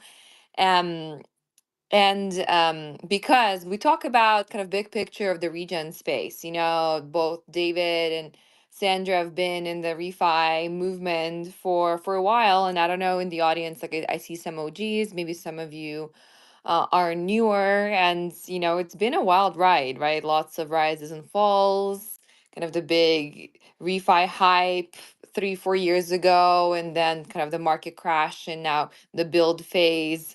So I really encourage all of you, like, follow along. The episodes are actually already live on Apple, Spotify, YouTube, and Media. The blog is coming out later today, and we're going to tweet about it. And we there talk about sort of their reflections on like what's working, what's not working in the space. And I really appreciate like a more candid discussion. Having like a hype mindset, and aspirational things are important, but also I believe for the movement to grow and flourish, right, we also got to be real about the realities on the ground, right, the importance of business models, and how can we, while envisioning this better, beautiful, regenerative future, also make sure we're focusing on the important foundational systems of like running a business, or if it's a nonprofit. And because so often we see a lot of projects popping up, and then kind of really pushing so hard, pouring out of an already empty glass, and then kind of ended up being burnt out and like shutting down. And I think, the example of Region Network is a great one for all of us to aspire to, right? Is like, okay, how do we stay true to the Regen mission while also acknowledging the challenges of running like a serious business project, right? And I think that's something that I'd love to see more discussions of, and would love to hear community thoughts on that. So basically, the episode is actually called from Green Rush to Refi Realism, because it's kind of fun the way of Dave and Sandra phrase it. It's like I'm really curious to hear your thoughts there, because Dave comes from like years of experience running, working on Region Network, and Sandra is one of the first, some of the more active refi local nodes. And it's kind of cool to see both their perspectives. Like Dave comes at it with a more sort of realism take, like, look, okay, we've got that green rush, sort of like, okay, let's refi to the moon. That, was happening a few years ago, and then the realities kind of hit us. And then, while Sandra also has this like a more creative approach and reminds us, okay, we're still early, we still, got to be patient. So I really liked that combination of kind of what I see as like a creative realism, and that's what I kind of want to leave you all with today, that's something that I'm personally thinking a lot about, how to like stay creative, right? And experiment in this fun Web3 space while also staying realistic and grounded. Because, grants routes are great. And by the way, we at Refi Podcast are participating in the GG23 region coordination round. We've been, publishing all these episodes, and it takes a lot of time and hard work to do so. And we believe that education and awareness is, one of the most important public goods out there. So these, episodes are, free for all of you to listen to and share. And so, we are also very much so dependent on grants. And we're also seeing the realities of how like just running on grants over and over and over again is not like a feasible strategy long term. So that kind of hits close to home for us. And while, we really appreciate the support of the community, and like any donation like really makes a huge difference, because each episode is an hour long, all the prep work that goes into pre-production, then the recording, then post-production is, some of you are, in the media space, you get how much it takes to create. Anyways, so I guess I'll just stop here. Please do let us know what you think about episodes. We've so far published 15, and we don't only publish the episode, we publish blogs on Refi DAO, we tweet about them, we post some shorts. So there are all kinds of bits and pieces of information you can check out. All the links are on our X page here, or follow us on like Spotify, Apple. If you want to collect the episode, head to pods.com. Oh, no, not pods.com. Scratch that. Pods.media. And that's a very cool platform that actually puts podcasts on chain. Or if any one of you has some sort of like a podcast, I highly recommend. They're like very cool kind of Web3 native content platform. You haven't checked it out, um, I invite you to do so. And yeah, please consider supporting our grants. This has been a passion project for us. We truly loved having these discussions and conversations. And of course, I wish we could have many more. There's so many wonderful people we want to talk with. So again, I remind that every time we sort of talk about the season 4, is that our goal was to give voices to people, projects that have not been on the podcast before, right? So some of OGs have been on already in previous episodes. I wish we had endless capacity and time to have many more people. So anyways, yeah, leave us a comment, question, suggestion. Yeah, let us know what you think, and let's grow. Let's make this round count. Let's grow. Maya, I appreciate you. I've already gronated. If it wasn't for the Refi podcast, I don't know if I'd be here right now. It definitely green pilled me in a big way, just to know all of these incredible stories that are out there, and the builders, and that this is a whole ecosystem. Like it really was one of the key factors that made me go all in on Refi. So super grateful. I will always be gronating to y'all, because changed my life. Changed my life. Easy. Awesome to hear Maya speak, and yeah, like even more impressive knowing that Jimmy got green pilled by y'all. And just wanted to extend an invite to the Impact concert this Sunday that we'll be holding in this space right here, starting at 12 PST, 3 EST. We're gonna run basically till it ends, but it's probably gonna go for a good 4 hours. That's what I'm starting the schedule at. If you would like a speaker slot, would be more than happy to have you join us if the scheduling, if the timing works for you. And also if there's any musicians on your team. Basically what the Impact concert is we have live music from people all over the world in between verified project speakers. This is focusing on the Gitcoin round that's live now, and we're stoked to be hosting one here in the Let's Grow Live. And yeah, so we're gonna have a musical act, speaker, little musical act, and it kind of like brings in more of a flavor of culture blending, and kind of gives your mind a little reset in between speakers, so it doesn't kind of run together. And then there's still a couple days to donate after that. We'll put together a list of all the speakers that were there, so it's easier for people to go back and kind of refer to, and hopefully, get a bunch more Grow Nations. Awesome. And also That just wanted to give a shout out to Jimmy, Easy, and Let's Grow DAO crew. Thank you for reimagining what like a modern radio is, basically. And props to y'all for doing these broadcasts. Like I don't know if you ever sleep because I don't know how you do it. I'm truly impressed. Thank you, Maya. Yeah, teamwork does really make the dream work, but sleep is a scarce resource in these times. Uh, but yeah, pumped. By the way, Benjamin Life is gonna be performing music. Did you know he's a musician? He's a regen musician, baby. Let's grow. We're gonna have a Benjamin set, and then podcast, and then bing, bong, boom. Yo, what's the name of that song, Benjamin? I think I'm gonna play. Oh man, I got to come up with a set list right now. Yeah. Plan it. Put you on the spot. Yeah, I think I'm gonna play a song called Majesty. Majesty. Well, dude, that lyric that was profound, and I love how much heart people put into their music when they're like regen musicians. Like, dude, I can't wait for it, man. And yeah, there's a few regen musicians coming through, dude. It's gonna be a vibe. I am so pumped for that, and that made me think actually, Maya, last Let's Grow Live.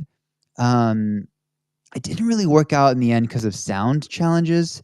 But John Das, actually got some like indigenous elders who were making music. I believe they were making music, or it was like a ceremony. But yeah, there was something with the mic. But maybe there's a connection there. I know he's pretty locked in. Is he in India right now, or Egypt? Look, the last time we I don't spoke, know. he was in Tunisia, but that was a few weeks Okay. ago. Okay. Yeah. Now it could be anywhere. He's on a journey. Yeah, I'm not sure where he is at the moment, but yes, it looks like he's been Right. traveling kind of the Middle East, North Oh, and Africa. yeah, he did the ice bowl challenge. By the way, you're challenged, Maya. Ice bowl challenge. We're going the movement. We got a base in the ice bowl. It's a thing. I'll show you a video for more details. But he did it with 4 people, and they all posted a video at the same time. Like, should have been 4 posts. But anyway, but one of them was like a really talented, he said, like musician. So yeah, we got to connect the dots there. John Das, Easy, Impact concert. It's gonna be a freaking vibe this Sunday. Yes. I'm sorry. Let's grow. Okay, all right. Let's grow. Dude, I'm getting way too excited about this, man. Yo, we are leveling up in so many ways this Gitcoin round. Like, this is already the longest continuous space that we've ever run in history without rugging it. We finally cracked that code. We cracked the code on higher quality sound in spaces. We've got poets, this impact concert, this telegram integration, so we can just like force people into the spaces by cold calling them. Sorry, Benjamin, but we love you. It was great having you here. What a vibe. But yeah, Benjamin, let's do it. Let's do a proper interview, okay? Like we got a lot to catch up on. I will be checking those resources of the whatchamacallit, research that's going on with the aloe. Aloe. Let's grow. And yeah, go ahead. Oh, well, you brought up the indigenous music, and actually, Jose shot me a message a few hours ago saying he's going to be offline for a bit because I think he mentioned, or I might have mentioned, that a group from the Watuha tribe in the Amazon who we've been working with for, like 5 years, that's actually how Impact Concerts were born, to get Jose out to meet the tribe and start building some trust there. He's recording right now with John, who visited once before, and they recorded a couple songs. John brought those songs out, just like a recorded version on his phone, and the kids got all excited, and they're all about it. And I think some of the kids came in with the shaman, Father Rufino and John, and they're literally recording songs like as we speak in the Watuha native language, which there's never been songs recorded of that before. So pretty cool stuff.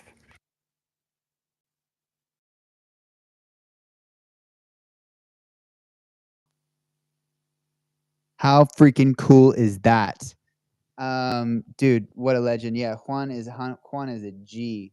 So by the way, we lost Benjamin. I think battery. Said battery low and then cut. 23. Well, while you're checking that, I tried searching, and maybe it's just something with my Twitter. Maybe I need to restart or something.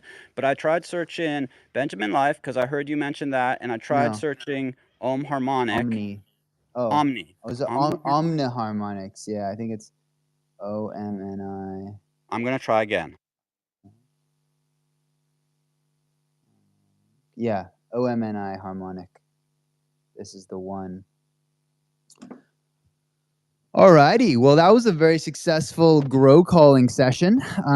This started out me calling people who are kind of not cold calls because it's like warm, but you know, if we can grow the space, then let's grow. I just call people, I shield them in the shillevator, and sometimes they hang around. And we do a big old discussion. So let's grow. Maya, so I'm stoked to have you here, and Lumina is here. Amazing, two amazing regen legends. Tell us a bit more about what's happening with the podcast. Like, what's the plans for it? I know that Green Pill did like an NFT for the podcast. Like, is there any potential of that in the future, do you think? Like, because that could be another way to fund it and support the shows, and you know, you like mint an episode or something. What are your thoughts on that? Well, we actually thought about NFTs and that, and you know, it could be a cool creative way to fund. I agree. It's just like the question of capacity, right? And kind of the overall sort of future of the podcast is, to be honest, up in the air because Teresa and I are both, or you know, invited co-hosts for season 4, which we call Regeneration Nexus. And we'll have, like I said, 2 more episodes coming out, and we actually are hosting kind of a concluding takeaways Twitter space this Friday, 11 a.m. Eastern time. If any one of you is interested in joining and jamming with Teresa and I and the community about sort of the takeaways from the season and the potential future, because that's something that actually once we officially conclude the Regeneration Nexus season, which you know another couple of weeks it's going to be up for the community, and this is going to be probably an open call for whoever wants to shape the future of the podcast. And so that's like an open conversation. I don't have all the answers. Right now, we are just focused, you know, putting all of our, you know, capacity into making sure we roll out all the conversations we've had, putting them, you know, together in nice blogs and all the assets, and focusing on the round to fund, you know, the editing process and the time that went into it. So kind of one step at a time, I would say. But yes, in terms of uh you know the funding, I actually I'm curious to think about to talk to somebody if you have any suggestions of who's done that successfully, you know, because you know I feel like in theory it's a great option, but I don't know how feasible it is, you know, in terms of like the scale and the support that's needed to really make it happen. um but yeah, because you know monetizing a podcast and like you know any public goods, and that's why we're here, right, is a challenge. And I guess like another sort of ethical question we've been having is obviously there is a possibility for sponsorships, sponsored episodes and things like that.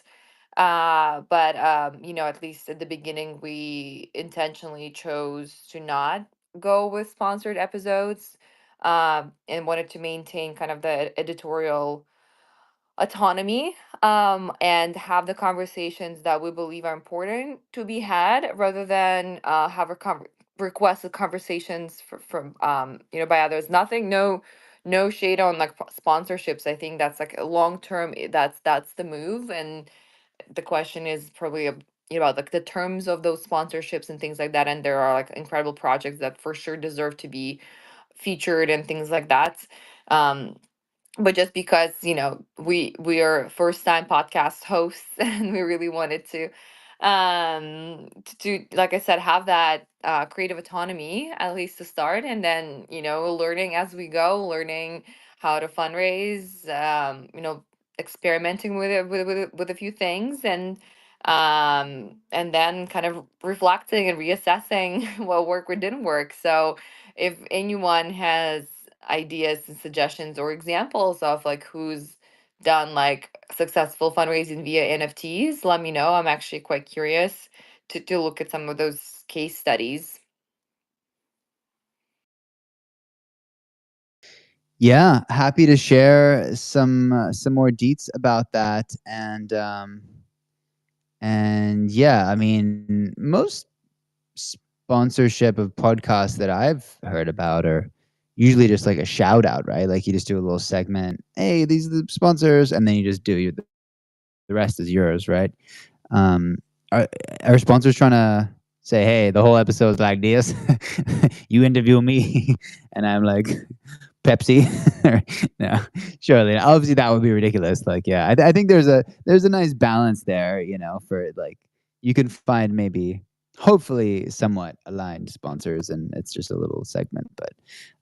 But yeah, no, you got to keep doing the thing. Hey, here's just an idea. Take it or leave it. What if you did that discussion on Let's Grow Live? Because we could broadcast it to 12 channel partners and amplify it a bit, and maybe could be good. You said this Friday, right? Yeah, we're having a concluding Twitter space reflecting on the season. Yeah, this Friday, 11 a.m. Eastern. As I said, I'm actually about to like drop the link in a tweet shortly after this. So if you don't if you don't follow our page yet, please do so to stay tuned for updates. But yeah, and I'm curious, like back at you, Jimmy. So like I feel like the Let's Grow DAO has grown so much recently. Can you like share more about how many people are even in your community? And I know you have a lot of network partners. How do you like structure it all? Like give me a little like overview of like maybe like a mini mini history and Let's Grow DAO where you're at right now. I'm super curious to understand the scale. Sure. Well, it started with 9 Grow founders, and hold on, I could check the stats in our DAO. So we're a Moloch DAO. So it's one person, one vote.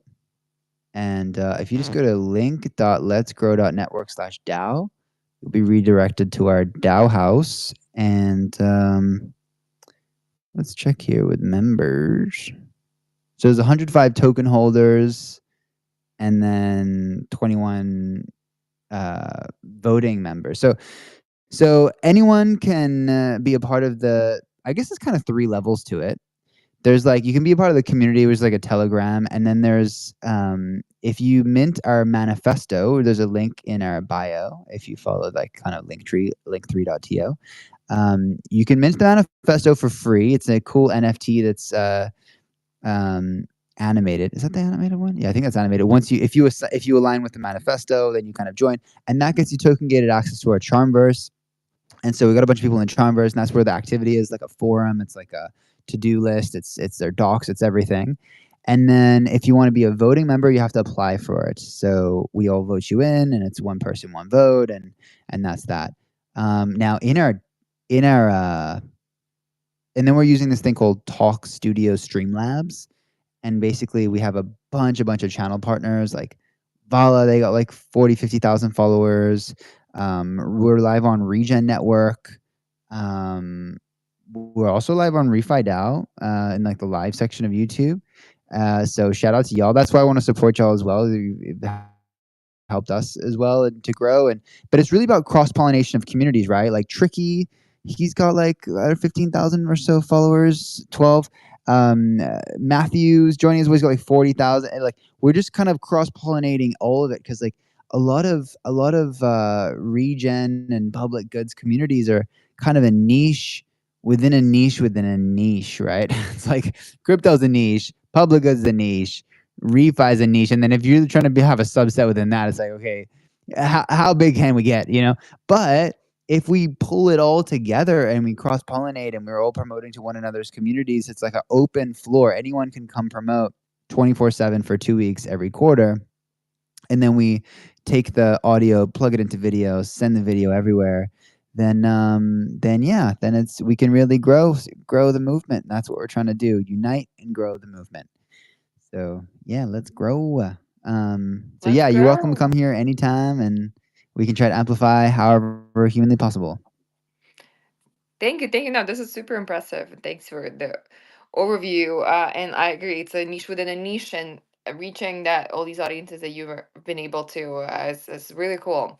And I had a question for you, Jimmy. I see that you also, you go on the ground, into these communities, different countries, planting the trees, but also like working with the national governments, right? Or on various levels from a municipality to higher up. So how do you translate this sort of nicheness of refi to these institutional circles? Like how does partnership building work for you, and any like tips you have for the community of how to explain the message, right? And like the movements, make it digestible for someone outside of this niche, and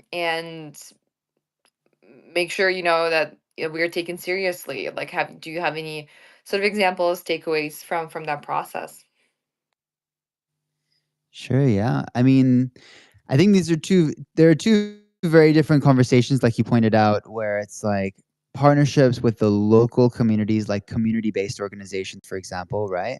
And these are people in like remote parts of the world, like, Cheta Chakala CBO is a community-based organization, for example. It's in Shimoni by the border of Kenya, Tanzania. And then we're talking about like country level, Minister of Environment, those kind of partnerships, right?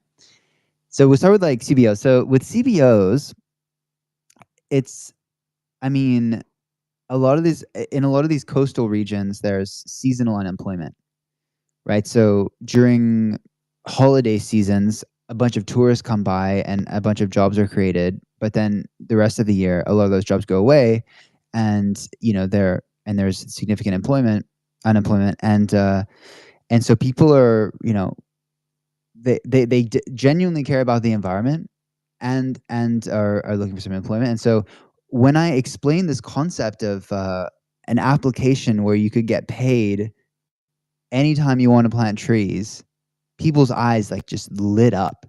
Like I've explained a couple times. Forgive me if I'm repeating myself if you've heard this, but one time when I was going to follow up on the trees that we planted for the Guinness World Record, and we went to film after the fact.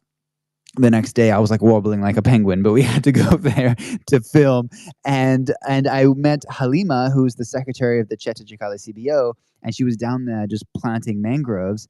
And I know that sometimes NGOs come through and they hire the community-based organization to plant those trees. And so I asked, like, oh, cool, like did a NGO hire you to plant some trees? And she was like, no, I just want this place to be beautiful, is what she said. And so she genuinely just wanted to plant those trees. And so I asked, okay, how often do these NGOs come through to hire the CBO to plant trees? And she said twice. And I said, like twice per week, per month? She's like, no, twice per year, like for 2 days. And then when I was like, well, I'm actually working on something. It's a It's an application where you can earn a token, which you can exchange in M-Pesa to buy things, and you could earn some money anytime you want to plant trees. And she's been following up with me about this. A bunch of people have, and so has the community. Like, I want to launch this as soon as possible as well, but we're kind of timing the market. And anyway, so that's how that's been received. It's very simple of explaining more the benefit than the, how the blockchain works. I just kind of explain like what a token is basically and how you can swap it for this, and they just want to get paid to plant trees. That's pretty straightforward. At the government level, a lot of those conversations have been less about refi specifically, though I did bring it up. It's been more about an inspiring goal that everyone can work towards. So the way that I formed all of those government partnerships was actually at a single event at COP29. This is the biggest environmental conference. There were like 100,000 plus people there, and all the ministers of environment come through, and even some presidents come through. And it's a big thing UN puts on every year. When I was at Azerbaijan, this was right after I officially finally broke the Guinness World Record after 3 attempts. And the credibility came from that, right? The fact that I could go to my phone, type in Jimmy Guinness, and pull up the link and show them that I had a Guinness World Record. The reason that was so impactful was because Ethiopia had been trying to make their world record Guinness official. They've been trying to verify it with Guinness, but they struggled. And the reason for that, it was not, I don't think it was their fault at all. I think it was because, so Guinness World Records used to have a title of the most trees planted by any number of people or by team in multiple locations. This could be multiple countries, multiple locations. And they actually ended up removing that title altogether. And now all they have is most trees planted in a single location, which is really just a subset, one area of a country, like a town or like an area, not the whole country or even a region.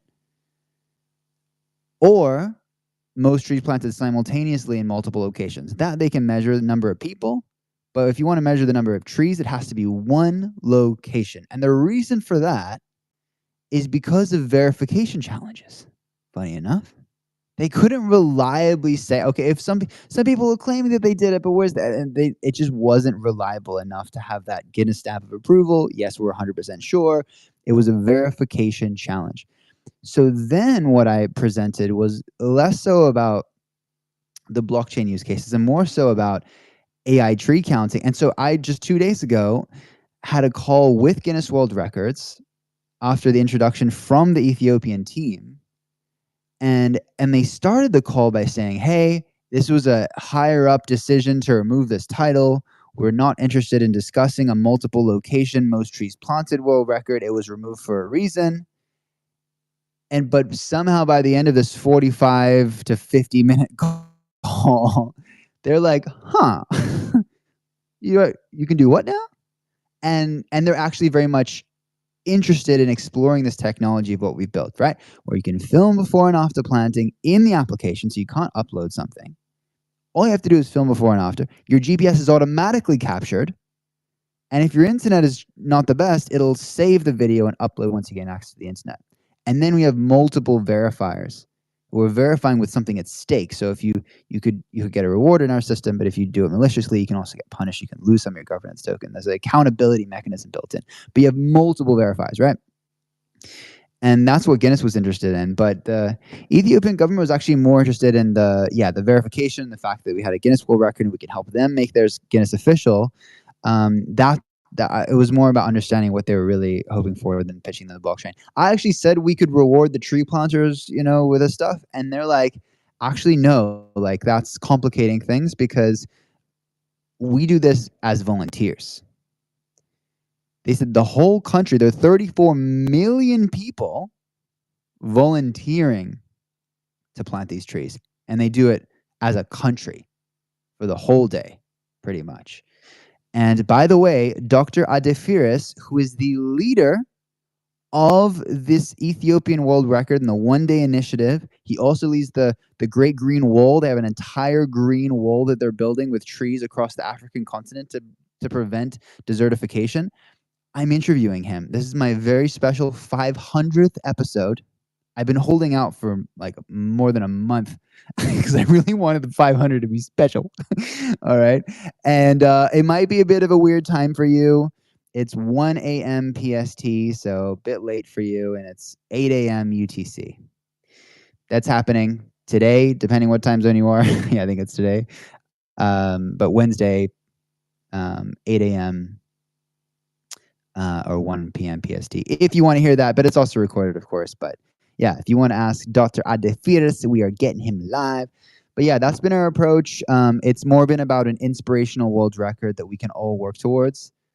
You know, people like exciting goals, and so I just start with the credibility that I have a Guinness World Record, and then I say, let's do this together. And then, yeah, Minister of Environment of Nigeria was like, absolutely, we'll officially welcome you to the country, and we want to involve you. And the South African Minister of Environment was like, oh, great, we've already budgeted 1 million trees for this. We'll add that to your world record. Like, let's be a part of this, right? Like, I think people understand that once you accomplish something as humanity, like 1 billion trees in a day, that will not be the last time that that happens, right? That will be a snowball effect to continuously happen because people are going to realize what's possible. So I think that's probably one of the reasons why people want to be a part of it. And yeah, you want to do something you can be proud of ultimately. So that's been the main approach. Chris, I saw your hand go up. Did it go up? Maybe it was just emojis and I'm hallucinating. It's late at night. It's actually morning time. I've done an all-nighter every single night of this Let's Go Live. I've completely become a nocturnal, sleeping in a day when I get a chance. Cool. Any further questions, or should I keep calling people into the spaces? What's up, Jimmy? What's up? What's up, Curtis? Yeah, just chilling outside on this balcony, looking at the nature. It's really good. It's really good. I love this the discussion, and I'm really like happy that you're having this amazing 500 special thing. It's a great, awesome to know, and it's a really good discussion topic as far as like trying to like involve yourself with like civil and kind of involving yourself with the government, and because a lot of people they just fear. It's like fear or love, and it's always like either you're a fan or you're like in there doing stuff, and we all want to do that. We all want to talk to people, because like I think the success of these issues, all these different environmental issues, it really just comes down to the practicality and explaining the what this benefits for everybody. And I think that the Refi podcast is it's really scalable in the sense of like being a global platform for people to they just want to plant trees, make some money, right? And I think that it's like almost like the next generation of TV, like all this Let's Grow and this technology. And I'm super that's really bullish, um, despite the market. And we don't even care about the market because it's so important that we do this for regen, and we do this for Earth, and we do this for everybody. And yeah, I'm really excited. I really want to get involved with Refi podcast. I have actually ideas for Austin, Texas. There's lots of cool things. I'm down the street. I live in Texas, um, and down the street's like 3 hours away, but that's Texas. And so yeah, that's gonna be great. And there's a lot. I mean, I was just glad to be there. It was fun. And I'm really happy for a lot of IRL, just integrating everything together, like these IRLs, and getting like it's all going to be in one. You can even have one accessible platform, kind of this like those are the ideas that we have and we want. And so I think that it's going to be successful. These things, there's a demand there. I'm like the type of person that would be watching podcasts after podcasts, just binging all of them to know, lots of great helpful information like YouTube, but like without all the extra stuff that I don't want. Let's grow. I'm gonna pop down to listener mode. I think I sent a tweet, or maybe it was a cast like an hour ago saying I'm getting ready to go for my daily walk and touch some trees, and I've just been sucked into the convo, so I'm dropping down. I'll probably lose service, and I'll be back in a little while after I get my tree touch on. Likewise, I have to hop off, friends. Let's grow. Thanks for having me and listening, offering your insights, and thank you for doing this important work of spreading the awareness and gronating the region movements. Peace, you all. Till next time.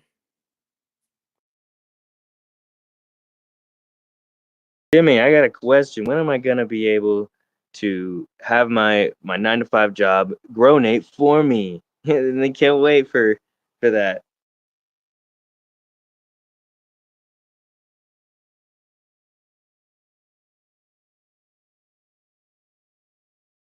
Jimmy, I don't think I can hear you.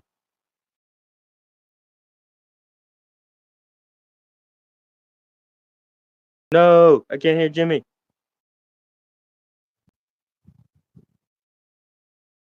Hey, Jimmy.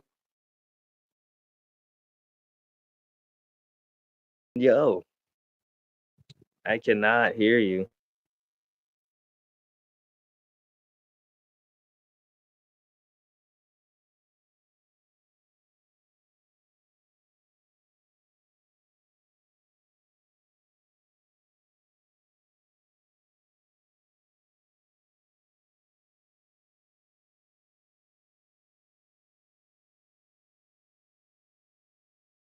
Hey, yo, what about now? Fix it. Nailed it. What's up, Blue? You. Everyone left. We are here alone. Oh, No, Blue. we're here. I'm back. I'm back. Can you hear me? Yes. Again. Okay, I'm back now. You guys can hear me, right? Yeah, I can hear you. Okay, amazing, amazing. I can hear you, Jimmy. Let's grow. All right. Well, Jimmy's about to crash. It's 7:30 in the morning. Another all-nighter.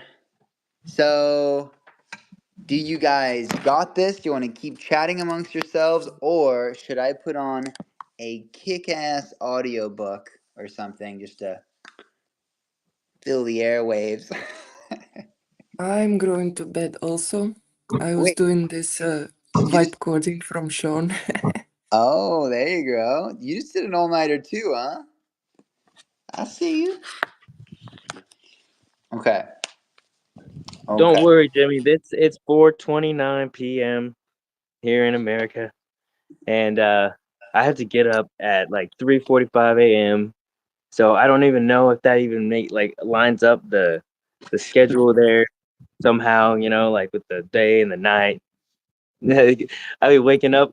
Jimmy's like been live, and I was like, "Yo, that's awesome, man. I miss being in the regen spaces. I'm really grateful that to be back in spaces again. It's kind of like gearing up again back in the day. It's been I can't wait to get to know more people. Get to know more projects. Um, yes.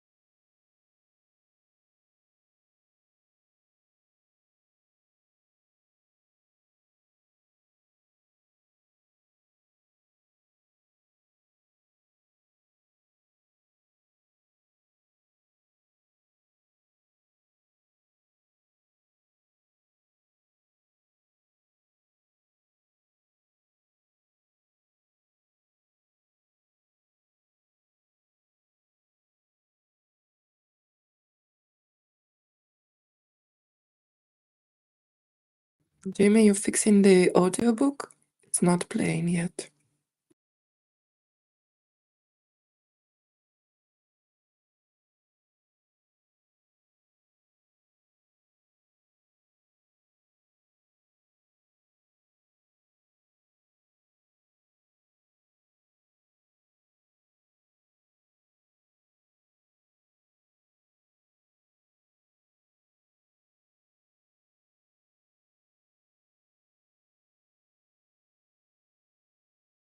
Okay, I'm back. I'm back. Okay, I know what happens. Every time it goes from Wi-Fi to cell signal, it completely poops the bed. So now we know.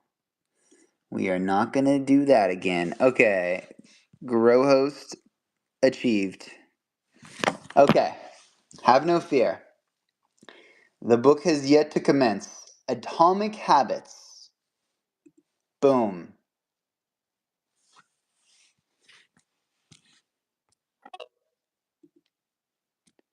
Elephant Room.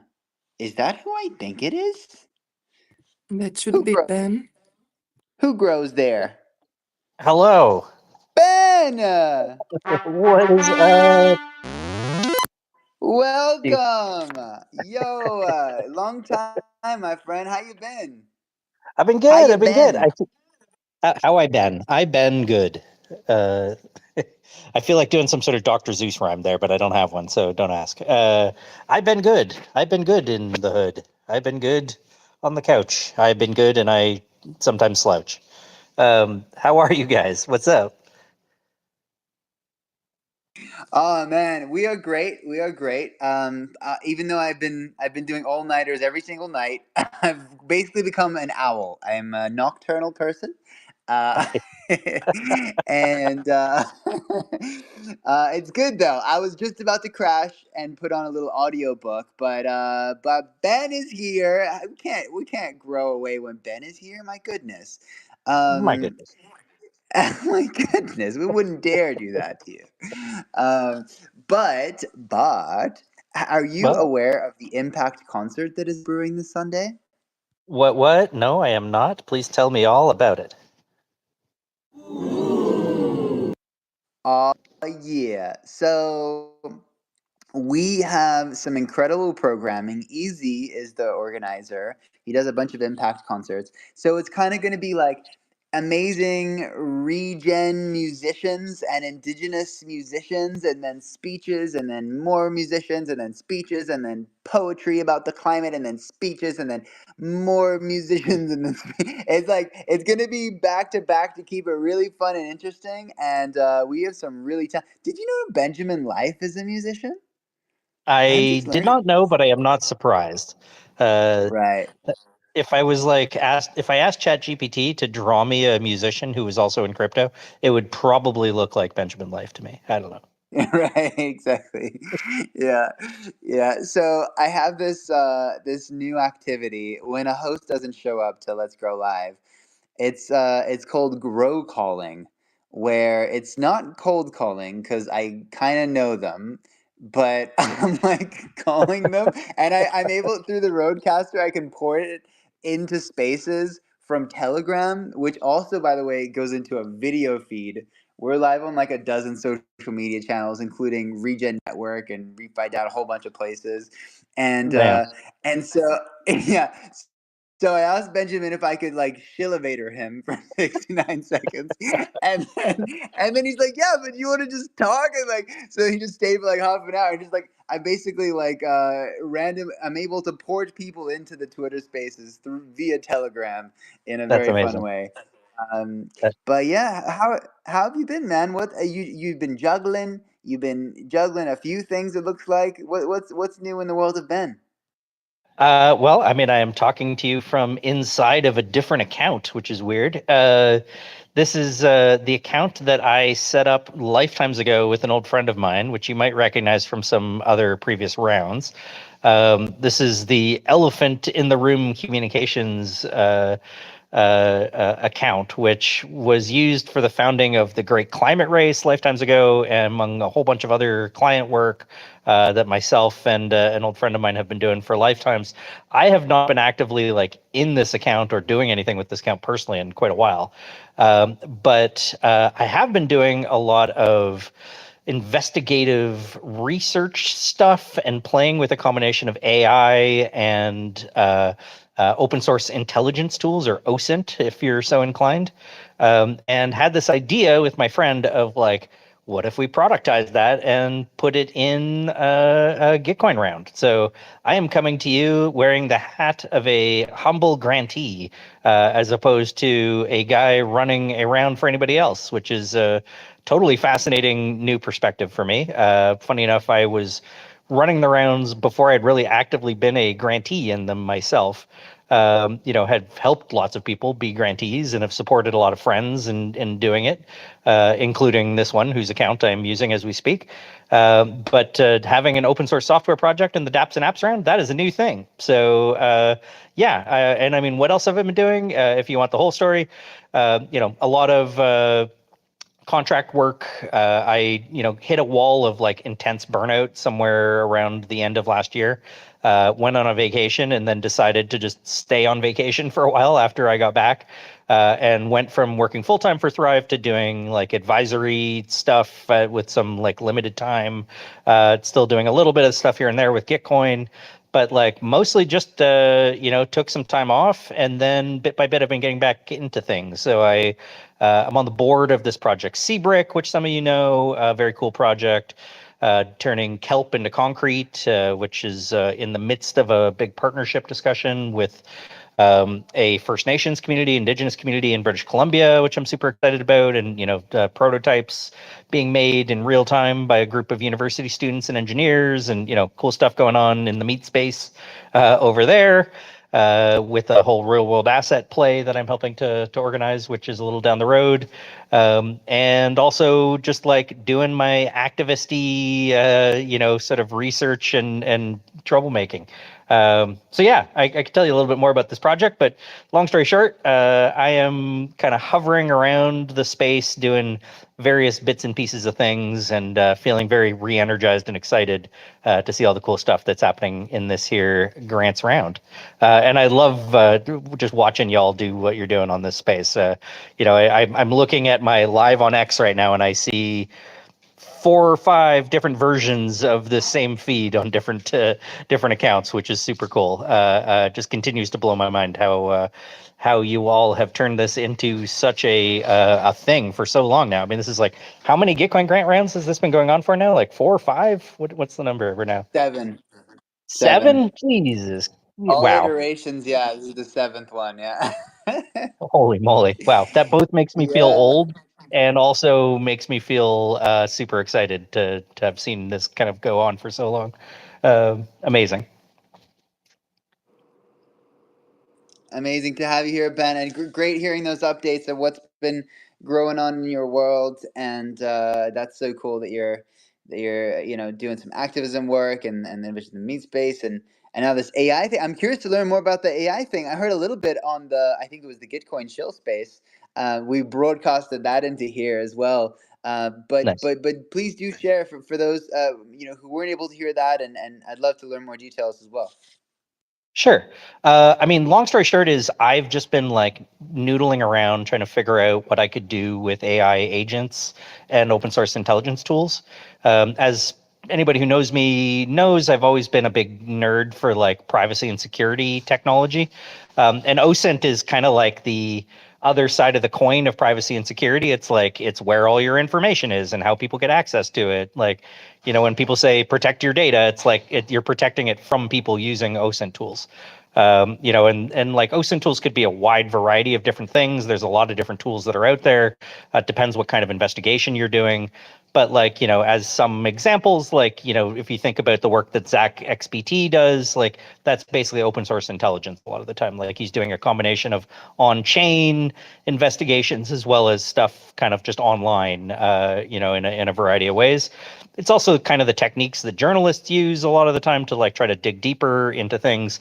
And it's just amazing what you can do with Python scripts and sort of dedicated trained agents now. So what that got me thinking is like, you can do a bunch of cool stuff, but you sort of still need to know what you're doing. And there's like a million different products, and where do you even start? So it just got me thinking like, given all the training I'm doing of these agents and like all the different tools that I'm tapping into, and running them through virtual machines and like doing it, using tokens, like AI tokens, there's like, maybe I should just build out a simple interface for people where they can tap into this stuff and potentially even pay for it with crypto in a privacy preserving way, maybe publish the results, through IPFS directly on chain, or using ZK to redact things and like, publish stuff and have it provable, but not reveal personal information, that kind of thing. Like basically like what would be the quintessential like sort of use case of this tech for somebody in the Web3 space. And so that's what led me down this road, got me talking to some devs. And we've got this project now called Have I Been Wrecked, which is built on top of what we're calling Pretty Good OSINT Protocol, or PGOP, which is kind of a playful use of pretty good privacy, which is, if you're not familiar, is kind of like the underlying tech that is behind public-private key pairs, which is, kind of the fundamental thing that makes cryptocurrency what it is, as well as lots of other things on the internet these days. But yeah, long story short, or short story long, I have this project, and it's housed under this account that I'm talking to you right now. So you can go find stuff just by clicking on the old Climate Race Elephant Room thingamajiggy with way too many different brands that are confusing when you see them all at the same time. But that's what this is. And I'm like, it's an open source project. It's a nonprofit project. It's a public goods project.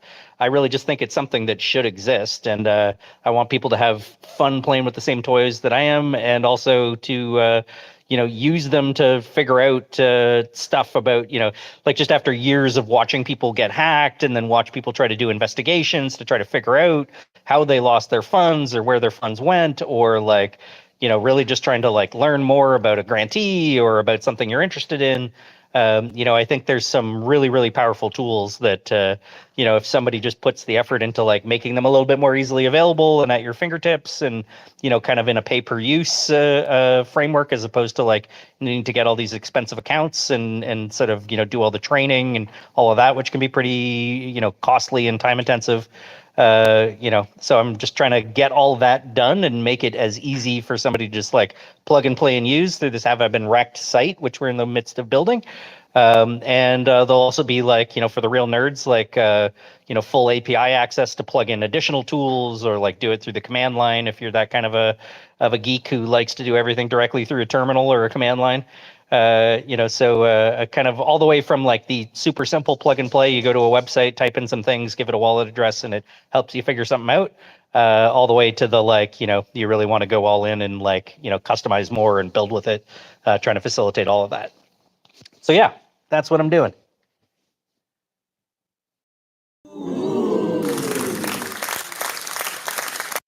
I claps. I love it. Thank you for sharing, my brother. Curtis is also raising his hand, if I'm not hallucinating. Yes. Did you? Like when I like hit the Yes. unmute button, it like goes away or whatever. So sometimes it Right. looks like, yeah. But that is Indeed. so interesting. Is my voice good? Are we good? Yep. Okay, I cool. hear you. Man, elephant man, the elephant in the room. Yes, I was. But anyway, there was the Solana. When I was in Solana, there was this group of people that were trying to make like this on-chain like thing to like basically you could plug in any wallet, and then a dev address, right? They use that. They have their own like lingo as far as like, because it's different kind of dev environment, and but they were like, wallet checker thing where you just like plug in the wallet, and you can just get all the information that the AI would like, kind of like flag, right? And so the whole like idea was just actually creating and developing this AI checker thing, similar to what, like, I mean, I guess you have I literally just pulled up and heard you talking about this idea, which is amazing. I think that like that is like a huge demand side, like, really good intentional product. And that's like something that honestly comes from just goodwill regens. It's kind of like that regen. It's not like necessarily a plant-based, environment-based, but it is definitely regen. And so that was something that just aligned. And so that's how I'm relative in this conversation right now. But yeah, I want to jam more on because I'm not a dev at all. Like, I don't know how to program anything on the computer. I'm like dyslexic when I look at the screen, all the numbers. And but I love, I understand systems and blockchain and stuff like that. And I know how, like, you know I love a good user experience as far as that. So sometimes over deving the blockchain makes the user experience a little bit harder, based off of, like, I guess assumptions or whatever. But and these are just my thoughts and ideas. And I haven't let you speak. Elephant, what's up? Love it, man. Well, first of all, I would love to know more about that particular tool you were talking about in the Solana ecosystem. That's exactly the kind of, like, nifty thing bubbling to the surface in these kinds of spaces that I live for.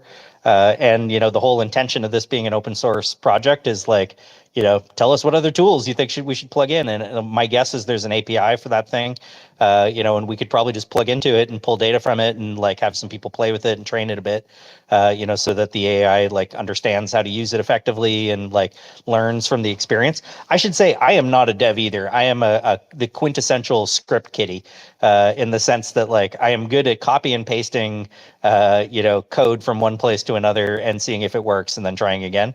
What has really been exciting for me recently has been just, like, keeping like the DevTools interface on my browser open, and then, like, just, like, copy and pasting every error message back into the AI and saying, like, why didn't this work? What did I do wrong? Tell me what to change. And then just, like, trying that, then trying the next thing. And I find I've actually been learning a fair amount of, like, stuff about coding, like, did my first Solidity smart contract deployment, with some help from a couple of different AIs, and been doing all kinds of stuff in the repo.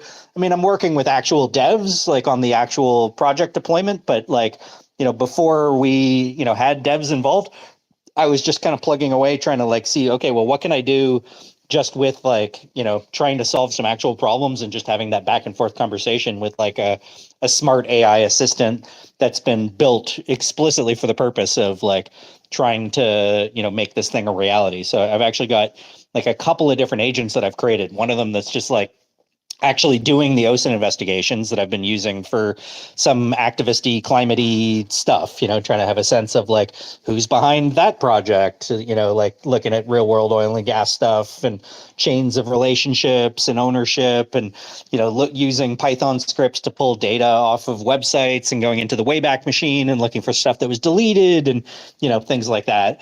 But then at the same time, also just, like, having one that's, like, explicitly helping me, like, just learn more about the code underneath these tools to try to make it work for my purposes. So yeah, I mean, I would encourage everyone who, even if you're not a coder at all, like, just keep asking questions and plugging the code in and saying, like, can you explain that to me? I still don't get it. Explain it. What does this do? Like, I just find that to be, like, such a fascinating way to learn stuff. So it's a pretty neat little thing to do, to, like, kind of try to solve your own problem and then in the process kind of learn some of the tech stuff along the way.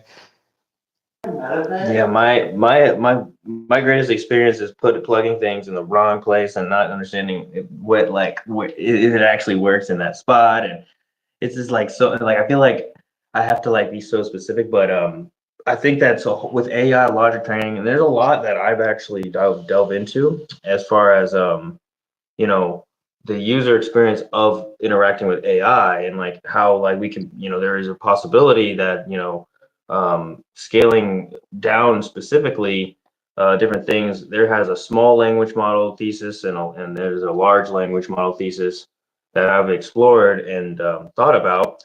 And then so there's going to be so much interesting thing with the AI, like on chain, like on the blockchain, and using that. And there, where everyone's really familiar with like Solidity, ETH, and stuff like that. And there's more stuff like, than just ETH and how like blockchains are built, and so those are just different I call like environments, right? But Uh-huh. it's gonna be super awesome to explore that. I'm talking more about a soft shell of Akash and like this GPU cloud computing and getting into that. Like I don't know. Anyway, that's like some alpha for you. And Nice. but yeah, dude, Elephant Man, I want to jam more. Definitely Discord and TG for sure because I'm in the weeds, man. I got too much dev assistance needed. But I think for me, it's like language and terminology and like getting because I sometimes I play the more of the role of like you know KOL manager or like something like more sociable and I don't know. I'm definitely not like cool with the devs all the time, but I love it, man. Yeah. Well, I mean, the one of the things I've been really lucky, is just like being in the space for a while, like in grant rounds, I've just gotten to meet some amazing devs, and like, the more that I've had to be around to try to help people solve their problems, the more people who have been available when I was trying to solve a problem myself. So really seeing that like reciprocal thing myself right now of like, just having built a bunch of relationships with people and now I'm trying to build a thing, and I'm like kind of going back to like all the people that I've met over the years who like might be interested in being involved, might have some suggestions or feedback, and and I just keep taking all the like feedback I'm getting from people and like putting it into the models, and like got other people who are doing OSINT investigations, playing with the model, and all that good stuff. So yeah, man, it's it really is a combination of like technology and human tech, and that's definitely the cool thing. By the way, speaking of human.tech, if y'all haven't been checking out all the cool stuff that the folks over in Holonym are doing, big shout out to them. Just recently bought Gitcoin Passport, now Human Passport. And we're the KYC provider that I was a big fan of in various different roles at Thrive and Gitcoin, all the way back to when they were just like a Gitcoin passport stamp many lifetimes ago. And yeah, I've been talking with them a fair amount about how we can use their zero knowledge proofs tech in nifty ways. And shout out to my partner who's got a project in the round two called PrivID, worth checking out, which is like basically connecting Holonym to Blue Sky, decentralized social network. Identity verification that's all privacy preserving in the sense that you don't have to give up your data to some data broker and their surveillance capitalism. So anyway, that's my second shill. I'm using up a lot of shill space here, Jimmy, but I'm happy to be here with you guys rambling on. It's been a while. I lurk around sometimes listening to what you guys are talking about, in the video feeds or whatever. So just know that I may not have shown up for a bit, but I definitely have been listening in and stoked about what you're all doing.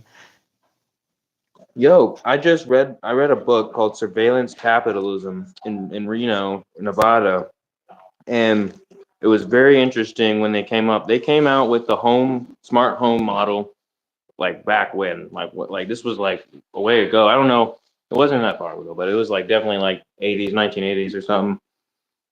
And yeah, they like basically like capitalism literally overran the smart home model. It was private, secure. The intranet was like, because the internet wasn't really a thing, it was more Mhm. intranet. And even today, to this day, like Bitcoin provides a good example of still like, yes, there's internet. Well, maybe not Bitcoin itself, but I think there's lots of you could like you could include intranet into systems like that. Well, anyway, that's like a whole. I like brainstorming a lot, and so I kind of get off topic and stuff. And so yeah, All that was the good. book. That was I reading. That was sorry. I'm chilling with people and just kind of stepping out of conversation. I apologize if I'm like not fully engaged in a lot of the stuff, but All yes, I good. love. Yeah. Oh, good. And that is a totally fascinating book. What's her name? Shoshana Zuboff, I think, is the author, academic. I've actually got Cory Doctorow's book right next to me, a little one called How to Destroy Surveillance Capitalism, which is an interesting take on it.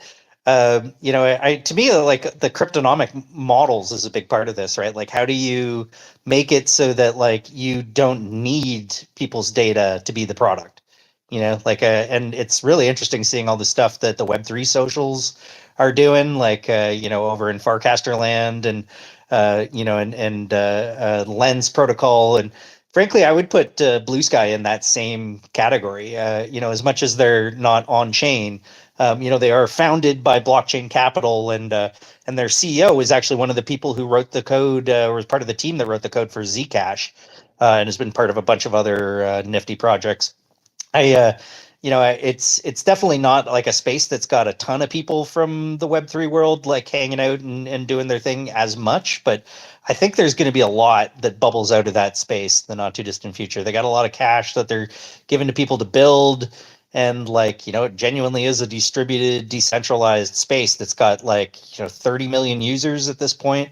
And seems to be growing, and there's a lot of potential for people to build on top of their open source stack. And like there's already people building like Instagram clones and Reddit clones and things like that. And, just the idea of being able to like bring your followers and your community and all your content with you from one place to another and not have to like set up multiple different accounts, really resonates with me. But, the big question is like, how do you monetize that? How do you make it, into a thing that like continues to be viable and like can actually pay people to keep building and, keeps the investors happy? And, like the one interesting thing that Jay Graber said, the CEO, not to fanboy too much over here, but like she was talking about how the open source model actually becomes like a layer of protection, basically, because like if a product starts to inshitify, as Cory Doctorow says, like where it starts to basically become less good for the user base because they're kind of trapped there, uh, you know, and starts to like try to squeeze more revenue out of it by sort of selling their data more, or just showing more ads, or just making the feed less helpful unless you spend more money or whatever it might be. Having an open source tool that can just be forked kind of forces you to be competitive in other ways, like because people could just leave, they can just like rage quit, vote with their feet, and you don't have that switching cost of like having to start all over again somewhere else if you're bringing your user base and your content with you.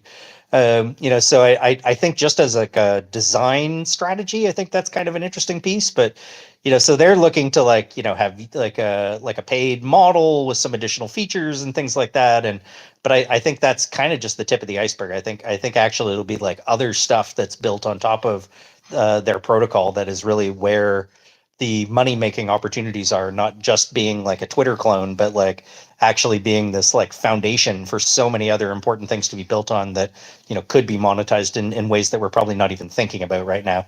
Like we when we all got smartphones, we didn't think we were going to disrupt the yellow cab market. There's all these things that you can't anticipate when a new technology bubbles to the surface, but it's just like, how can you use that tech, and what kind of doors does that open? Anyway, now my turn to take us off in a variety of directions. Jimmy, help me. Let's get us back on track, man. Oh man, I'm brushing my teeth. Dewey, Dude, it's hold on. 8 a.m. and I I just got did an all another. nighter. I'm not the guy for this. I I got just started the this. We also got Alex up more here, alpha, who's the more legendary chilling. host. Just don't Go worry. ahead. So relative to the topic of AI, so I think a very, very like in my bio, there's Catalorian, which is part of the kind of crypto financial revolution movement, with Elon and the Elon memes and the X.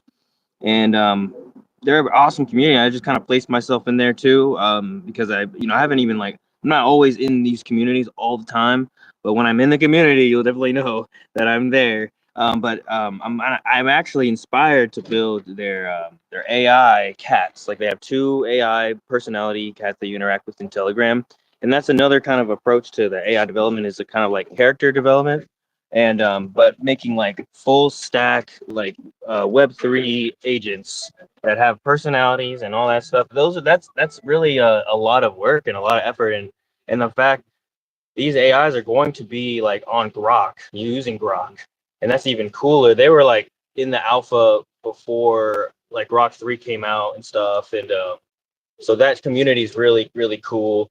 They're really bullish. They're Ethereum like maxi stuff, and kind of I'm hoping to get back with them. That's kind of like where my uh, uh, uh, part of it, the storyline. I like to like think of your journey, but yeah. So I'm here with a lot of stuff, lots of chills and thrills and crickets. What's up? Love it. You're kind of cutting out for me. I don't know if anybody else, but I think I got the gist of what you're saying.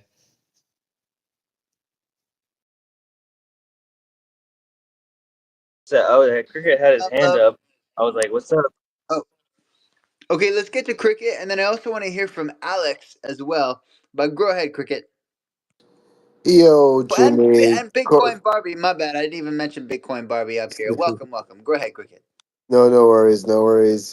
Jimmy, it's been a great pleasure meeting you, my friend, because I've been trying to spam those emojis for all this time, and then you broke the code for me with a little bit of help from Will. He's not here today, but I've been coming in and out of your spaces since you guys have been running this marathon, and it's pretty amazing. I love it. I love what you guys are doing. The energy, the amount of knowledge that flows through this space is just spectacular, and I just want to commend you on that one. And as you know, we are the first ever cricket coin on the scene. Cricket, the sport, second most watched sport in the world, 2.5 billion fans out there. Uh, every other day, this word cricket is somehow trending, or one of the events associated with is trending on Twitter, and has massive, massive fan base. I mean, it's not just a sport; it's a lifestyle. So we have been fortunate enough to be the pioneers to merge the best of the two worlds, which is the blockchain and the cricket, the sport. So that being said, we have also implemented ourselves to be the first kind of like reward token that gives 7% from the 10% transaction fees back to the holders based on the transaction volume. That means so far in the past month, we have distributed about 12 Solana to our holders. We have pretty much 65% supply on our hand, and out of which 40% is locked up. And there is about 8% supply in the liquidity.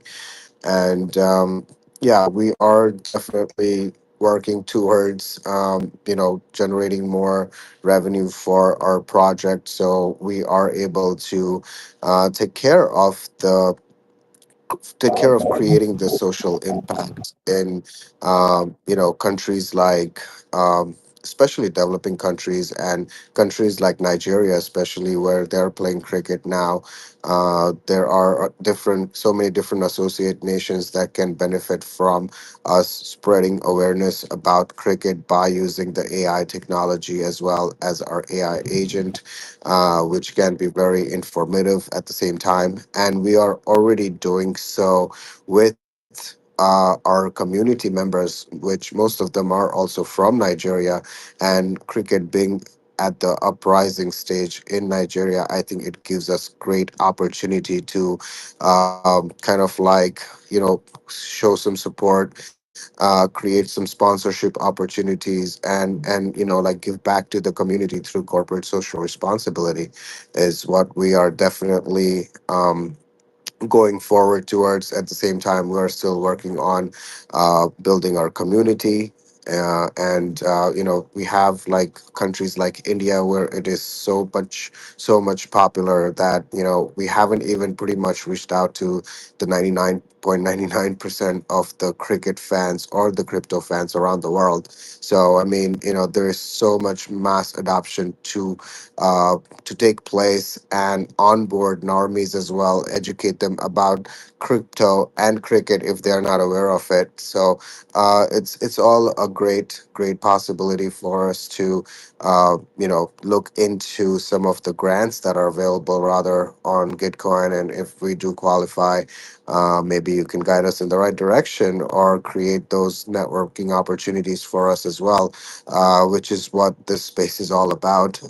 We all have to kind of like come together, collaborate, and if there is possibly we can do something, we have to do for it. So yeah, that's pretty much why I'm here, to introduce myself, introduce the project, update you guys with where the project is going, so on and so forth.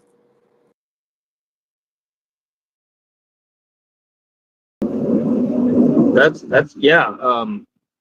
Cricket, yes, thank you. I was thinking of Cricket the animal. I was reading your name, and I actually have seen you in spaces before. There's a lot of crypto spaces out there, and I think there's very few that give the opportunity to really be like, have the opportunities that everyone in crypto is looking for. Like, all these, there's so many coins out there, and there's so many projects that have such great utility for each and every thing. We're humans. We have so many different and some great ideas it kind of has a national barrier to it, and I think it takes a lot of thought, a lot of intention behind it. It's not all about one country or another. It's not all about and that could be hard, especially in developing countries where, nation is your power. Nation is all the things that, people thrive on. And I think that being human and being and kind of like just being out in your hair and X, I think it's just kind of like really authentic, and it's hard to find these spaces like what Jimmy's doing, that go even going on for this long. It's been so like awesome, because this is not the first time Jimmy's done this. Jimmy has done max impact mega spaces, and that's on the more a lot of regen refi, but it goes all over it. And I pray that a lot of these crypto projects, even especially on Solana. I think you're on Solana, right? Yeah, absolutely. Yeah, so Solana, it has a tough time, acquiring, regenerative audiences. It's full. It's a great place to make money and lose money, and kind of that. And so that's kind of like part of the intention. Actually, I was with some of these guys that I was in the spaces with, um, and we were just everyone was kind of like all down about Solana, with the rugs, tired of it. We're tired of not being able to be able to authenticate, and without being socially engineered to like really like believe something is true. There was a lot of tools to definitely like help people launch coins very very differently, and an acquired taste of how you launch it. But ultimately there was no really tool to like secure, like I verificate wallets, because until it's too late. And, there's lots of people out there that can do that. They do that. That's how they make a living. Because they know which ones are going to be a long term or a short term, and all that stuff. It helps them know. And so really, I commend, it's really, I commend a lot of projects that are trying to do something authentic on Solana, and even being able to, but Solana still has very lots of potential. I mean, I'm not gonna downplay Solana. It still has very, very like, lots of potential. Um, but but yeah, like as far as with your community and cricket being a sport, being able to platform these the impact you can do, good impact, um, being regenerative in a sense of providing that value, that positive circle feedback loop that is always missing when you have governments and you have institution kind of like basically being the middleman in your enterprise, in your business. Saying, because the Web3 is business. The money is there. It doesn't have to be a bank in your country or anything like that, which also makes it difficult for a lot of governments to like really want to dive into it. Um, and so, yeah, I mean, this kind of goes along our conversation with the kind of like interaction. Jimmy's a world record holder for planting the most trees, and there was a lot of things going on, and meeting lots of people, and seeing the inside of the intentions that the governments want versus what we think like it's not as easy, setting it all up. You got to always be in it. Like, there's so many good things that can happen from just your part, just the sporting industry, just that, you know. Um, by the way, there is another coin that is an OG coin, FIFA Cup, World Cup, whatever. That's a little alpha thing on Solana. I don't really want to get into that, but it did pump a lot whenever they when Trump was doing the Bitcoin thing. Bitcoin, he was making that speech, and then the FIFA people, they came in and said, "Oh yeah, there's going to be crypto related stuff going on," and that was a really interesting little snippet of what's going to be coming up in the next like kind of World Cups type of deal. And then more sports coins are still going to be able to rally behind a lot of this. Yeah, Cricket, go ahead. Oh yeah, I was just going to talk after you were finished, but I was definitely going to touch along those lines. As you can see, there are some soccer coins that are already available, and if you look at their market valuation, is just significantly high. You know, they're sitting in billions of market caps, like at $2, $3, something like that. So I mean, and cricket being so massively adapted, like we haven't even created the utility aspect of it. Can you hear me? Sorry, yeah, we are driving and Okay, okay. Yeah, yeah, yeah. So no worries. That being said, like the real utility behind our project is also the gaming platform that we are working on. And if you look at the gaming market cap evaluation for the last year alone was somewhere around 80 billion.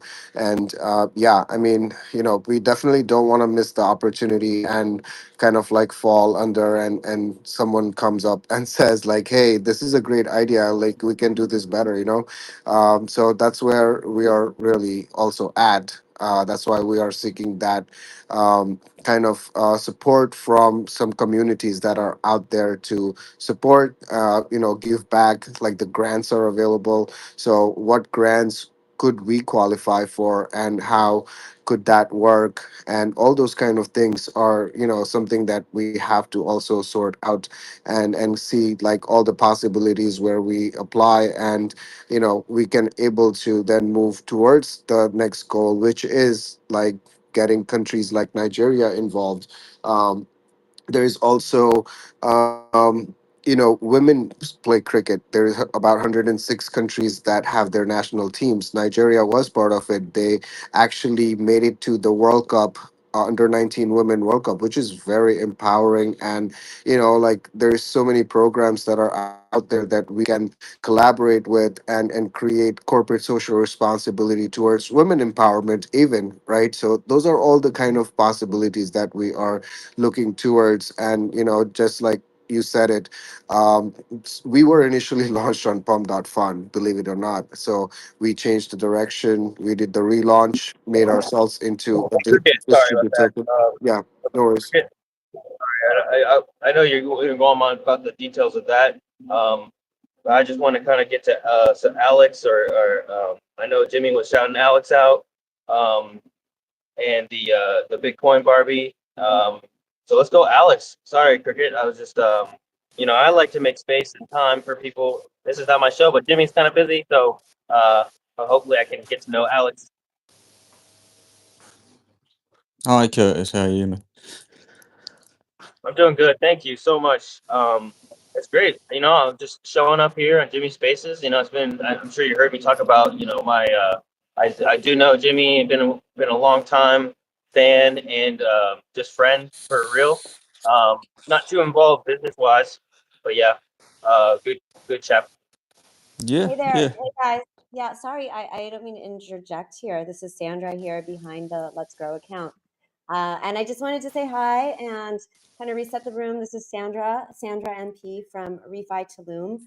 And yeah, I just kind of wanted to like maybe bring the conversation back to Refi, because this is about the Gitcoin radio and for people that are involved in raising funds for their projects, for their initiatives, around the regeneration, the regenerescence. So would love to just hear how your project, specifically, Alex, if you're going to be speaking, how you are involved in the refi space, or if you're involved in Gitcoin. And hey, Curtis, nice to meet you. Nice to meet everyone here. yeah, just wanted to say hi, interject a little bit because I think I was on at 5 and I've got another 45 minutes and definitely want to be focused on the topic at hand, which is refi and regeneration in Gitcoin. But nice to meet you, Alex. Hello, everybody. Hi. Sorry, your name was again? Sorry. This is Sandra. Sandra. And Hi, Sandra. my Yeah. handle is I go by Sandra Ramp, and also I'm in the Refi Tulum account as well. Okay. Yeah, yeah. I'm working with Jimmy. We've got a casino launching, and we're going to be organizing some sort of where they can click and donate to the cause. Moreover, yeah, once Jimmy launches the next thing, we're going to be helping him with that to contribute to the DAO and such. It'd probably be good for cricket to maybe organize some things, because I know he's doing betting, so that also they could give some of their winnings to Jimmy. That would be good. Yeah, but otherwise, just here to support Jimmy and all the amazing things you're doing at Gitcoin. I don't think we qualify for one of the grants at the moment with this project, but long-time friend of Jimmy and the Let's Grow community, and yeah, just here to support. Let's go, let's grow. Let's grow. Let's grow. So what is it that you've got a casino, you said? Yeah, we're just on the final beta test of the casino. I was just got off the call with the dev, so it should be launching anytime soon, as long as I don't have to kick his ass again because there's some kind of defect. But yeah, it should be very, very soon. But otherwise, we've got the NFT collection minting at the moment. And we've got a utility token on Ethereum. All our projects are on Ethereum, which is fun. But yeah, just chilling. You can check out my pinned tweet if you're interested. Have a look at the art, and in comments I put some of the what the casino plays like and everything. But we'll be integrating a button so people can add a bit of their tips to the tree grens people. Amazing. Yeah, I think that there's definitely a lot that can be learned and also collaborated with the degen space and how to grow regeneration for the planet. So yeah, exciting to hear that a casino is going to be giving back to regeneration. You know, it definitely where it's a one planet we're all living on, so we all have to contribute and give back.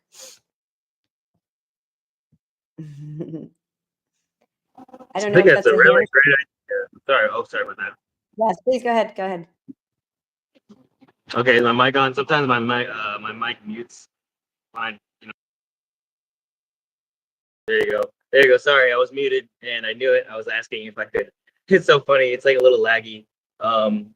And so yeah. The casino, the regenerate engineering is basically what refi is, really. It should be, as far as crypto. You know, most people's like idea of crypto is gambling. So at a face value, you know, there's so many people, like, you know, all of us at Let's Grow and refi in general, that really get that like principle of Web3. I think that's kind of like where really the idea began in general.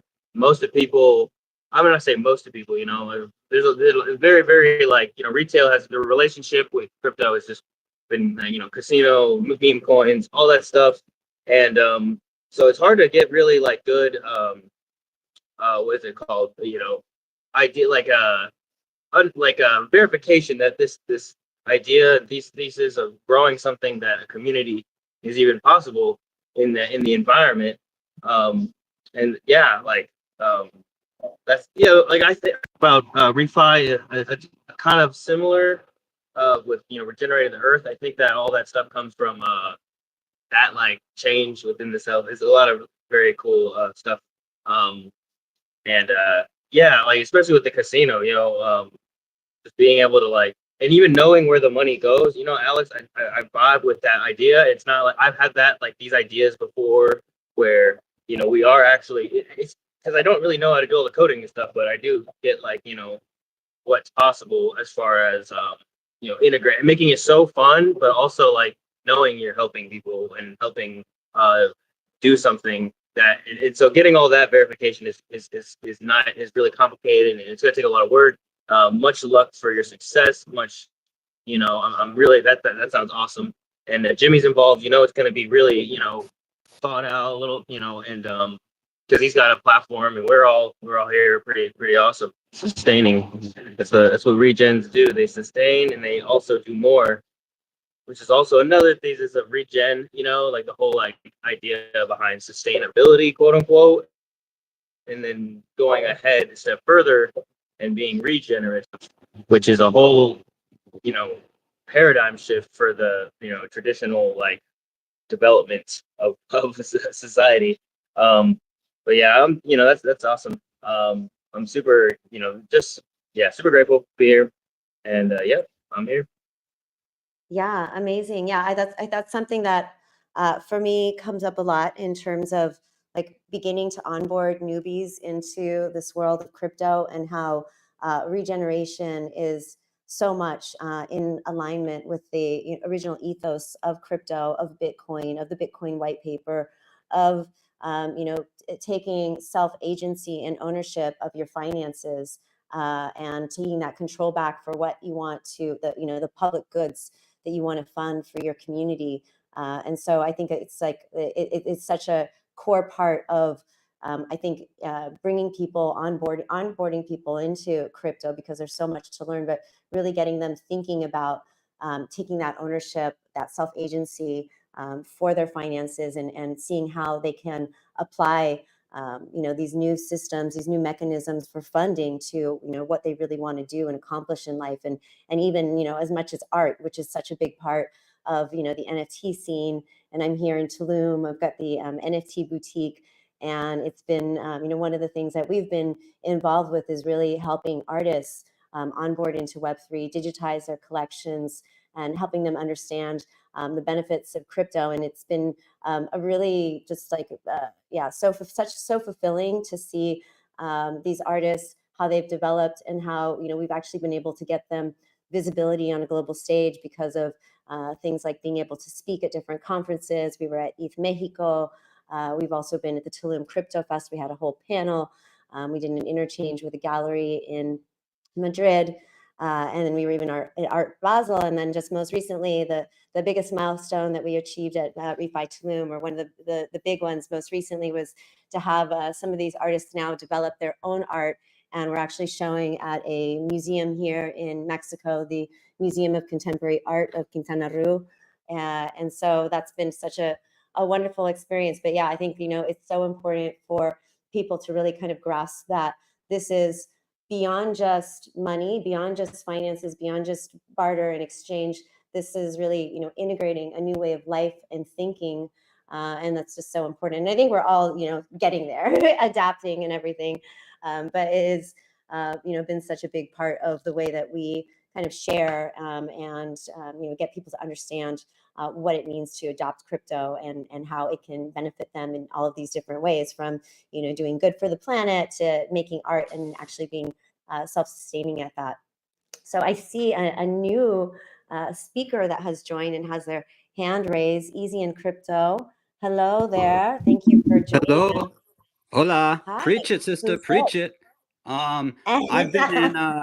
I've been spending a lot of time in this Let's Grow space, and I actually going to be hosting an impact concert here on Sunday from 12 PST, 3 EST until many hours later, mixing in live music from all over the world in between project speakers in this Gitcoin round. So excited for that. I just want to say, like, it's really great to see, a casino giving towards refi. Like, when I came into this space, probably late 2018, all there was gambling on ETH. That's literally like all there was. And I was lucky enough to be on a quote unquote social media platform based around ETH called Scent, with a lot of the OGs, the artists and musicians that helped sort of craft the space, kind of in those early days, and work towards getting artist royalties and things like that. And it's just been an amazing journey, and it's great to hear about the work you're doing. I hope to get to ETH Mexico one of these days. I've spent a bit of time in Mexico myself.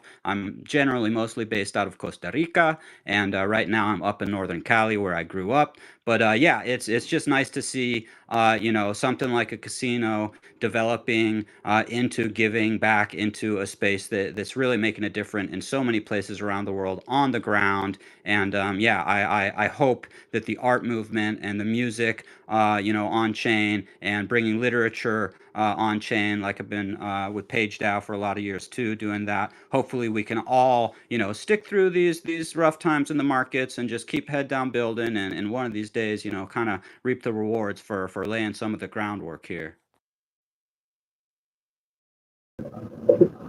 Oh yeah, so I actually was responding to Sandra, and I'm thinking, I don't even know, were you in Austin literally a couple days ago?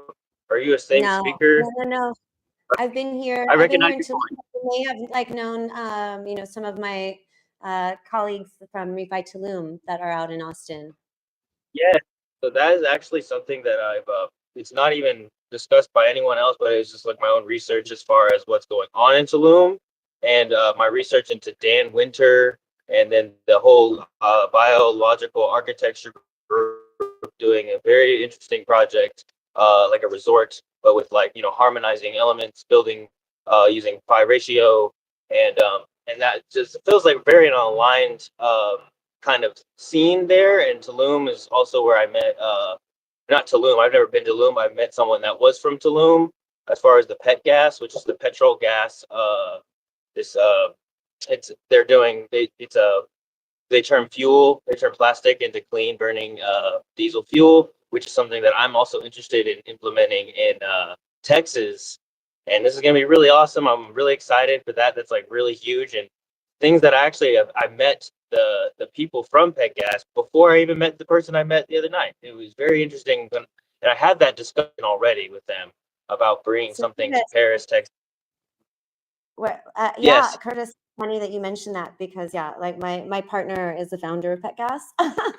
And so yeah, if you've been speaking with Chucho, and then, or I'm not sure who you've been speaking with from the Pet Gas team, but yeah, that's really for here the dream, because Tulum is such a beautiful place, but unfortunately there's a lot of trash. There isn't a proper disposal of the trash. There's a lot of open air pits. They're not properly accounted for, so they've got this leakage that goes through to the floor, the terroir here, which is really quite porous, because we basically are sitting on top of the largest underground river system in the world.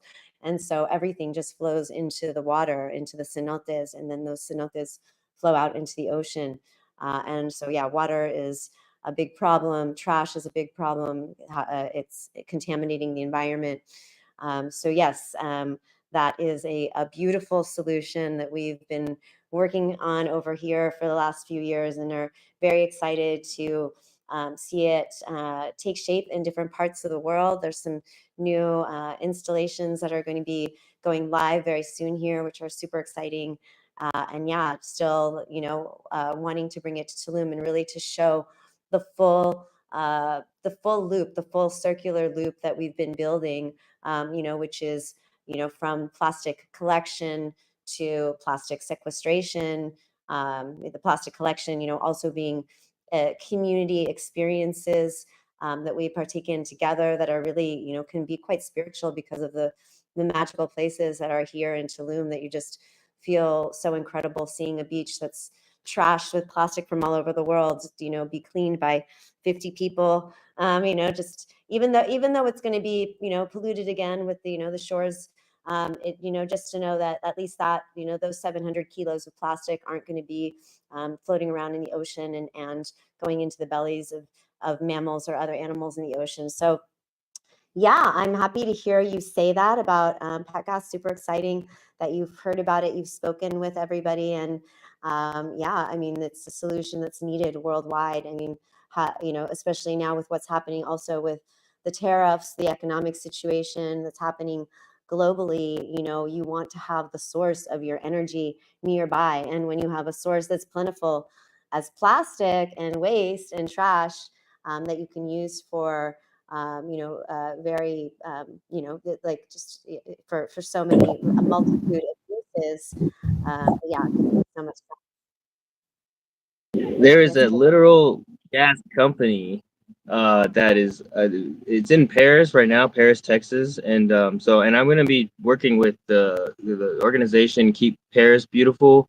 It's kind of a sub organization from Keep Texas Beautiful, and with that, like there's like a a bunch of, it's kind of like DAOs and stuff, which is really interesting when you're talking about getting involved in cities and stuff.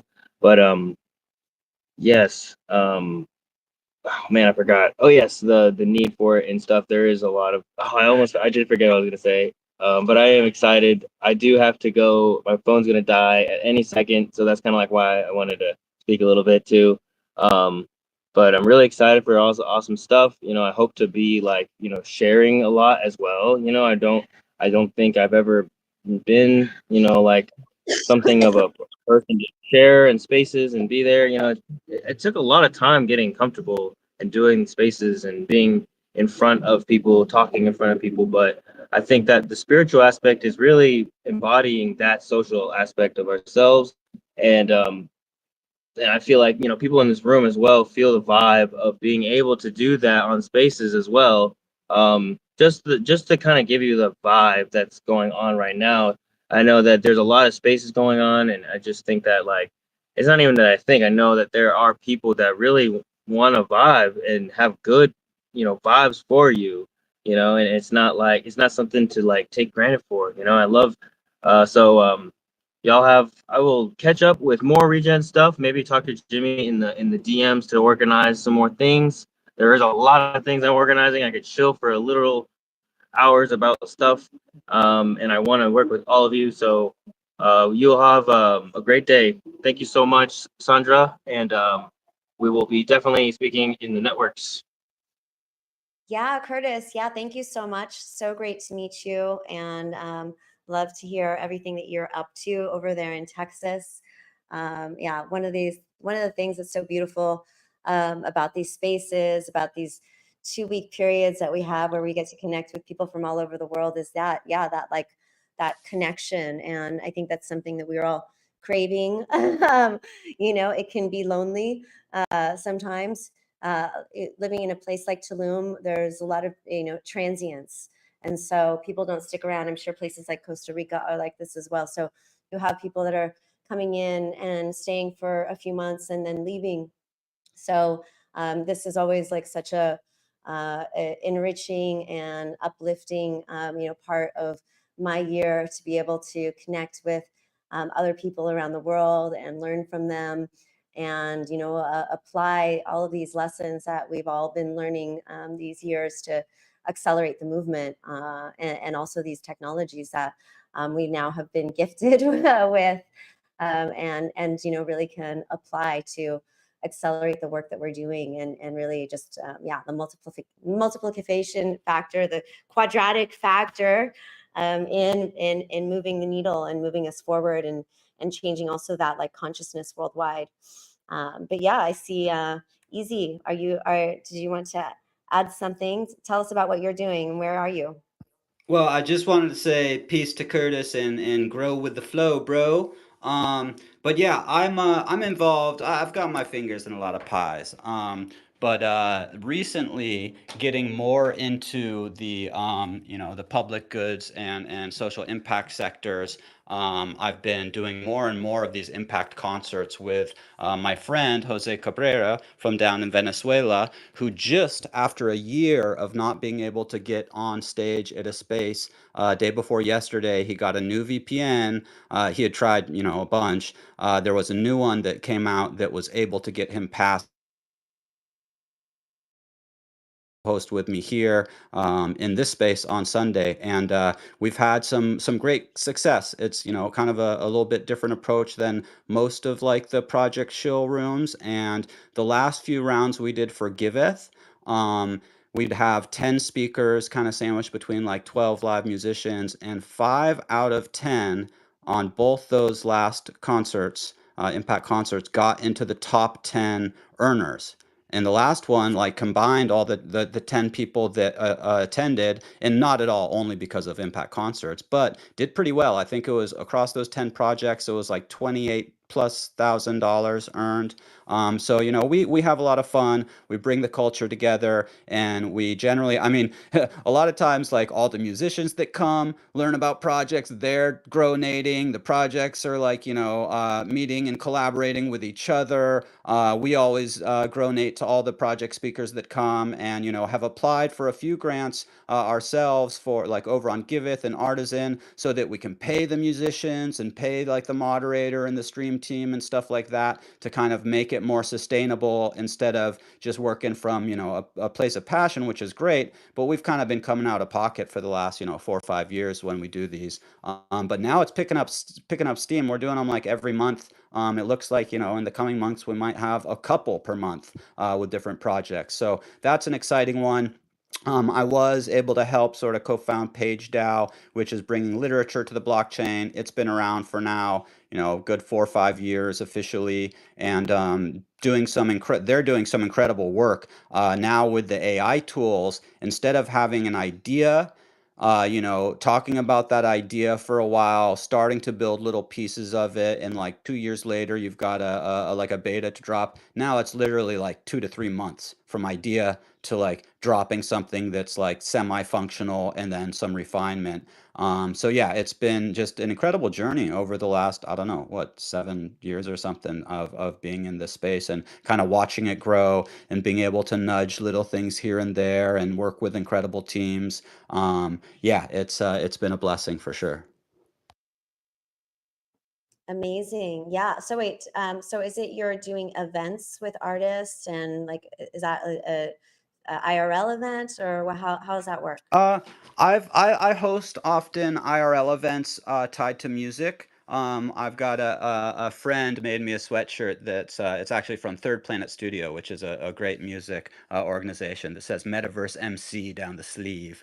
But I've been hosting, for example, I host a Monday show in the Token Smart Discord, which has been around forever. It's Discord dot Discord slash, what is it, Discord dot NFT slash GG, or whatever the thing is. And I've been hosting Monday shows there every week for like, I think, a little over 5 years now. So just consistently in the space, and I'll have devs and game makers, artists and musicians, public goods, like philosophers. We'll go from like DeFi to refi to metaphysics to AI to, like, we're all over the place. Anything goes, kind of. But when we do have a special guest speaker, that could be from anywhere within kind of the Web3 blockchain space. We give them a good hour to kind of dive deep into their subject, and then we always have live music, and also, Wow, yeah, amazing. yeah. Yeah. Are you doing stuff during the Gitcoin grant round? Because that would be such a great Oh, opportunity. I mean, and then like I would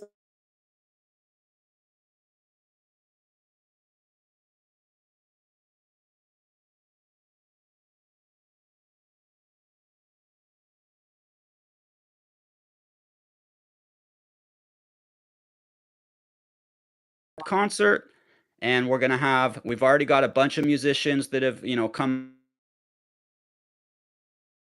Obviously, it's going to be a lot of projects that have been speaking here. Hopefully, we'll draw a big crowd with kind of the festive atmosphere, and get the message out there. So yeah, would love to have you come in and talk about your project. It's probably going to be like a 5 to max 10 minute per speaker, and then probably only like 5-ish minutes for each music set. So the music set is just a quick reset, have some fun, get in a vibe, and it sort of lets you digest, I think, the speaker projects better without having them just back to back, one after the other. Beautiful. Yeah. Well, I've been playing around with AI music a lot, and I could even like start with a song. um, yeah, I see also, let's see, this is Alex. Oh, Alex, did you have your hand raised? Did you want to add something to the conversation? Hi again. Yeah. I was just wondering, you going to have a presence in Vegas next month for Bitcoin 2025? Is that for Easy and Crypto? Yeah, well, for Let's Grow and everything, and Jimmy. I know some people that are going. I don't know if Jimmy's going or not. Okay, I just wondered if we got some of the influencers over there, so I was just wondering about it. And is there any presence in Paris at the moment, or? I have my friend from Frontier DAO. I know she's been there, Paige Donner, who does amazing work in DeSci. But I haven't been to Paris Blockchain right now, though it's just happening, right? Yeah, that's right. At the moment, yeah. I had Okay, to Easy. quickly jump down to be able to hear Alex, as sometimes these spaces are a little bit ruggy. I won't necessarily be in Vegas. I've never been. I'd love to get there, honestly. I'm not even that far away, being growing up in Northern Cali, and I'm up here right now. But I'll be actually heading back down to Costa Rica with the fam in just a couple weeks. But yeah, the majority of the spaces and the Impact concerts are virtual. We generally will stream out, like if we're in the Token Smart Discord, we stream out to the X Spaces, to the YouTube, to the Twitch, often into a metaverse, sometimes into a couple metaverses. And I was able to get it's a very small grant, but it's awesome. It's through flows.wtf.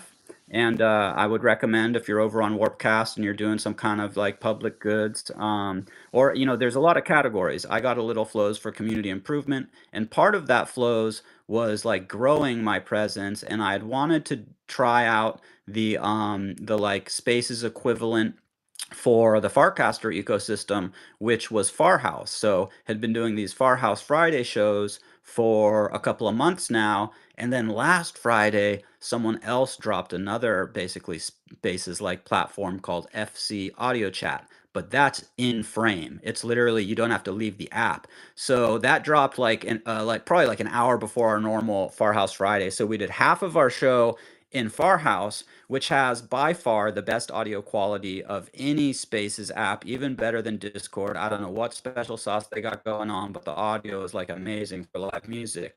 And it has, chat and emojis and I think tipping and stuff. So we jumped over to the FC audio chat for the second half of the show, which was really cool because we got a lot more foot traffic just by seeing it in frame. You don't have to have an app or anything, really easy to jump in. And then after that, I wound up, because I was making posts about it, I wound up getting pulled into chats with both dev teams and like saying, okay, what do you want from us? And I'm like, Farhouse is literally trying to drop their frame version, which they've been working on, by this Friday. And the other guys are like, well, what do they have that we don't have? And I'm like, I want emojis. Within a day, they've got emojis raining down from the ceiling. Raise your hand to come up on stage. They threw that in within like hours of the request. So both teams are great, super responsive, and it's going to be cool to see a couple of options now in that ecosystem for people to basically fire up spaces. So it's an exciting time to be doing this stuff. Nice. Yeah, I'm a total newbie to Farcaster. I have like I've heard this whole lexicon about frames, but yeah, I need a whole lesson. Just jump over there. The frames are basically like a mini app. They're actually going to change the name to mini app. They're like a mini app within the main app. So you could put a post up with a frame, and then someone can click on that frame. There's Farcade, for an example, is one of them. It's a little arcade. And you basically just click into the frame. You can choose the game you want to play. I got so inspired by Farcade games. I've never coded in my life. Over the last maybe 5-6 weeks, I started coding with AI a little game, and I actually got to the point where it's basically I put it up for like submitted it to be reviewed. They're like, we love the game. You got to like fix a few things, like the mute button. It mutes the background audio, but not the pew pew of the lasers and the exploding asteroids or whatever, you know. So and I actually like really tried to go for it. I created, of course, with AI, all the all the visuals, all the assets and stuff, and then took an old algorithmic beat from a project I used to work with called Cypher, where you could just create these algorithmic beats in different genres and then rap over it. And like if you didn't like the take, you could reflow over it. And then it was right when OpenSea dropped the lazy minting API, so you could lazy mint. So you could basically drop like basement raps, NFTs with no cost.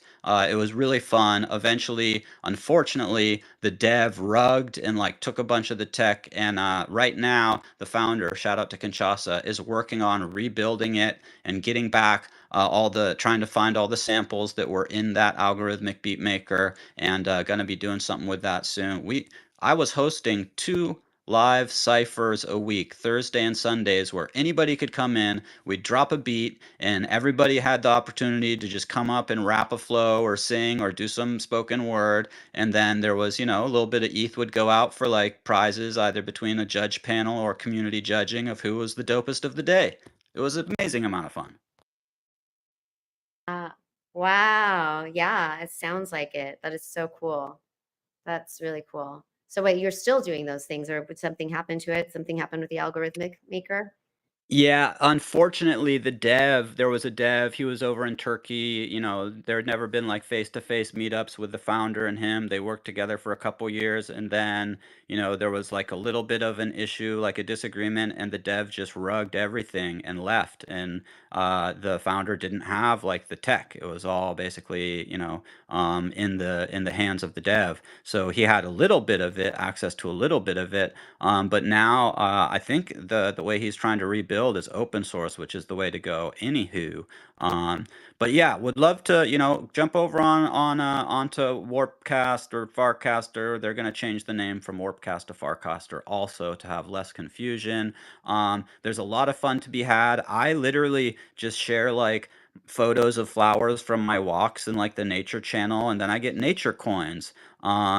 I've been consistent enough to now, like today, I got $3 USDC from just like the weekly payout of Warpcast from like whatever, So like I get these little bits of like a few bucks here, 50 cents there. Of course, it's not like paying my bills, but it feels good, and it's nice to like be rewarded a little. And maybe DGen will go way back up one day, and I'll be like, woohoo!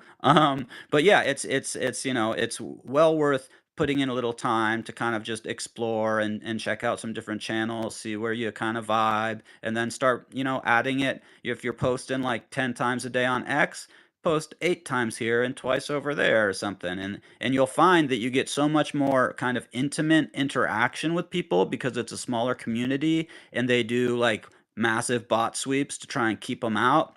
And you do have to have like your Farcaster ID. Like it's a little bit more maybe cumbersome to make your account and get in, but that also keeps us safer from the bots and the AIs, where a majority of the accounts here are basically not people. Amazing. Yeah. Well, I'm definitely gonna have to check it out. I assume you have the same handle over there, Easy in Crypto, which, by the way, great handle. And it sounds like you have that ethos also embedded into your name and what you do in terms of helping people. And yeah, thank you for, the breakdown of Farcaster. It's been, I mean, I have an account, but I just haven't even journeyed in there too much, just because I get overwhelmed. It's just too much overload. I'm trying to like not even be on I just don't even want to be on Discord. Like, do I have to be on Discord? I mean,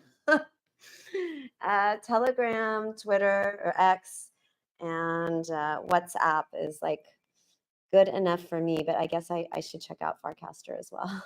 It's true. Especially, I get paid $1 you a day. Okay. Yeah, and you like it is totally tough. I 100% understand where you're coming from because you get pulled in too many directions and you get spread too thin. Like I have, let's see, I have X, Warpcast, Telegram a little. That's kind of where I probably started back in 2018, and then it was pretty full of scams back then, so I took a long hiatus. But I'm a little active over in Telegram again. Discord, because it's been kind of my home base, and where a lot of people started out in the early days because there's so much functionality, which also can make it confusing, especially if you're new. But yeah, I do Discord, Warpcast, X, Telegram, and like maybe a few other small small little like experimental things like the Far House. But I'm not even on like Instagram or LinkedIn or Facebook or any of the other big ones. I was lucky. I never got into social media until I found crypto, and that kind of pulled me in. I think I mentioned Scent where I started, which was like just a super positive community of early creatives. And so I had this like non-toxic ride into social media. And so I never really like had that much interest in most of the big platforms, until I started like onboarding a lot over in like Clubhouse and on Discord and that kind of thing, to where I did kind of build more of a connected lifestyle.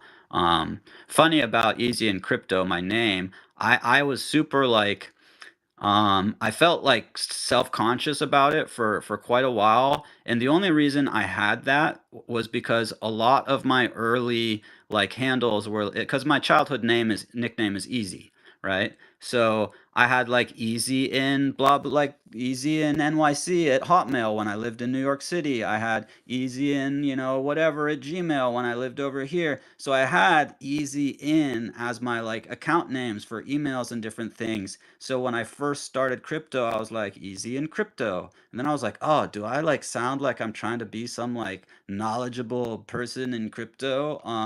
And now I don't care. I know enough to be able to help people out enough to where I don't feel weird about it anymore. But for the first like year, I was like, I don't know if I picked the right name. Well, I mean, it's kind of cool because like it's also has this aspirational vibe to it, right? So like you're working to the place where it's easy, and it's kind of cool that you do have that embedded into your name, because you like if you're gonna grab something like crypto, and then you got to work towards feeling easy. And yeah, it takes a while for most of us. I don't think even I yeah, I'm not feeling easy in crypto yet. I still need my handheld. I still need help from friends. So yeah, I mean, I think it's just like I call myself an ocean actionista or a refi warrior, and that's because those are things that I aspire to be, or a fierce femme. And you don't always feel those things 100%. I guess that's part of like the what's it called, the imposter syndrome. But I think also very cool, like names are so powerful, right? Like I have a friend that changed her name to a very strong, she's got a deity in her name now, a male deity, no less. And I think it's just the names, that's something I've been finding just being here in Mexico, and some of the ceremonies and some of the things that I've learned being here, have such a strong connotation, just in terms of like, I had a friend for for her birthday. We had a ceremony. It was a sunset ceremony, and everyone went around, like basically like with her in the middle, surrounding her and singing her name in different, annotations and variations. And I think most of us hear our name, said to us one way, like Sandra, do the dishes or whatever, But then to hear it in a loving way is so much different, or to hear it in an aspirational way is so much different. And yeah, like I'll just give a personal, like, one of my little AI helpers is I've actually started to make songs with my name in them. And it's like a great thing to, especially when it's got the right beat and it's, melodic or makes you want to dance. And yeah, it can be, very fun and aspirational to just listen to that and to listen to your name said in a special way or in a different way, or to take on that like persona, right? That is, your alter ego, but that is that what you want to aspire to. So I think it's very powerful and cool that you did that, even if though maybe you weren't thinking along those lines in the first, when you first were doing that. But I think in the end, it's probably worked out well for you. I appreciate that. Yeah. And I love music. I think it's such an important part of life. I just got to add a couple of lines. There's a kind of little, it's a friendly competition between the ZOW, which is like a music DAO, and the MIDI Punks, which is a NFT collection based around music. And Songs of Eden, who's often in here, is putting it all together. And so I threw in a little verse, and I did start out with like, yo, it's easy and I'm down with the ZOW, making friends with the MIDI Punks now.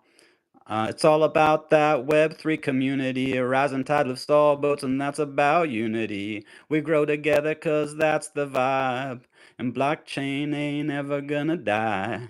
So those are my lines I threw in. Nice. We need those sound effects, but applause over here. That was amazing. So cool. I love it. Great job.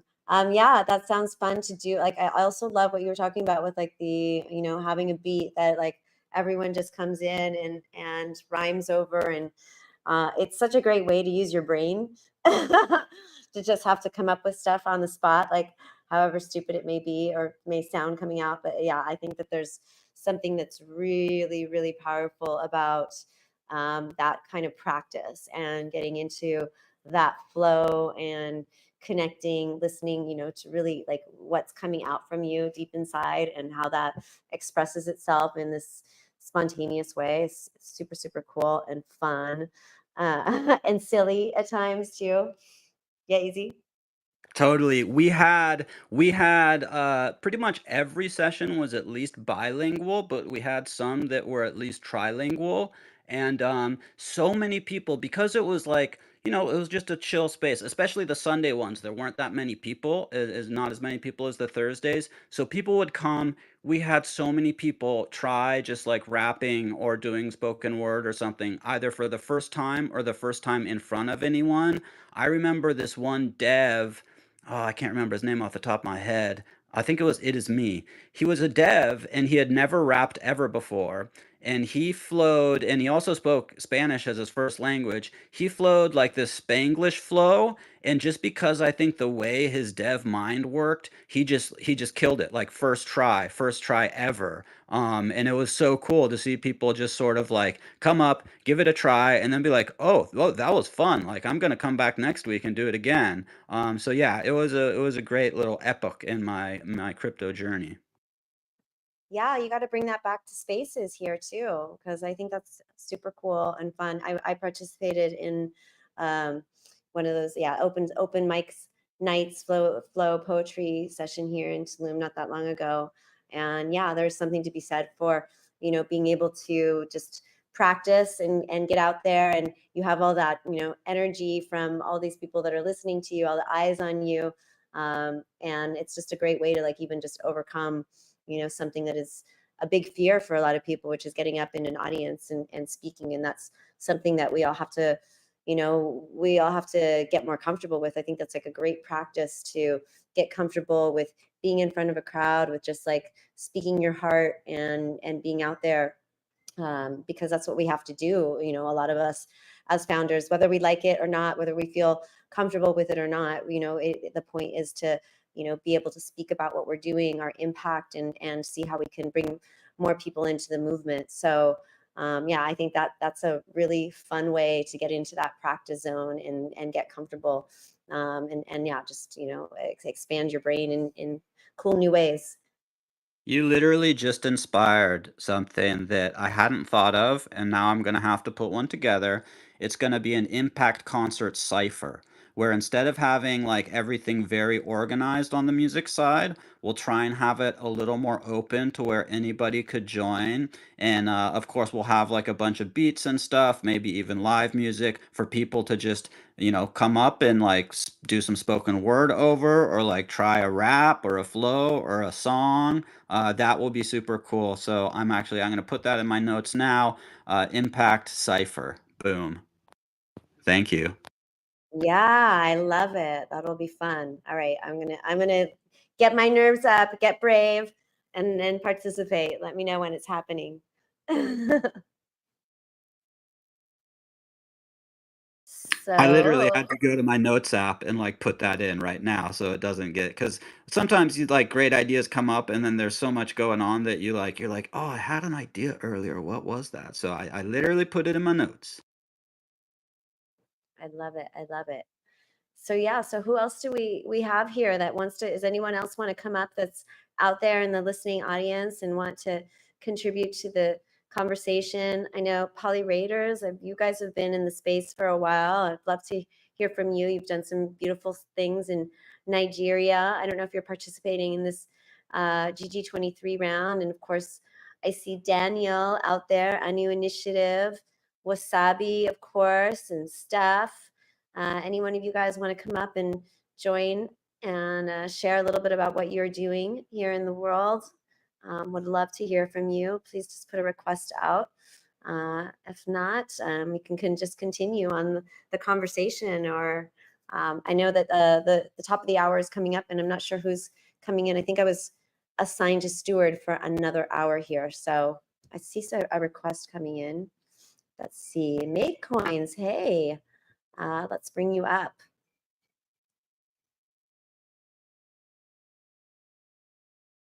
All right, little transition time. Made Coins, hey, welcome. How are you? I'm great. Just at home. Got to get a few things organized. I'm hungry right now. I'm happy to see you here and everybody else here. Have we met before? Because I met a few. I know the person that used Let's Grow account. I never knew it was a female though. Hearing your voice. This is Sandra. I go by Sandramp. That's my handle. And I'm also behind the Refi Tulum account. And I am stewarding right now, so behind the Let's Grow account.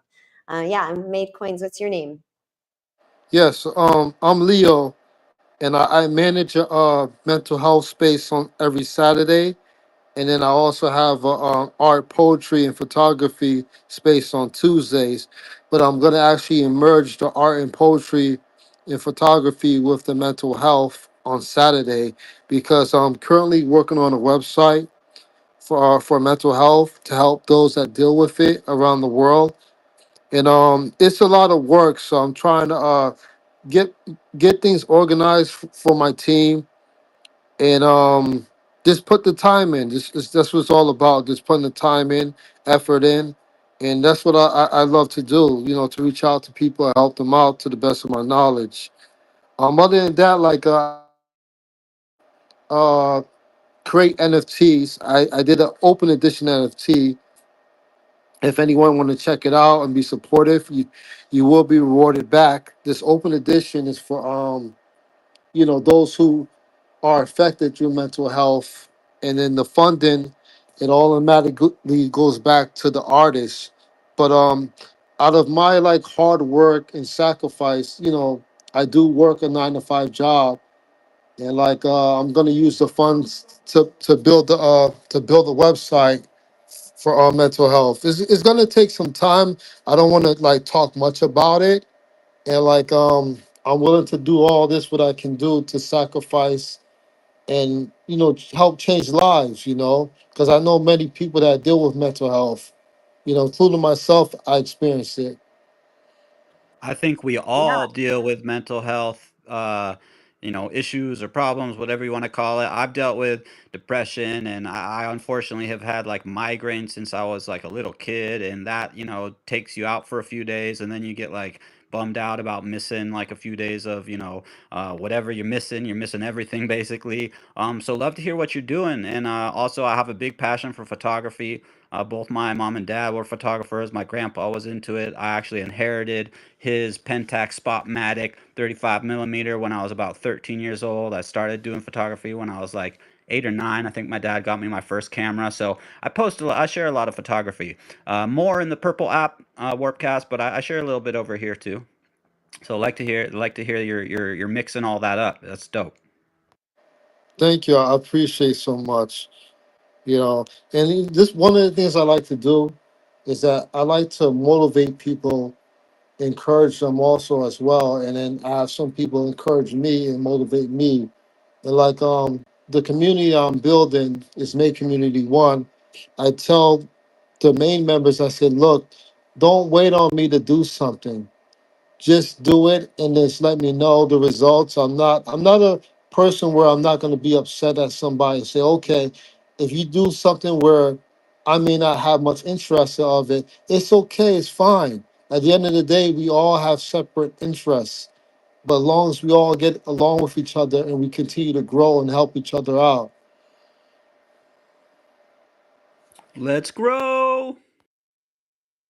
And nice to meet you too, the host. What was your name again? I do apologize.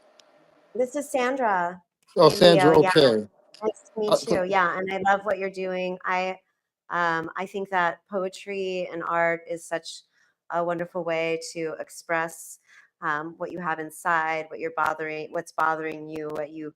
I mean, I think it's such a vital part of the human experience to be able to let that out, to get that pain out, whatever it may be that's causing you depression, and music and poetry are and art and painting are such beautiful ways to just really transmute that pain into something that can be beautiful or expressive in some way.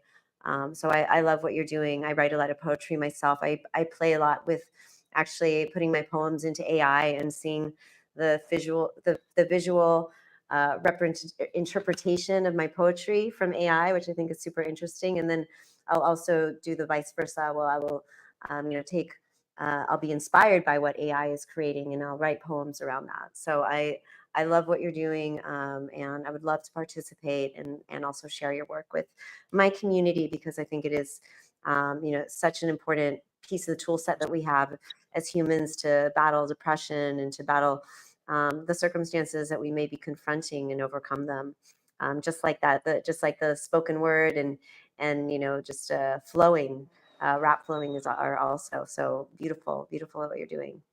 thank you. Do you mind if I pin up my NFT open edition on mental health, if Yeah, that's okay please with you? do that. Yeah, of course. And Yeah, then I think. let's keep in touch. And anyone that's interested, they could keep in touch with me. Feel free to. I'm not forcing anybody anything, but that's your decision. One of the things I like to do, because in my spare time I do marketing, and I like to help out like small companies grow. Like me, I'm still growing. We're still growing as a community, and I like to encourage people. Like sometimes some people could feel discouraged. They won't feel like they're themselves because there's not enough help out there. There's help out there. You just gotta network with the right people. That's the main thing. And what I was gonna say is, yeah, this is one very important thing. I want to share this with you and everybody else. I always like to show proof at what I do, especially when it comes to funding. The reason why I say that because, there's a lot of scammers on social media where they'll say one thing and they'll do the opposite. Meaning that, like, me when I came across mental health, I took a course online for that last year. It was my calling. I completed the course, receive a certificate, and then I kept studying other spaces. And something was telling me, um, start my own space on mental health topics. Something was telling me to do that. I started doing that, and while I was doing that, I was always into entrepreneur spaces. I went to a school to take entrepreneurship courses, so everything I'm saying to you, I could prove what I'm talking about. I have certificates. I have, because sometimes when you meet people in real life, especially when it comes to social media, like they would tell you these things, But at the same time, it's like people don't want to be themselves. It's like it's you know, it's okay if you dream of being like maybe a superstar, whatever it is. But at the end of the day, just be yourself. Don't be afraid to be yourself. If you see someone that inspire you to say you say something like oh, I want to be like oh, this person, a superstar, whatever it is. I don't know the name, any names I could think of, but like you could do that. You could reach that goal. But at the end of the day, long as you be yourself, that's much better that way. You'll be more successful. Absolutely, absolutely. Just be yourself, and then you find the people that you truly connect with and vibe with. If you're putting on this whole front of like pretending to be something, then you're never going to find a genuine connection with your community or whatever. So yeah, that's some good advice there. And I gave you a follow. I also want to say like it's really hard sometimes. Like I can if I believe in a project, I can shill it. If I like somebody's art or music, I can shill them like so good, but I can't do it for myself. Like, it's just like way harder to do it for yourself. So sometimes you need that push to be like, just go out there. Like I had friends that pushed me to like apply for the grants and stuff and make my giveth for the impact concerts. And I waited like a year before I actually like went and filled out the stuff and did it. So it helps to have that little push in the right direction. And then, and like you mentioned, there's so many scammers out there. I get DMs all day long. They're like, or it'll be like a reply in a post, like, "Oh, I love what you're doing. I want to collaborate." To me, collaborate is work together, make something cool. They're like, hop in my DMs. I hop in the DM. I'm like, yo, what do you want to like work on? What's your idea? And they're like, well, actually, if you pay $10 or $20, I'm gonna get you like all these boosts posts. I'm like, yo, like, have a great day. I have never been interested in that type of engagement, and I wish you the best, but it's not for me. And then they're like, oh, how about $5? And I'm like, bro, please, just like much love, but again, I'm not interested. So it's crazy out there sometimes. Thank you. I did follow you back just to let you know. Much love to you and everybody else that's on here.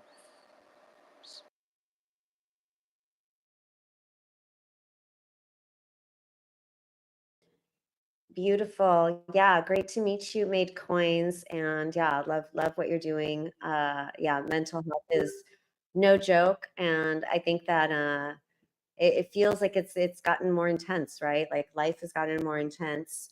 It's and we like what we were talking about before. We have like so many different social media platforms that we have to balance from day to day. I think Easy and Crypto was saying that you don't do Instagram or Facebook. Those are the ones that I do, and I don't do Discord. So yeah, it's just a lot to deal with, and everything kind of takes us away from one thing or the other. So yeah, it can be a challenge to balance everything in this new world and keep up with everything. I mean, the pace is just ridiculous, right? Like I even in refi, the pace is like there's just so many things happening. I can't even keep up with more than one grant platform, even though I should be because I know there's money there. So I need to like get into it, but it just can be so challenging. And I think that like what you guys were saying about uh, bringing your authentic voice is so important, and feeling that you can express your authentic voice. And I think that's one of the things that I think a lot of us have found here in these communities is that support network, which has been so beautiful, and yeah, it really can just take you from feeling alone and isolated and banging your head against a wall to feeling like you have this beautiful support network. So kudos to both of you in what you're doing to bring that love to the community and support to the community.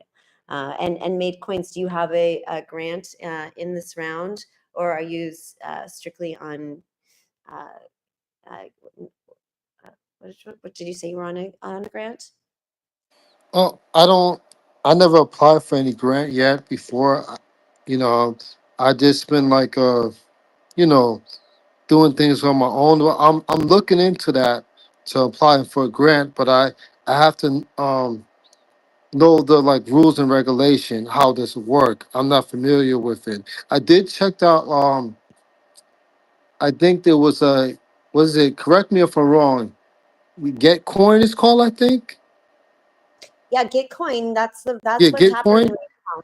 Yeah, Gitcoin is we're in GG23, so Gitcoin 23, Yeah. and that is a lot of us that are here are participating in different rounds. So, for example, we are participating as Refi Tulum in the region coordination round, which is funded by Cello. And yeah, thank you. A big shout out to Cello, which has been a big part of our funding at Refi Tulum, has helped us get our collections out and support the artists of Tulum, the female artists of Tulum, and yeah, supporting our Refi Rides initiatives. So yeah, super big shout out to Salo and all the work they do. And yeah, now is this is when this is why Let's Grow Radio is happening right now. We're all about like shilling, growing the refi movement, sharing our good work, our deeds, inspiring others. It's all about growing. So yeah, let's grow. Yes, going back to what I was saying. Thank you. Going back to what I was saying. It I was gonna say. I checked out their website, Gitcoin, but they only accept like certain grants. Like, say for example, um, if you like building a farm, I'm just using that example. They'll support your grant for that, but I don't think they support for like every cause, whatever you're doing as a social responsibility. I mean, did I explain that well? I'm not sure. Correct me if I'm wrong, anybody. Let me I think that, let me add to oh yeah, that go ahead. because I would love to ask our amazing hostess here. Um, I have not tried to apply yet for a Gitcoin grant. I have looked at some applications, but the ones that I was seeing were basically for if you have like some open source tech stack. Now, for Impact Concerts, for example, we don't build any tech. We use all sorts of Web3 tech, but we're not necessarily building anything. So I was like, oh, I don't have any open source like software I'm developing. I don't know if I would qualify for any of these rounds. Are there rounds for kind of supporting projects in maybe the public good social impact space that don't necessarily have tech they're building themselves? Yeah, absolutely. And I think it's just a matter of, yeah, I mean, it sounds like you're just coming into the community, but like, for example, I think that the Giveth platform is something that's more ongoing and is a variety of different thematics. So not just like builders, but also for community builders, for people that are educating. Um, but yeah, I think that it can be tricky navigating and you're right. I don't think there used to be in the early days there was a lot more around education and kind of just more in the marketing and spreading the word, growing the movement side. I would love to see more of that, come on board. And the way that I think Gitcoin is structured, and I'm not from Gitcoin, so if anyone is out in the audience can correct me, and I'm totally open to that. But it's about, really being this platform that enables communities to build what they want. So, for example, this is something that we've been thinking about doing with Refi Tulum is that there's a lot of community rounds. So we could, for example, construct our own round. Maybe that's a round that's focused on, growing the movement through media, right? And so then our job would be to build up that matching fund. And how do we build up that matching fund? We get other sponsors. So maybe they're corporate sponsors or other sponsors in the space, or just people that are part of our communities that are helping us get to a certain level. I think the threshold that we were looking at was $5,000. And then we would, at least like looking at it from a local perspective, like what's happening here in the region. We would go out to different projects and basically onboarding them onto both Web3 and also onto the Gitcoin ecosystem. So that's how I understand it. But please, if you have more to add on the subject, please join. I I think you covered it really well, and that's cool that there might be opportunities to create some rounds for people that aren't necessarily building tech but using the tech to spread the message. The main thing of Impact Concerts is that we're bringing light and giving people a chance that are in these different rounds. Whether this time it's Impact Concert for this Gitcoin round, but we've done a few for Giveth. We did one for the Giveth ENS Octant round, which was just last. I don't think we've gotten all the numbers in from that yet, so I can't really report back on how well that did. I myself didn't necessarily make it in. I applied for that one for Impact Concerts, but we do have an Impact Concerts Giveth, and also Artisan is another great platform where you can apply and get some grant funds as well. Over there, you have to meet a certain threshold of like upvotes from other people that have points, that maybe they've donated and received points or been active in different ways in that community and gotten their points. And so I'm starting to learn more about it and branch out and apply for some of these things. I don't think it's in the garden today, but yesterday I had pinned up a tweet about this Sunday's Impact Concert, and it also had the Impact Concert Giveth attached. So maybe I'll look for that and try and throw it back up in the garden there, so people can be aware of the Impact Concert this Sunday, and also if they want, you throw a buck down on the old Impact Concerts. Yeah, beautiful. Yeah, I think you both bring up a very good topic, which is funding sources for refi specifically. And yeah, I mean, I think that you named the main ones, which are Gitcoin, Giveth, and Artisan. Maybe there's others out there. I know that Presenti has a grant as well that we were looking at. But yeah, I think those are really the main platforms that I'm aware of. Oh, And one more. One yeah, more is flows.wtf.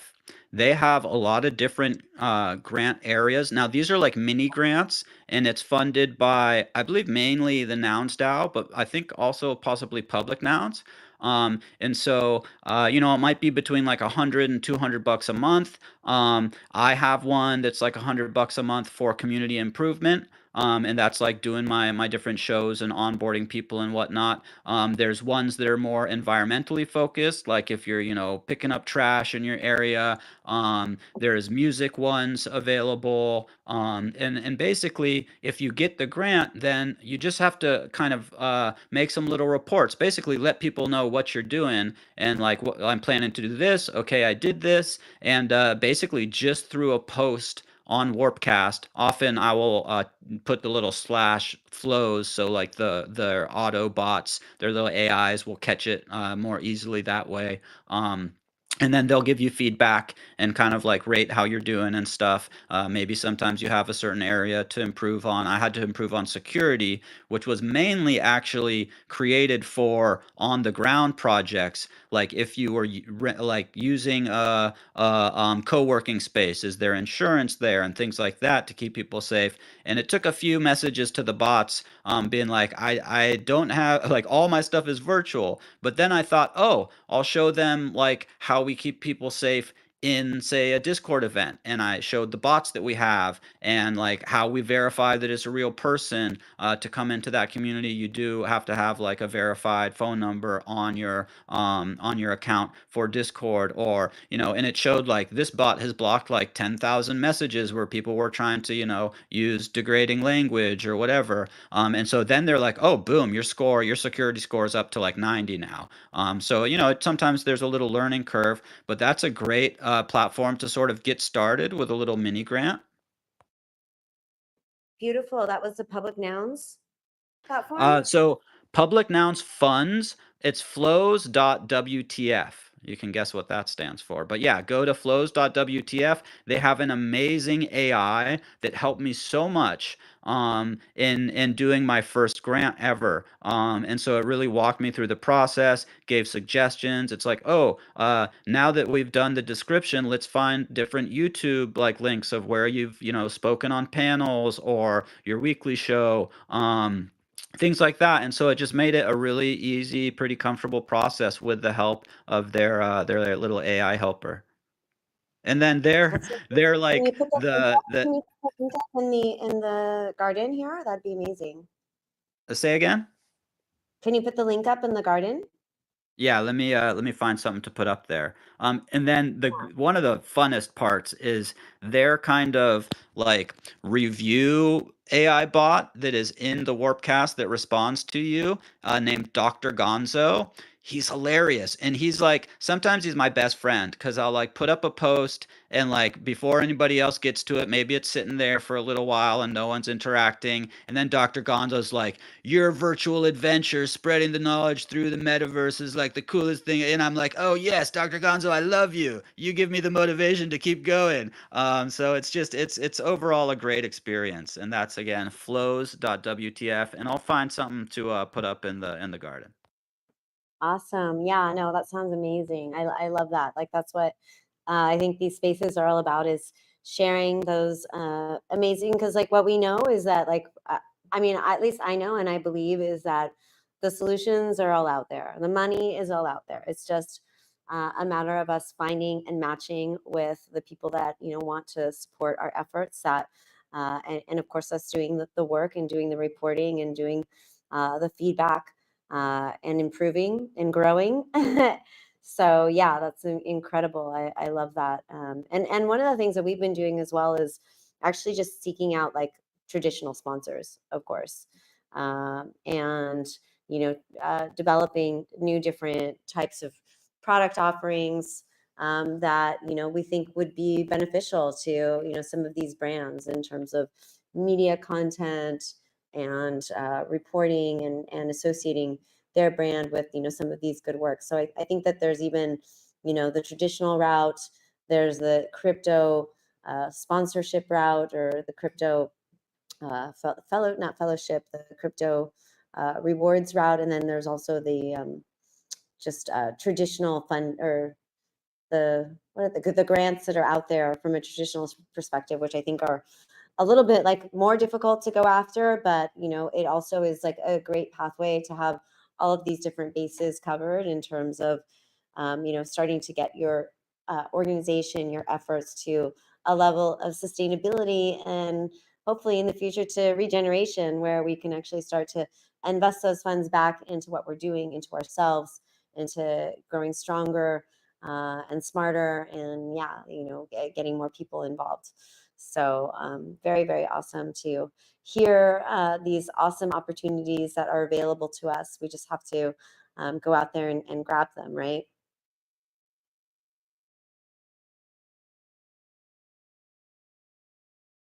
Yes, 100%. I was just crafting up a little tweet, shouting them out, and then I'll stick it up in the garden.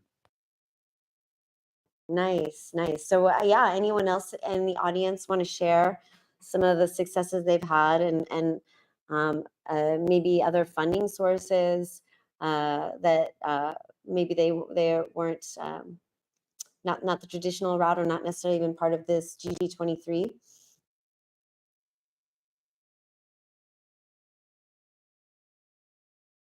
Or not? 100%. Made coins. Hola. No, I'm still here. Just that I'm listening. And one of the things that I'm working on myself, just become a better listener. Like sometimes when I do talk, I try to keep it short and simple. And like, I like to hear other people thoughts of their ideas, their business models, whatever they have to offer. But I was gonna say, I'm kind of stuck for words right now for some reason. Yes, I have another account just to let you know. It's on here. It's Made Community One. Feel free to follow it. That other account is a community, excuse me, Made Community One account that I'm building. And that account is for like to support NFT artists. And then I just post that for marketing too as well. Oh, nice. Amazing. So other artists that have NFT art that they want to sell, we should just tag you, tag Made Community One, and that's how we can get our art for Exactly. this. Is Okay, you amazing. got it. What it is, I don't know what it is. It kept coming to my mind earlier today, because of this job where I used to work at, this guy said to me, just keep it, I forgot how he said, keep it short and simple. You know, like it's best like say for example, if any of all of us have goals, but like it's one thing to talk about it, but don't talk too much about what you're doing and don't tell everybody what you're doing.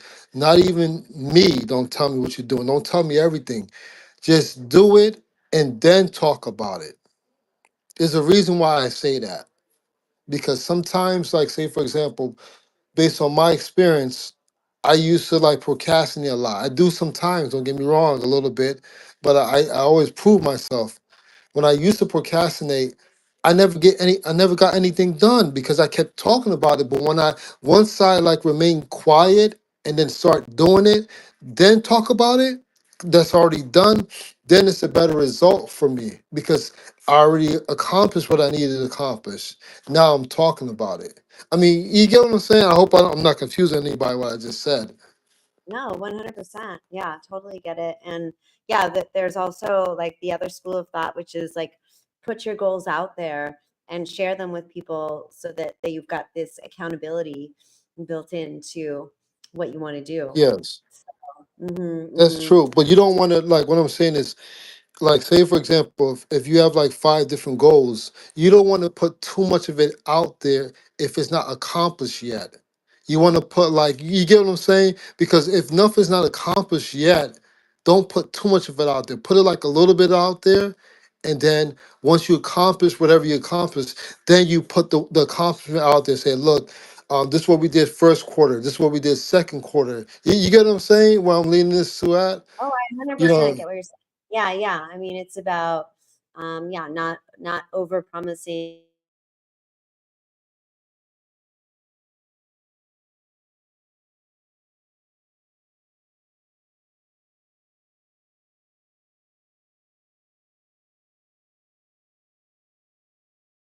Like an idealistic or very optimistic point into these obstacles, which are unforeseen, or you have like more optimistic ideas about like what is actually going to happen, and then you fall on your face, and it's not fun. And exactly. And yeah, I'm not saying, listen too, and this goes for all of you. I'm not saying this to be negative, but it's like I'm a person where like I said, like when I used to talk a lot, I never get anything done. I don't like that. So I tell myself this to shut up and just do it and then talk about it. That's just me. Like, like say for example, my dad would say, what have I done? Besides keep talking, because anybody could talk a good one or give service, but can you steer to action? Can you execute? Do you get what I'm saying? Because like say for example, if I said like I'm gonna get up 5 in the morning and I'm gonna do like 5 different projects from 5 a.m. to 10 a.m. and then when the next day come, I only do 1 or 2 projects. You get what I'm saying? So that's my point. While I'm coming across, it's best to remain silent. You have the idea in your mind or on a piece of paper, then you execute, and then once you execute, then you talk about it. Say, look, this was my goal to get 5 different projects done, but I did at least 1, 2, or 3. You get it? I mean, that's how that's my strategy, how I work. I just like to just don't talk too much about it, give the idea of what I'm doing, and then when I execute, then I talk about it. And then I just say, okay, my next step is do this next month, but I'm not gonna give too much details. And then when that time comes, then I just execute. I think that's a brilliant way to go about things.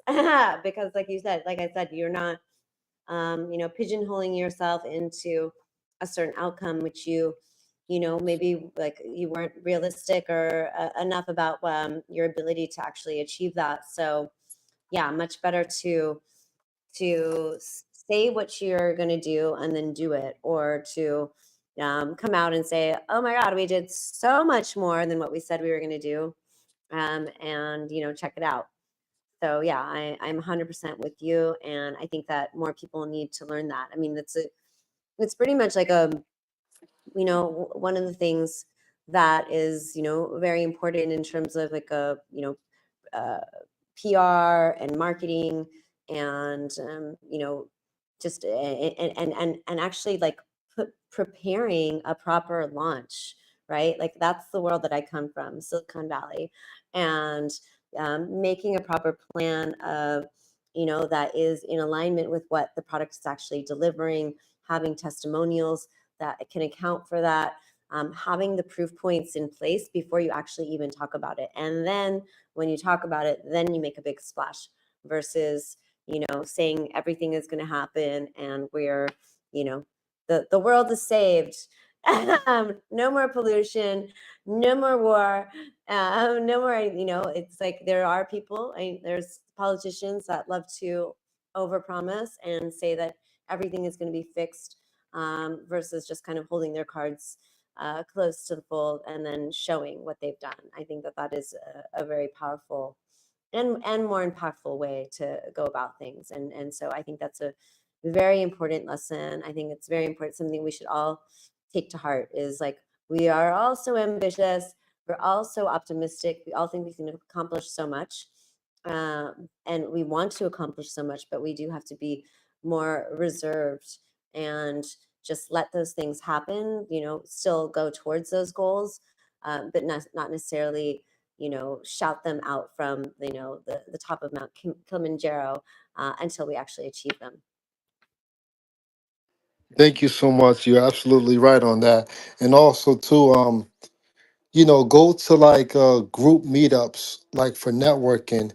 That also can increase your motivation, because there's times where entrepreneurs will not feel like themselves at all. Like, will feel like, okay, I should give up on this project, maybe try a new project, or just network with someone that's intelligent more, and then they'll give you a good feedback on your project. You want also as much feedback as possible from different people around the world. That helps.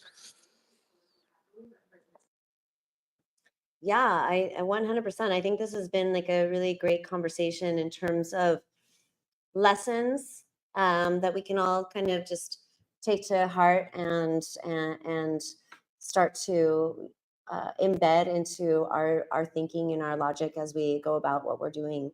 And definitely it's like, yeah, keep your cards close to the fold and talk about things when you see them actually happening on the horizon and coming to fruition, because you never know what's going to happen.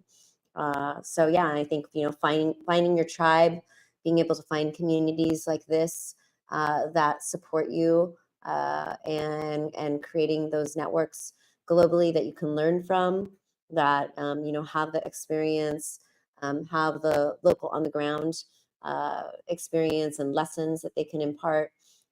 So yeah, I think that these are all great tips for new refi entrepreneurs, or even the old hat ones, like some of us that need to relearn those lessons over and over again.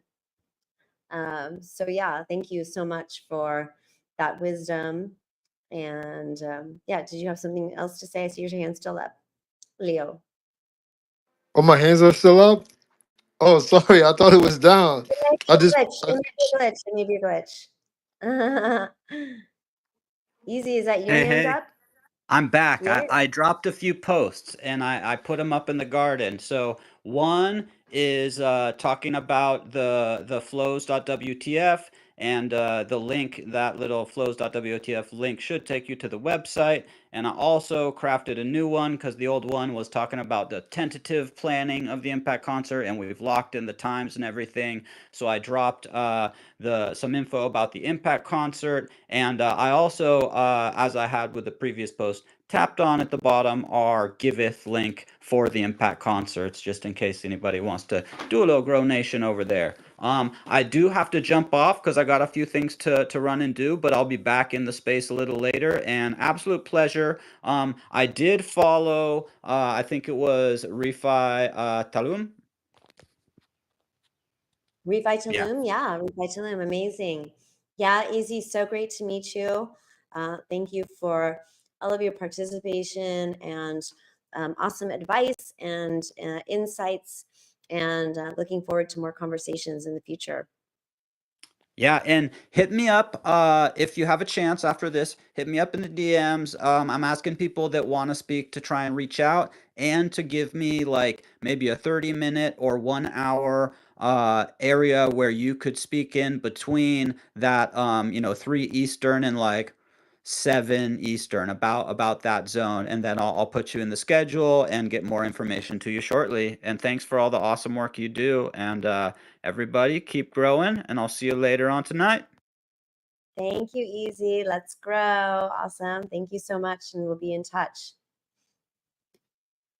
Yes. Awesome. Awesome. Awesome. Well, welcome everyone that is just joining. I see Alucious joined. You know, Alucious, I went to the Alucious Temple today, and it's in here in Tulum, and it's a beautiful place with lots of local magical wares from the Quintana Roo area, beautiful jewelry and incense, and yeah. So yeah, we still have to meet face to face. Alucious Centropic region is an amazing part of this movement, and yeah, I think you've like actually been like super huge impact to the look and feel, to the voice. There he is, Alucious, while I'm singing your phrases.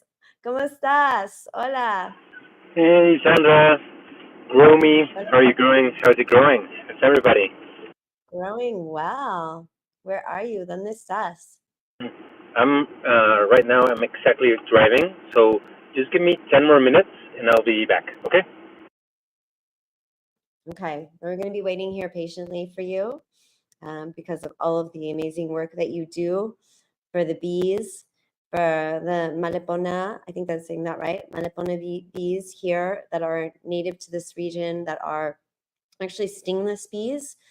And Alucious is doing incredible work regenerating the jungle here. The jungle is under a lot of threats of development. You know, just like any beautiful region of the world, the thing that makes the region so successful and making people want, and that Instagram influencer effect is happening here, has been happening here. I'm, you know, I'm part of it. I came to Tulum. I moved here from the States, from Silicon Valley, from San Francisco. I was originally born in Peru, but when I came here, I saw all that development happening, and I saw, you know, the just the allure of wanting to come and live in a beautiful place, and I have to admit that's what happened to me. I fell in love, and I was like, I need to live here. I need to be here because it's so incredible, you know. And of course, that was also in the height of the pandemic, and a lot of things were a lot more free here. And so I also saw that, and I didn't want to live in fear. And so that's really, you know, part of the attraction that brought me here. I'm a Latina, so I was really also attracted to, you know, be in a Latino environment and background, to be speaking Spanish and immersed in it. And that's what brought me here to Tulum. But I also knew that coming here, you know, I'm part of the gentrification. I'm part of the, you know, what's happening here, that are raising prices, you know, causing all of this land to be developed in, you know, a very unconscious manner. And you know, that was part of the reason why I didn't purchase anything when I got here, and I really just wanted to connect with my tribe. I'd already been working in the ocean world for many years, and that was my intent in coming here to Tulum, was to connect with my ocean tribe, and that's kind of what happened. But you know, that ocean tribe then also became my tree tribe. That's a tongue twister.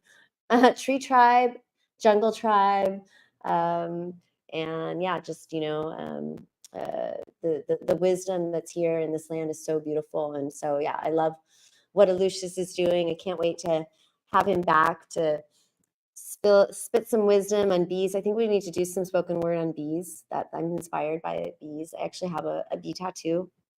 Something we were speaking with Easy in Crypto about, and some of his awesome work that he does, his concerts, and bringing more visibility to art in crypto is amazing. And yeah, let's see here. Who Made in Coins, Leo. And I see some more new people joining the space. I'm going to invite them to come up. Hola, Lian. Anything to add? What's going on with you, or any new thoughts?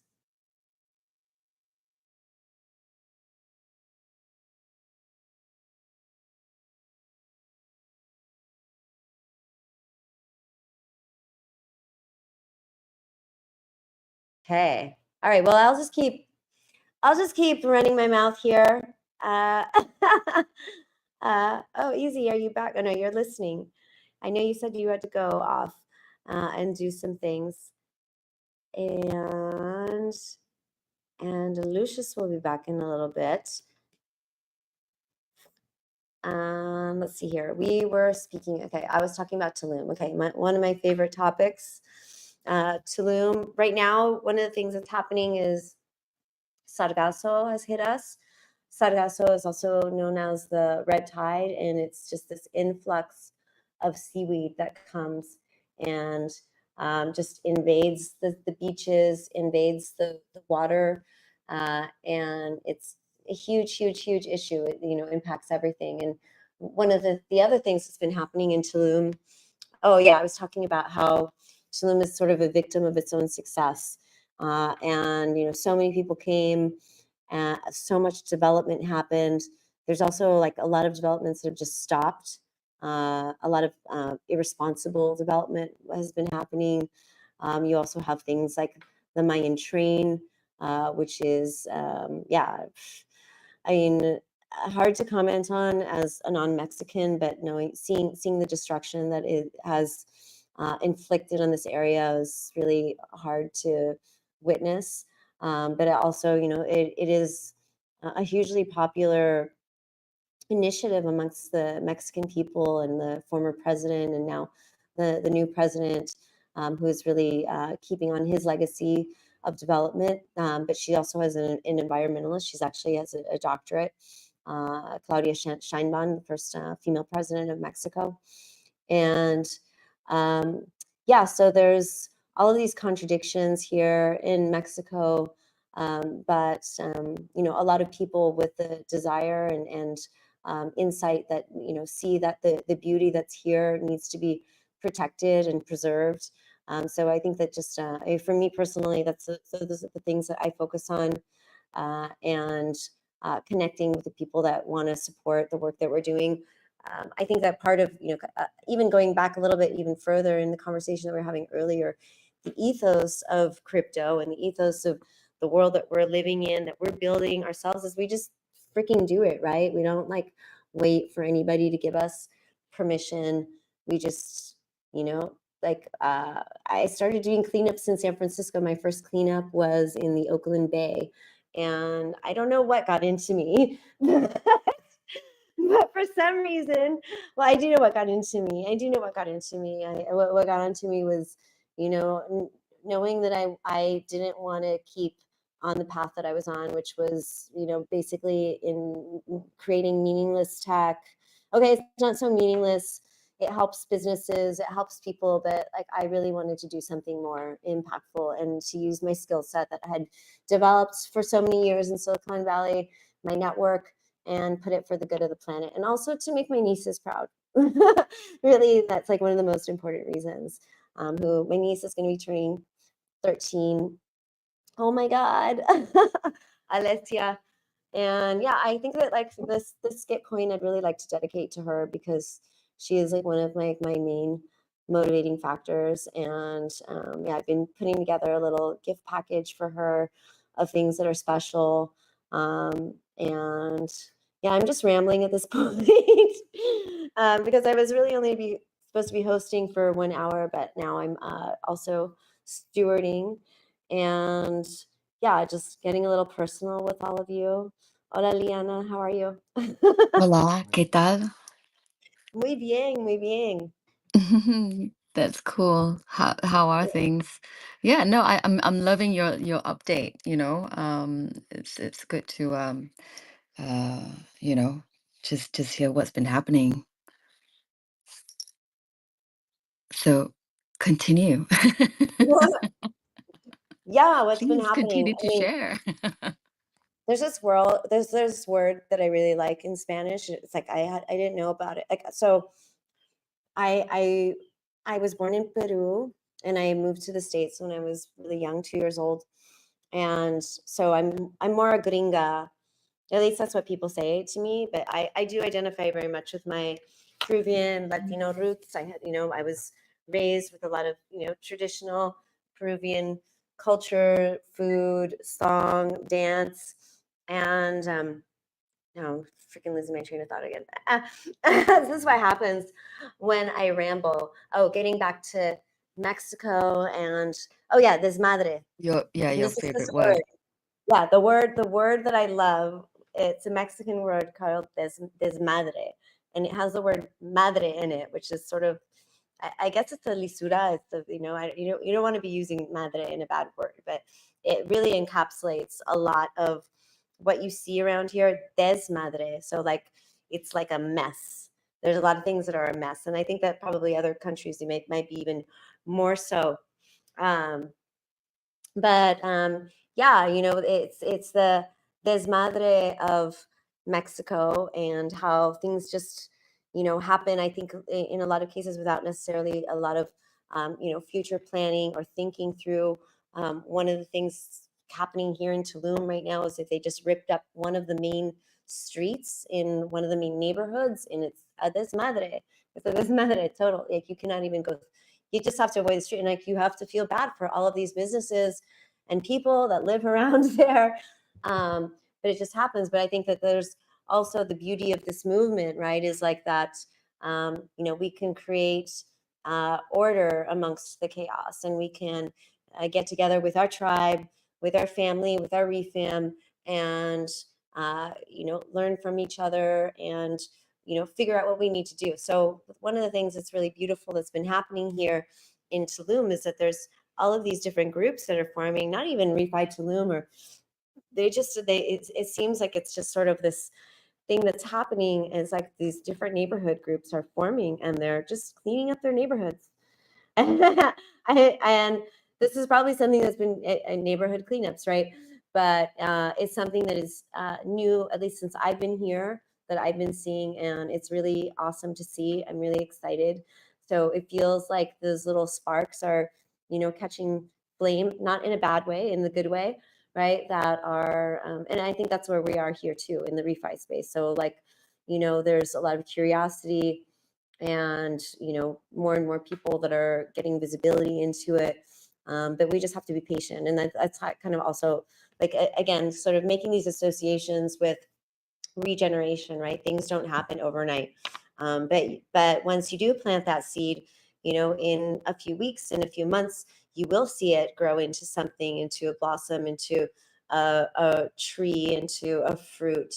And so yeah, I think that's still where we are, and so we're still planting the seeds and learning how to cultivate things so that they grow in a healthy way and in a vibrant way, and then get to nourish us back, right? So that's like, I think we still have a ways to go there, even just in terms of this particular movement being self-sustaining, to be able to feed the people that are doing all the work from day to day, and not burning them out, because I think that happens, and yeah, I think that this is a reminder to everyone that's just that's been in it, that is continuing to build and hasn't left. It's not giving up, because we cannot give up on the planet. Like there's no giving up, right? I mean, I love, okay, mixed feelings about Elon. I know there's a lot of mixed feelings about Elon. Okay, say a request. Who's requesting? Yay, Lucius. A lot of mixed feelings about Elon. Um, I see some of the things that he's doing good. I don't know what his motivations are. I think the Mars thing is a bit misguided. That's just me.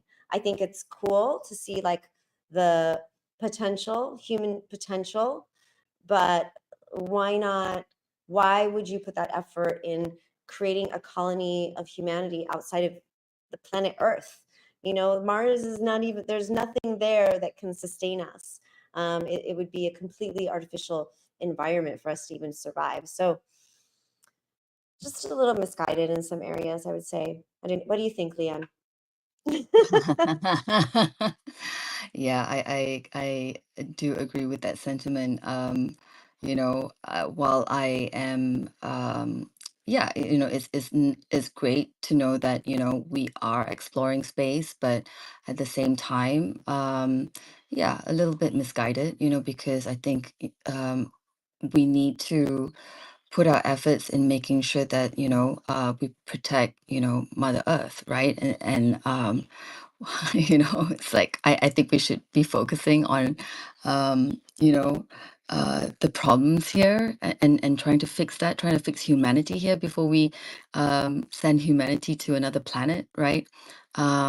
Because same thing's gonna happen. If we don't fix our planet, right?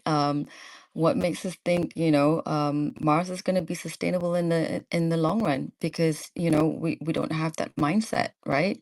And yeah, and just fixing our world, and there's a lot that we can do, and there's a lot we can still fix. Yeah, absolutely. Yeah, 100% with you. All of those billions. I mean, it's cool to see a rocket come back from space and be caught. I think that's an amazing feat of humanity. But then, I mean, what the heck? What did we just discover under the Egyptian pyramids? And what is that technology? And what have we lost after all of those, thousands of years? That like to take those funds exploring Mars and to try to understand this technology that actually existed here on Earth, and what was it they were doing. I mean, wow. Incredible. I want to explore that more, and I want to know how we can apply it to our work here now, what we're doing. So yeah. But Aloysius, hello, welcome. Are you here with us now? What's been happening in your world? And let's talk about some bees. Hello, hello. Now I'm finally um, stable. Hello, Liana. Nice to see you here. Hey, how's it going? It's been a while. How's it? What? Sorry, How's it going? Sorry, I've got growing? my. You mean growing or going? I think the Grow Yes. Police is still not entering to the scene. I think it's today. Well, I think it's tomorrow, actually. Yeah, but yeah, all good. I mean, everything is fine. We're very happy. There's a lot of things growing on, and yeah, looking forward to continue. Yeah, no, that's cool. And Sandra, to your point, right? Like, I think we're also living in a time and space that's really defined by both tradition and innovation, right? And I think, as we navigate through like the complexities of like, I don't know, AI and um its impact on our societies, we do need to ask if, how do we integrate like everything to ensure that it serves humanity and respects the interconnectedness of all life, because we do have a sacred responsibility to Earth, to, you know, to be caretakers of all that is here, right? And that means the plants, animals, minerals, human beings, and all life as it was, as if they were a part of ourselves. And yeah, I think it's really how we utilize the plants, animals, and there are so many gifts, right? That we should handle with care. Yeah, absolutely. So well said. So well said. And so much still to discover in this planet, right? Like, let's talk about bees, Aloysius. What are you discovering about bees, those beautiful little creatures that buzz around and give us beautiful fruits to eat every day? Well, so the thing I've discovered now, and I kind of suspected a long time ago, but now it's true, is that everything is a process. Everything is part of a process. So now, for example, we set our bee attractors, which is our way to to uh, to get as much as biodiversity of stingless bees as possible. And we found that there's many of them are still not inhabited, but some of them are already inhabited by very strange things. For example, number one is Euglossa viridissima, which is like a solitary, super cool, beautiful bee. If you don't know, if you haven't heard about it, search it in Google. The image, this bee is beautiful. I It's think actually you have to spell it out for us, and or maybe put it in the garden. just fine. Yeah, I'll make a post on that more in detail. But now the name is Euglossa with double S viridissima, like super Okay, viridi. let's see if I can find it. I don't know how to say it, but yeah, and that bee is like a is considered often is not as solitary, but it's also not as a completely social bee. It's kind of in the middle. It has like their colony is like 15, 30. I mean, depends of course a lot in many factors, but it's not a big colony, and they are the ones responsible for vanilla pollination in the wild. So it's a very important, I mean, of course all bees are important, but this is a very interesting bee, right? Because no, who would know that it's this beautiful bee, the one that pollinates vanilla in the wild. So yeah, that's something, one of the things I learned is that most of the times you will get the Euglossa viridissima as a solitary bee in your attractor because they are very versatile in their environment, and they are like they're super easy going with that, right? Like they find a very small spot, they put um their first like eggs over there, and they just like develop a little bit there. So yeah, most of the times, and that's what our local ally told us, is like you will get a lot of euglossa, so don't get worried about it. And the other part, which is also super interesting, and this is I think the main like the main lesson here, is that everything is part of a process. And in I think in seven attractors, I don't have the exact number yet, but let's say let's in seven attractors we got ants. And in the beginning, I was like, "Oh no, I wanted bees. Why are there ants here?"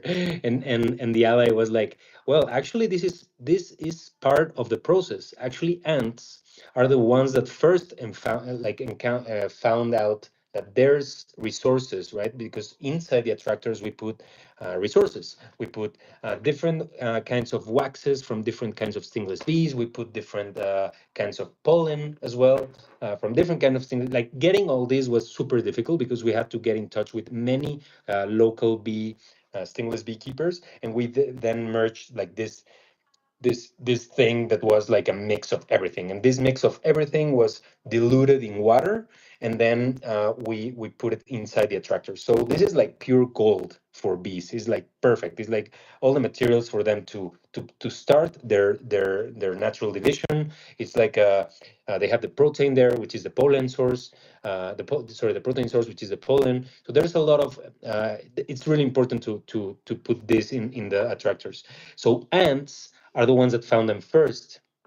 That doesn't mean it's a lost battle, because when ants enter, of course, ants enter and go out, right? Like the attractor is designed for an insect, for the bee in this case, to enter and go out, because that's how natural division occurs, right? It's not a trap. It's not that they will stay there forever. It's only like a treasure chest they find, and they just take profit out of it, and they just divide their colony naturally there, and then it continues to be in a technified hive, but that's another story. So now that ants are inhabiting these attractors, of course they're they're walking around the jungle smelling like wax and pollen, like super hard. So it's like, all the bees are starting to see like, whoa, what are these guys carrying? So let's kind of follow them. So according to our ally, this is part of the process where bees will get to know better the location of the attractor thanks of the smell that the ants carry once they enter to the attractor. So yeah, I mean, let's see what happens, right? Because the important part of this, and this is like the crucial thing, is that we set the attractors before and during flowering season, because flowering season is the party of pollinators in the jungle. They go crazy. Actually, when we went there to monitor all the attractors, you could listen in the canopies of the trees that there were bees all around. So that was also good news because the local ally, which is our good friend, and he's always with us in these adventures, and he was like, man, it's just about it's just about time. It will just take a few more weeks, and all the attractors will be for sure inhabited. Listen to this, and we just took a moment of silence, and it was like all the way up, and wow, that was super exciting and super nice to know. Also, something that I learned, I mean, I've been learning so many things these days, and life and death things as well. So 3 days ago, I got extremely poisoned by a fruit, and a fruit I was not even aware it existed.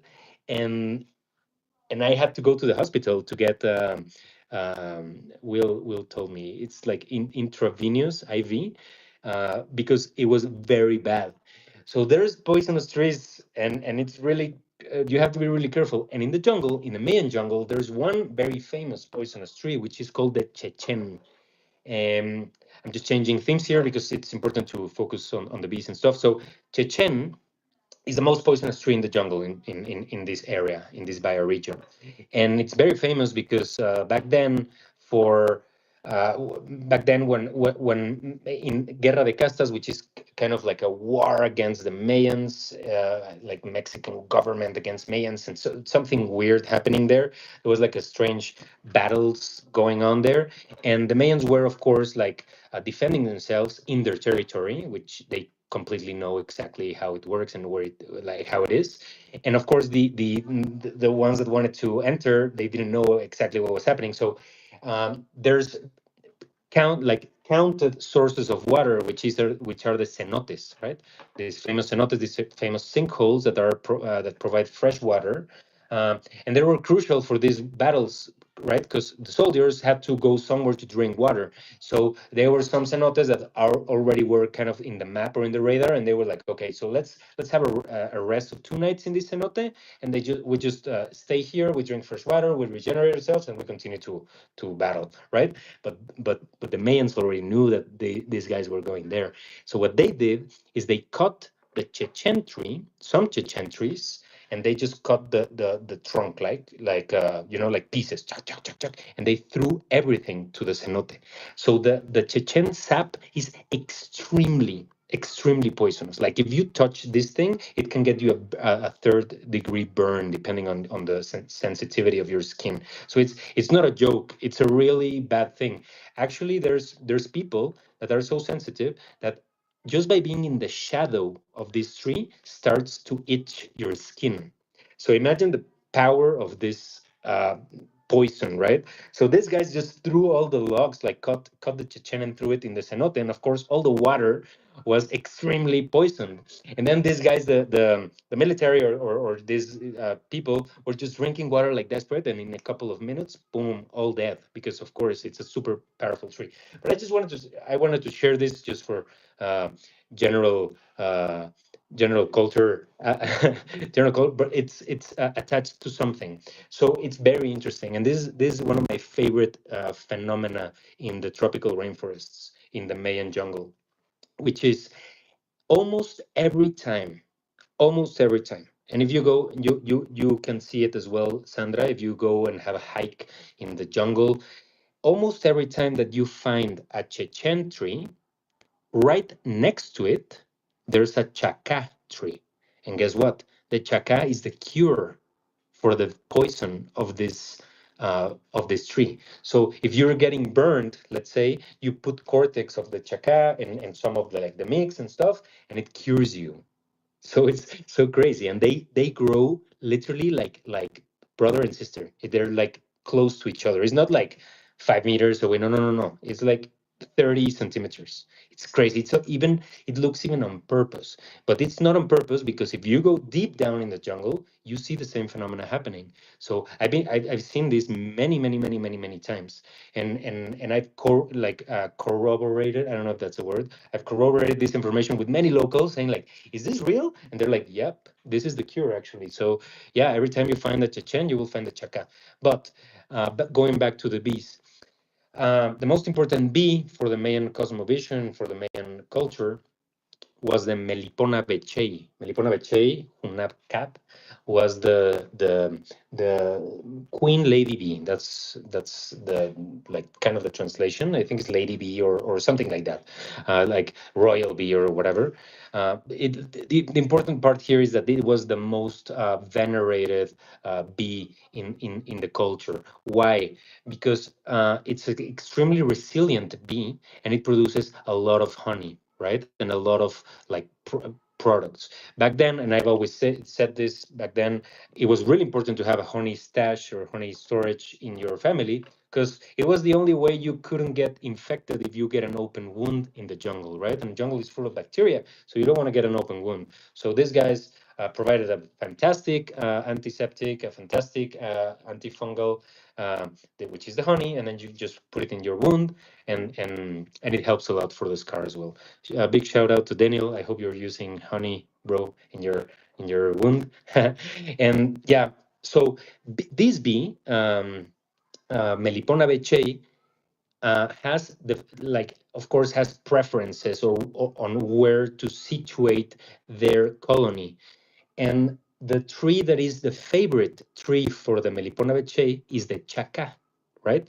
So the chaca, it's medicine, and it's the home of the most important bee for the Mayan culture in the jungle. So that's why I always post this repeated post, that it's trees are are biodiverse multi ecosystems. And it's true. They're the home of many insects. They're the home of many plants, right? They're and we haven't even seen below the soil, which is, there's a lot of things happening below the soil of a tree. So yeah, just Chaca is an incredible tree. Is the home of Melipona becei by excellence. They really select that. And now in flowering season, it's really important to pay attention to Chaca trees, because the Chaca tree has a flower, and it's the flowering season of Chaca. That's that this time that I went to make the monitoring and reporting. The locals were like, "Yeah, Chaca flowering season is already starting, so it's gonna be amazing." So, so it means that we're gonna have bees. I hope so. The deadline, let's say the deadline, if we have bees or we don't have bees, is gonna happen on June, which is the end of flower season. When rains start, we bees tend to go back to their hives, and they just close their hive and just, let's say, quote unquote, hibernate. They just stay inside their hives to protect from humidity, to protect from other insects that are more prominent in humid humid environments. And they can really put in danger the inside of the hive. So when it's rainy season, it's just like, it's over for bees to pollinate and do stuff. Of course, there's some wild adventurous bees, but that's another story. In general, the majority of stingless bees are they just go back to their homes in rainy season. But it's beautiful because you can really take, as a beekeeper and as a stingless beekeeper for many years. I actually have a book here that I found, and I was like, I can't believe I found this book. It's a fantastic book. It's literally a like a collection of all the transcriptions of Madrid Codex. The Madrid Codex, I mean, if you're familiar with pre-Hispanic cultures and Mexico, the codexes were, of course, from different cultures. It doesn't have to be specifically from Mayans or specifically from the Aztecs or Zapotecs or Mixtecas or whatever. They're independent, and it's like different, and they tell different stuff at different stages of time, right? They're not correlated at all, and it's just like stories, and some of them share legends, some of them share their everyday, some of there are manuals literally to do stuff. And in the Madrid Codex, which is I'm so grateful that we're humans, we're very stupid, right? But and this was one of the most stupid times humanity has been, which is the burning of all the information that the Mayans had in a very big fire in Sisal. Sisal is a port in Yucatan in the north of the peninsula.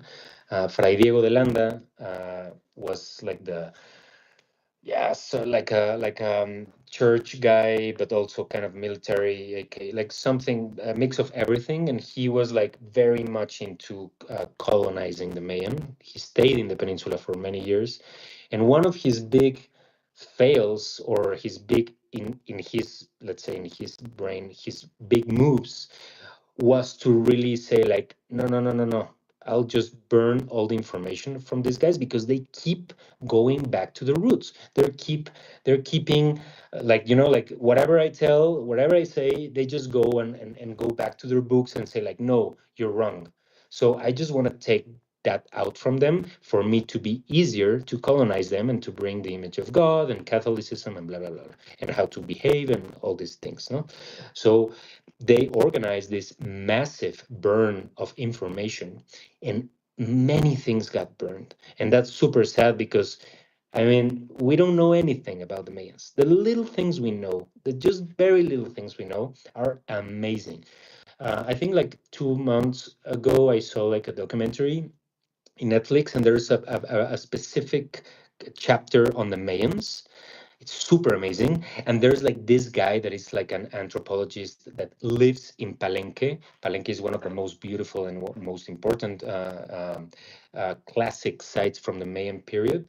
Sorry, Mayan sites from the classic period, most important, Palenque, where they found Pacal, which is the equivalent of Tutankhamun in America, actually. Pacal was like the tomb you wanted to find, and they found it, and it's beautiful. It's in the temple las inscripciones, and yeah, that's the big story, and of course that's it. No, and there's a lot of people paying attention in Palenque because there's a lot of things to see and to observe, from architecture, engineering, writing, and stuff. No, but this guy went all into understanding the Mayan calendar. And I don't want to I don't want to explain right now the Mayan calendar, but what I want to say here is that Mayans were addicted to register um, um, dates because they designed a very efficient way to make big numbers with very little um, um, pictograms or whatever, no? Like instead of putting like 1 0 0 0 0 0 0 0 0 0 0 0, that's 100 billion. No, they did like one one bird and two dots on top. Like I'm exaggerating here, but it's a little bit of the essence. So they've been like, one of the things he said, and I really want to go back to that and really check and make research on that. He said that there's um, registered dates of 3 million years. Like the Mayans were calculating dates from 3 million years ago. That doesn't mean the Mayans existed 3 million years ago. I don't want to say that. But they were saying like there was an event or there was something happening 3 million years ago according to our calculations, that could correlate with the movement of precession, which happens every 26 or 36,000 years, and it's like there's many movements of the earth. It's like rotation, translation, and precession. And precession is like it's like a circle, let's say, within the axis of Earth, and that happens very like in 36 or 26, I don't remember exactly, but that 1,000 years, and they already knew that. So yeah, it's crazy. I mean, Mayans are fantastic, but yeah, I want to go back. What I was saying about the book, and this book talks about the Mayan Madrid Codex, and Madrid Codex has in the end of the codex, the last pages are dedicated specifically to stingless beekeeping. Like that's it. That's what it is. So it's amazing that we can have access to that. And I haven't started, but when I finish this book, I promise I will make a space on all I've learned from this, because just by like checking on what these guys are saying, like the iconography, the dates, the location of the hives, the orientation of the guides, like of the hives, sorry. So it's not random. It's not that you put the hive looking to wherever it goes. No, no, no. It has to look to east. The part comes to west, and like there's symbology in everything, and there's intention in every movement you do with a stingless bee. And actually, there's a lot of rituals happening around stingless beekeeping nowadays. But back then, of course, it was way much more prominent. So yeah, I'm looking forward to really read this book, and I think this will really enrich our common community knowledge, because I love to share this knowledge to you guys, and I love to listen for knowledge from all of you guys, because everybody in this community is fantastic and has a lot of crazy cool things we have a lot to learn from each other. And this would be my apportation. I don't know if that's the word, but I promise I will give you a very nice detail on this beautiful book. And yeah, this is pretty much what I've been lately. The tractors are Amazing. growing on great. Amazing, Alucius. Wow, thank you so much. Such amazing wealth of information that you give us every time you come up on stage. I'm learning about the Melipona bees, which I am enjoying the honey of every day. And yeah, even the whole chichen and chaca tree. I mean, there's so many people that that I know that have gotten injured by that. And yeah, the fact that the chaca tree is right there as a twin growing side by side in these forests is such a beautiful testimony to the way that nature works so perfectly. I'm going to be stepping out of my role here as a steward for Let's Grow Live Radio. It's been so exciting to be a part of this community, and I'm letting the next person come and take over. I believe that is the night owl. So I'm going to be stepping back. Muchas gracias, Alucius, for all of your knowledge, and great to see all of these beautiful faces and profiles in the room here. And I'm going to bow out. So muchas gracias, and we'll see you in the rest of this Gitcoin round on Let's Grow Radio. It was amazing to listen to you, Sandra. I hope you can come through in the next days. We can chat. Who's the next steward, actually?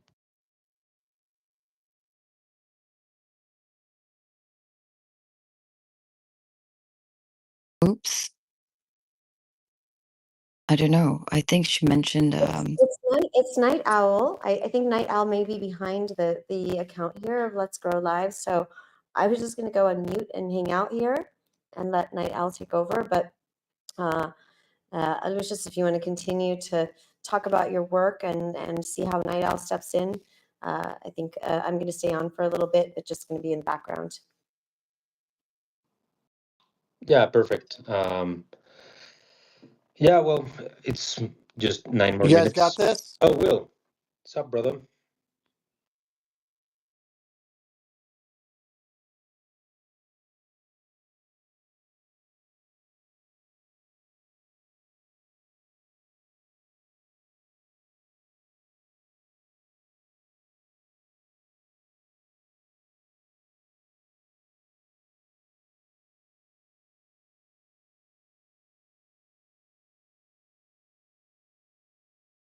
Did everyone get wrecked, or just no one is gonna talk? I think everyone was just kind of waiting. Waiting for everybody. Everybody was waiting for everybody, I guess. You guys are so polite. Like, which places of the world are you from? I love it.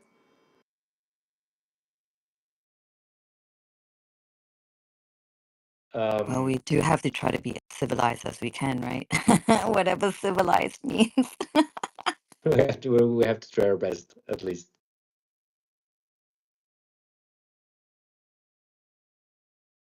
Yeah, but I'm serious. Like, Liana, I think we haven't met before, right?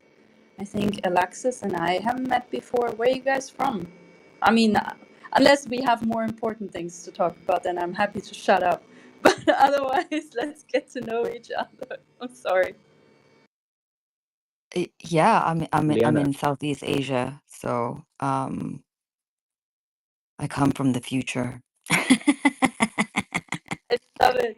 So it's morning for you, isn't that? Isn't that right? Yeah, it's 8:23 right now. Oh, nice. Breakfast time.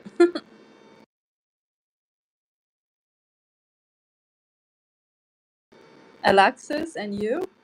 I am from Mexico. Well, I live in Cuernavaca, which is 1 hour south of Mexico City. It's a beautiful place, and yeah, it's very hot right now, and we're very happy living in Mexico. Actually, I don't want to live nowhere else. How about you? You know, I should have guessed because you were talking about the cenotes, and I feel like only Mexicans are talking about this, sadly, because they're supposed to be so beautiful. Yeah, actually, I am a German that lives in Peru, and I'm gonna go to Mexico City for Y Cinco de Mayo. So maybe you will be around. Oh, that's so cool. When is Eid Cinco de Mayo? Is it literally on the 5th of May? No, I think it's from the 1st to the 4th. But it's close enough, isn't it? Also, I think they're planning quite a good amount of events. I just heard some alpha that I'm not supposed to share, but just saying that there's really cool alpha around Y Cinco de Mayo to make you guys all curious. You're such a tease. Yep, I'm known for it. Do you have a little bit more of a just a little bit detailed No, no, no, no, alpha? no, no. It's like something exciting is gonna happen, but I can't tell you. But it's gonna be really exciting, but I still can't tell you. Really Exactly. Yes. It's going to be exciting. super, super exciting. Yeah, no, I was remembering that I'm not supposed to tell anyone, right? When I was about to tell you guys. So more of a self reminder. But yeah, I just think it's exciting. All of these Ethereum events are starting to more or less self organize, kind of like what we're doing here too, right? So I think these initiatives are really cool because you can see the Web3 mindset is kind of taking over. It's no longer just technology or just like imagination, it's actually people acting on the idea of decentralization. So, yeah, kind of cool. You guys are spread all over the world. I love that. But again, I don't. So whoever is now on the Let's Grow DAO account, I don't want to interrupt actual stuff that is supposed to happen because I have no clue about any agenda. Just so we're clear, I'm just talking. The agenda is my turn until the next 4 minutes, but I can easily gronate those 4 minutes just for the vibes, and we can continue um, talking about each other. What do you do? What's your name again? Oh yeah, sure. My name is Stella, and I'm the founder of the Alana project, which is an educational initiative around Web3 for creators. We build products together, and by building products, the people who join learn about Web3 tooling and how to, coordinate as a DAO. So that's kind of like how I started, more or less, to come into Web3. And now I'm the lead steward of Unlock Protocol DAO. I don't know, have you guys ever used Unlock Protocol? Do you know the protocol? Liana's already hearting me. I love that.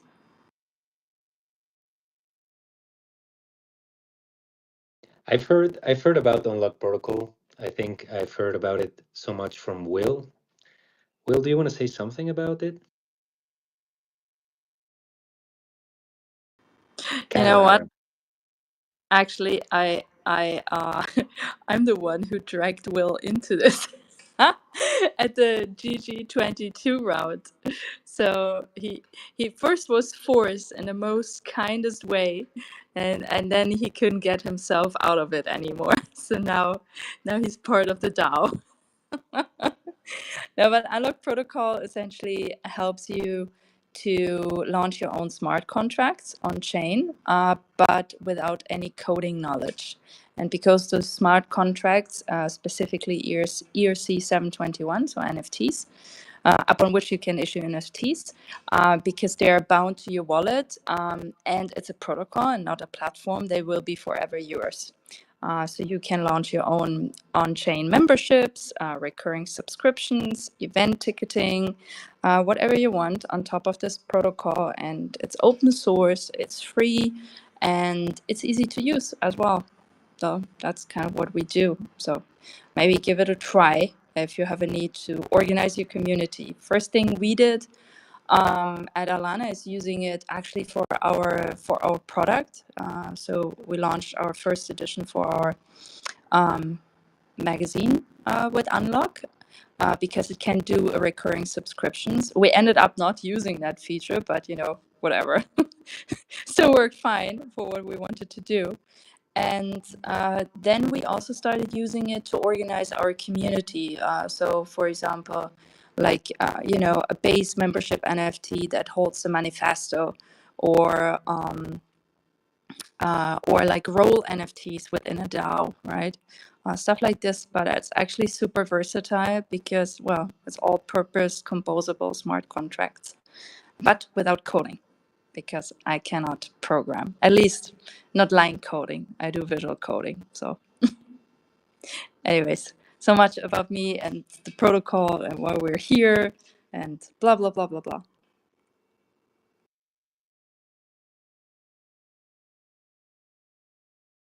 Well, thanks for that, Stella. That's really cool. So I guess if, let's say, if I decide to do an NFT collection to fund initiatives to keep stingless bees happening, shall I do them in Unlock Protocol? Is it a possibility? Like, is there a platform to do that, or how I do it? Yeah, sure. Yeah, you can totally do that. So there's different possibilities, right? So what you can do is just one image for your entire smart contract. That's one option. And then people, so obviously it works differently than if you are doing this on like OpenSea, for example. On platforms like OpenSea, Foundation, you always need to say like how many of these NFTs am I going to pre-mint, right? But on Unlock, because you're the owner of the smart contract, it's essentially mint on demand.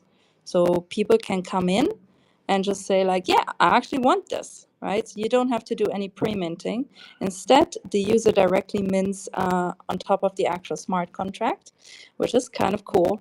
And it doesn't feel it's not technical. It has like a normal checkout URL. So like, from any kind of e-commerce site, you can even price your NFTs in a stable coin. We generally don't really want to encourage that, but it's a possibility. And then my dog is getting cranky. See, I'm mentioning Stripe implementations and he's getting cranky. He knows what's good. And yeah, and the other possibility is you can upload essentially on, something like Pinata, you can upload, I don't know, 100, 200 different images, and you can have the smart contract like cycle through those images. So essentially the user doesn't know what they're minting, visually speaking. It's kind of like, Kid Robot or any kind of these collectible things. And yeah, and that's also a possibility. So you can do it with one image, you can do it with multiple different ones, but it's all possible. Yeah. Wow, that's amazing. Yeah, so I'll Yeah, definitely and I think also with Unlock you can have like certificates. You can create certificates with like Unlock protocol. So that could help with like measuring the impact, right, of and tracking the impact of your bees.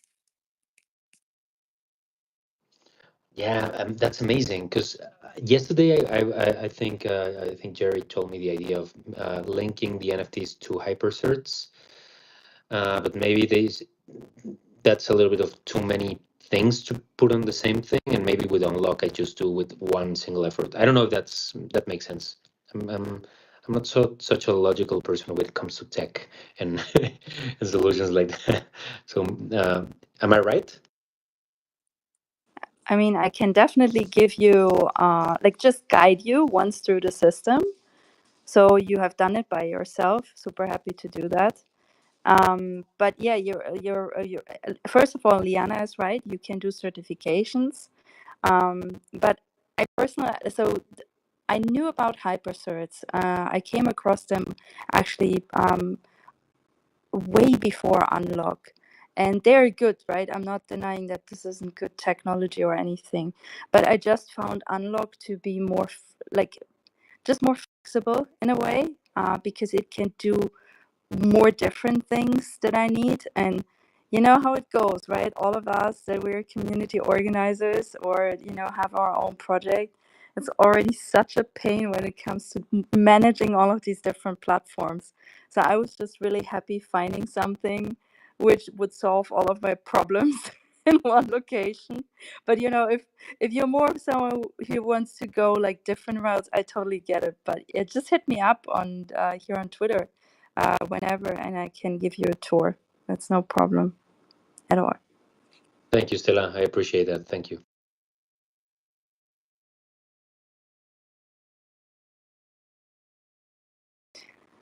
How long have you guys been around today? Because I'm obviously a late joiner. Hey, is Will saying goodbye? Will, you gonna sleep? Ah, don't leave. Makes everyone sad. Look at us. Everyone's sad now. Don't leave. I'm just messing with you. Have a good evening. Bye. So what were one of the like coolest use cases you've heard about today in this space? Is there something super specific that stuck with you guys? I kind Will of joined the space late, so yeah. can Yeah, any me too. Will you guys also joined late, same as me? Okay, so we have no idea. We have no idea what came before us. Is there actually a recording of this entire like marathon of the Twitter Spaces? Just out of Yeah, curiosity.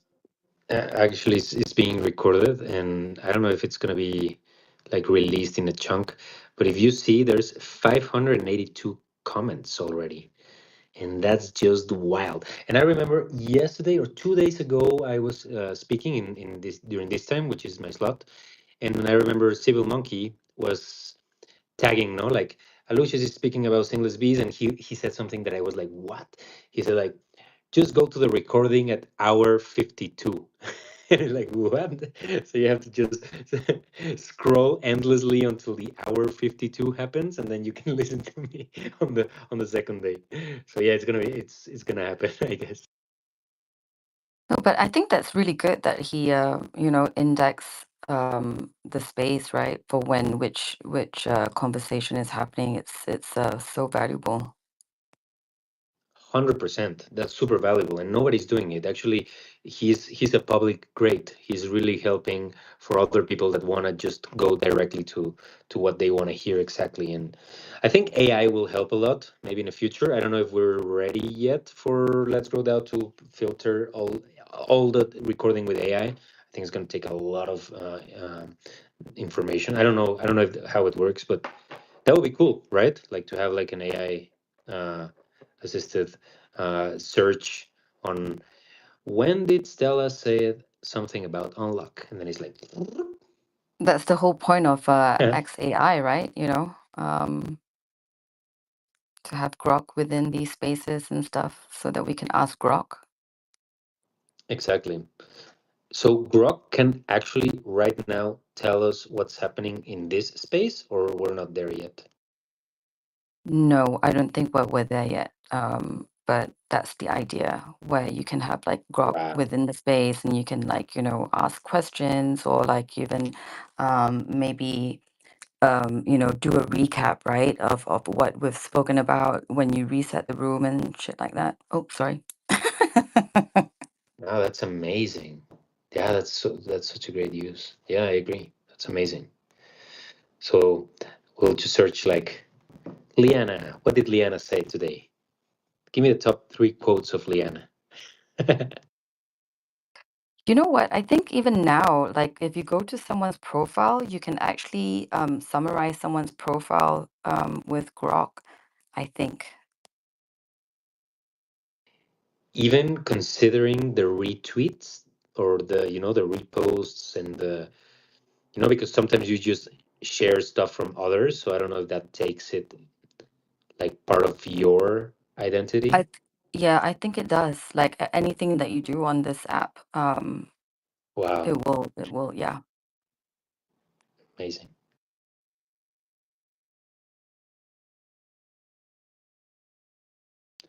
So I think Arturo is next. Hey Arturo, ¿cómo estás, hermano? ¿Qué más? ¿Todo bien? ¿Cómo se pasa? All good, all good. Just saw your nomination, working on it. The nomination? Oh yeah, I nominated you, man. Yeah, it's good, man. It's good for your health, and it's gonna be fun. What you do it?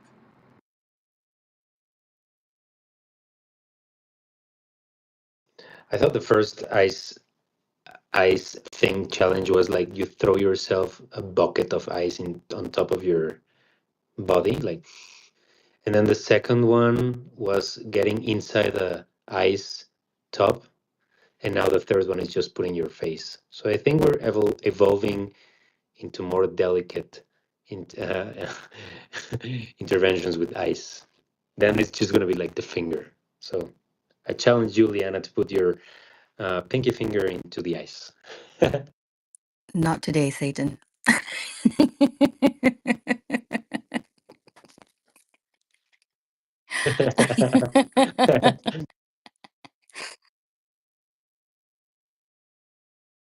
Of course, if I do it, you will be challenged. Yes or yes, you know that, right? Where are you located, Liana? In Southeast Asia. Oh wow, wow. Where exactly? Well, in Malaysia, to be specific. So I'm from the That's cool. future.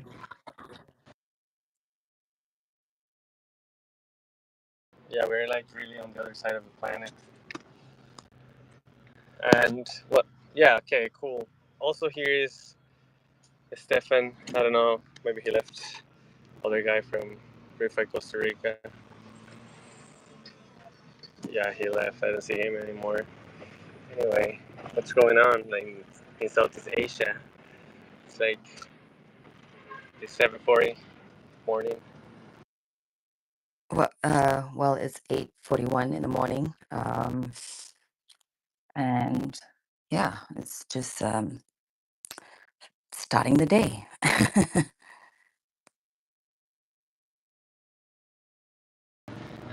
How is the crypto regulation in Malaysia? Can you off ramp and on ramp easily? Is it like integrated already with the bank and you can make payments and stuff like that? No, it's not integrated with the bank just yet, but you can off ramp it through an exchange. Um, but yeah, I mean, crypto is pretty I guess I wouldn't say widely accepted, but it's accepted, right? People are really interested in crypto, and but then at the same time, there's been a lot of scams. So it's not really getting the right kind of uh, PR, I guess. But yeah, it's accepted. Interesting. Yeah, well, hello, welcome, Stefan Telluric Rex. What's going on, man? Hi, what's up, everybody? Finally managed to get online. I don't even have an X app, so I'm just kind of talking through the browser, figuring out how my old school Redmi phone can run X on browser and not crash, but everything's good. Coming out of the gym, so clear body, clear mind. Coming into this space, sure, with a desire to like share a little bit about our project and idea with where to take Refi Costa Rica. We're very excited for all the different prospects, and I'm happy to share some of our wacky ideas and some of our more, traditional, let's say, or conventional approaches to Web3 education. That is also part of the plan. But I'm also coming with a lot of curiosity and kind of what's been running in my mind. And I would love to hear a little bit more about this space. Earlier, I heard the word use cases. And I kind of want to double down on that and ask a little bit more around, you know, two aspects um, of use cases regarding crypto. And if everybody has any information or resources or lived experience in these two areas, I will encourage you to speak and share with us a little bit of how that has been. So the first one is really how to support like really marginalized people that don't have access to either education or resources, where actually like getting food is a difficulty for them, and have we seen any examples about how blockchain technologies can enable that lived experience to be a bit smoother, how can we bring this technology to some of the more in need, if you will, or invisible sectors of society. I'm quite curious around that, and exactly on the same vein. Just so I guess I share a little bit of like what's been on my mind. Um, so, well, I can also speak, or I can say this also a little bit on behalf of Arturo, but we're like big fans and trying to like land, regenerative economic development policies, approaches, educational initiatives, entrepreneurial initiatives. And so I've been reading from this book called From the Outside Looking In, Experiences in Barefoot Economics, from a Chilean economist named Manfred Max Nave. Some of you may be familiar with him. He did a lot of work in redesigning the taxonomy of basic human needs so as to like really not confound them with like human desires. So some form of a real upgrade on like Maslow's theories. And so in this book, he describes a lot of these like regional initiatives to encourage, I hate the word in English, but I will use it. And also the word in Spanish doesn't cut it for me, but it's less ugly, but like campesinos, or like peasant participation, which a little bit refers to my first question about how can the technologies that we are promoting and using support those invisible sectors of society. So this man Manfred talks about how in Latin America in like the 70s and 80s there were these like large what at the time was being called the regional development plans, but today we might call bioregional development plans, with a foundation of building, mutual aid relationships between communities that are what we might call invisible communities, often neglected by the state, the private sector, and kind of belong in the stewardship and care and protection of the commons. How can have we seen any examples of like how these technologies, which of course have a huge component of them regarding governance, support the inclusion and the participation of marginalized communities, particularly those that really do source their livelihoods from their local watershed, and they have that level of intimate relationship with the land, but also, very much rely and depend upon like real human connection and interactability and trust building, but for a variety of reasons, primarily proximity or difficulty of access, oftentimes, you know, have a hard time. We're working on these here, which work on the digital territory. So that's kind of like my what's alive in me. What I am curious to ask this group, what we have seen where blockchain technologies can help us, support the livelihoods of those invisible sectors of society, as well as help us get organized at the bioregional scale around, watersheds. Really, primarily water is kind of what I'm getting at. So yeah, I kind of put it to you all to help me, sort this out, and help me find new avenues of study if anybody knows about it, or just generally if any reactions come about with what I'm speaking. Just putting it to the room, seeing what emerges. Thank you. Yeah, so thanks for that. Well, for me, I've used blockchain technology to fundraise for humanitarian crisis. So, for example, the fall of Kabul, as we kind of watched in disbelief, right? Like how, the Taliban took over, and one of the first things they did was to close the banks, right?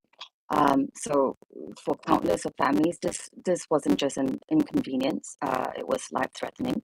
Access to funds, food, and basic survival needs was cut off, and traditional financial systems, like were paralyzed at that time, and humanitarian aid was delayed. So, what we did was we basically mobilize creators in the space, and a lot of artists donated their works, and we did an auction, and so we raised funds that way, and we sent to the people on the ground in Afghanistan, and we managed to feed more than 100 families in Afghanistan for slightly more than 3 months. We resettled key women activists. We got them to safety. We also, placed 16 girls into private higher education, and they graduated last year. All of them. So that was really amazing. And we also put some girls into to learn how to code, right? So these are the things that is already a proof of concept. And we know that it can be done, and it really does help the people on the ground. And it's not just saying like, oh, we're helping these people, and the money doesn't get through to them. So and at the moment, I'm also raising funds for the earthquake in Myanmar, just to help the people on the ground to just get resettled, and also to help with the search and rescue. That's super fascinating. I'm gonna prod a little bit further and ask, could you share a little bit about like the challenges in the Kabul example?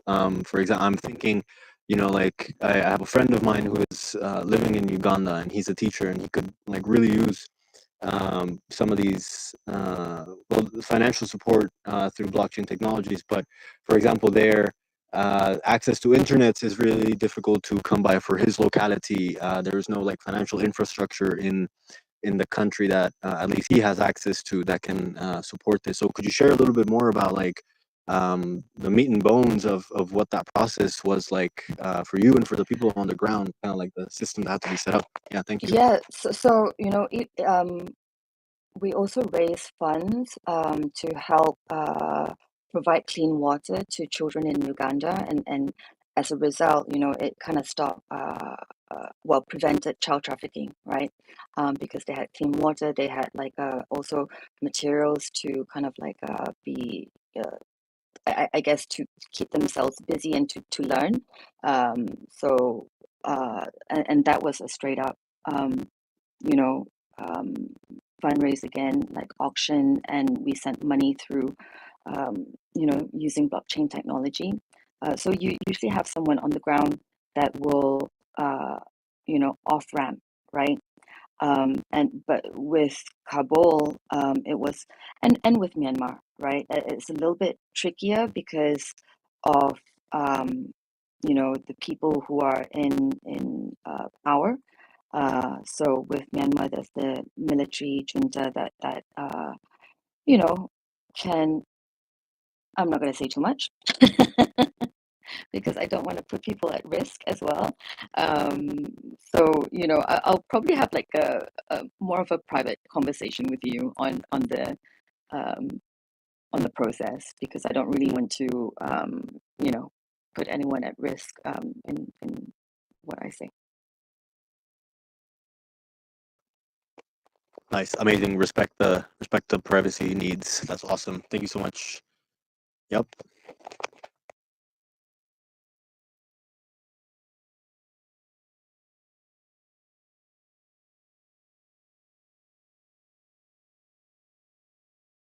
Oh no, is Arturo speaking?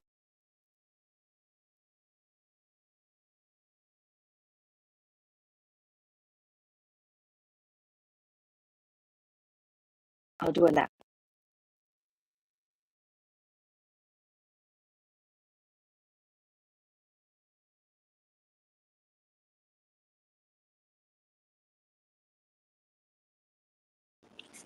I can't hear him either, if that helps. I think Arturo got rocked.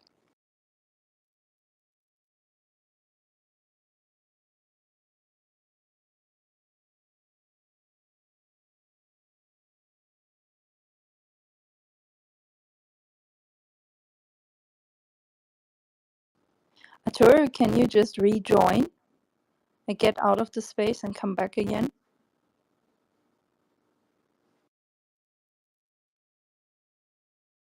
It's so buggy, X. Yeah, it kind of sucks. But it feels there has been no improvement to Twitter X Spaces in years.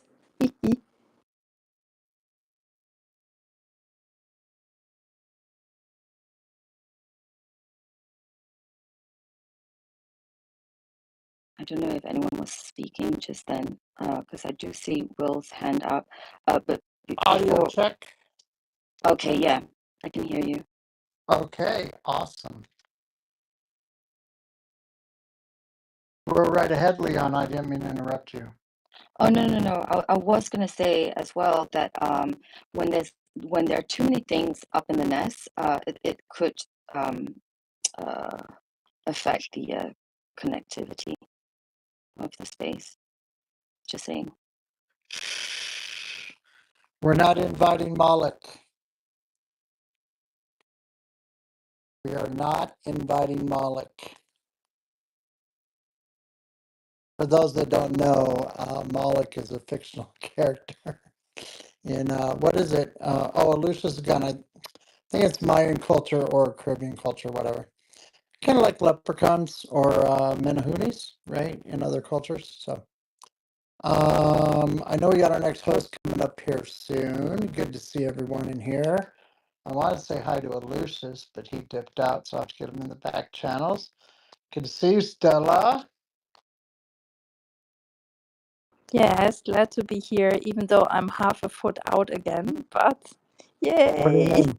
What do you mean half a foot out? I want to have some well-deserved dinner in like about 4 minutes. Oh, well, fine, be that way. Right? I'm such Did a you bummer. miss me today in all the meetings? Yes, I did, but I figured you're swamped with this, so I didn't even try and call. Well, not Isn't that just nice? not just this, but also sleep, because I've Yeah, been that's doing what some, yeah, basically. overnight shifts. I've been doing overnight shifts in IRL, so. Oh no, I'm sorry. That's a lot to Oh, don't handle. be sorry. When I'm full-time Luther, I don't have to worry about that, you know? Well, true, but also, you know. So it's all groovy. So what did you want to know? I heard you asking some questions earlier, like what's been happening today, how long has this session been going on? I mean, not how long the session has been going on, but like Oh, what were everyone's like highlights. But then I learned that Liana and where did he go? Alexis just joined, Lucius. or Lucius, I'm Uh-huh. sorry, That's okay. just joined basically around the same time as me, I guess. So No highlights here. But you've been around for a while, so maybe you can share your highlight of the day with us.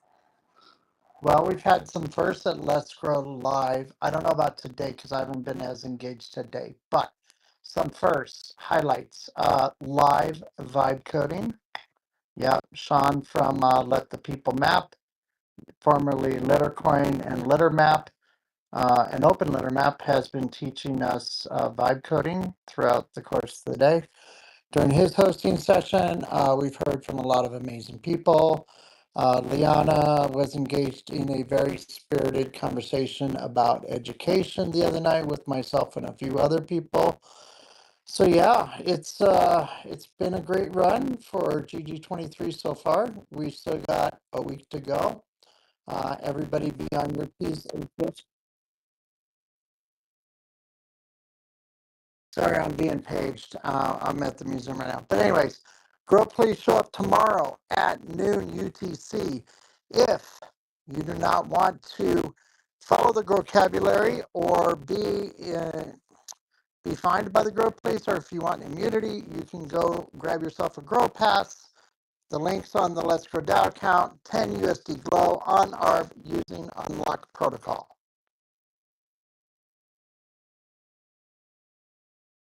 How about that, Stella? That is awesome. That's so awesome. I should get one, I think. I think you probably should.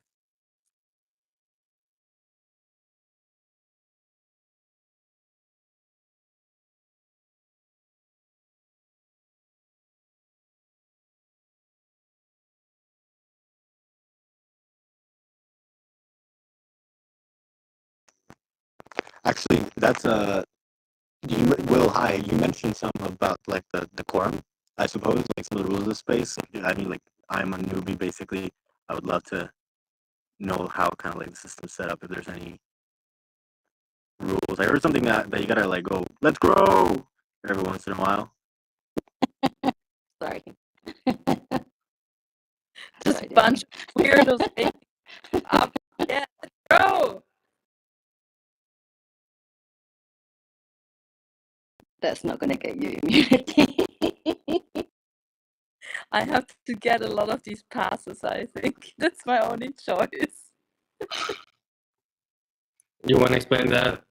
Well, should I? So basically, here there's a vocabulary, and everything that has the sound O, like mangrove, micro, different things in here, we have this vocabulary. So there's the grow police, and when you don't use the proper vocabulary, then you get punished, and every infraction is one USD glow, as I believe. So from tomorrow, Will was saying the grow police is gonna be around, and every time you say, like for example, go instead of grow, you're gonna be fine. Like you're gonna get yeah, you have to pay one USD glow, basically. Okay, that's good to know. Starting tomorrow, I sadly can't join the space anymore. I'm gonna be poor after this is over, man. What the hell? What to Coming grow? to yeah. You mean after this is Grover?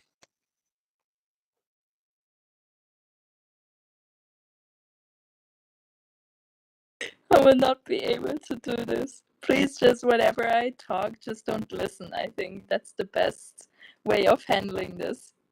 Of grow handling this.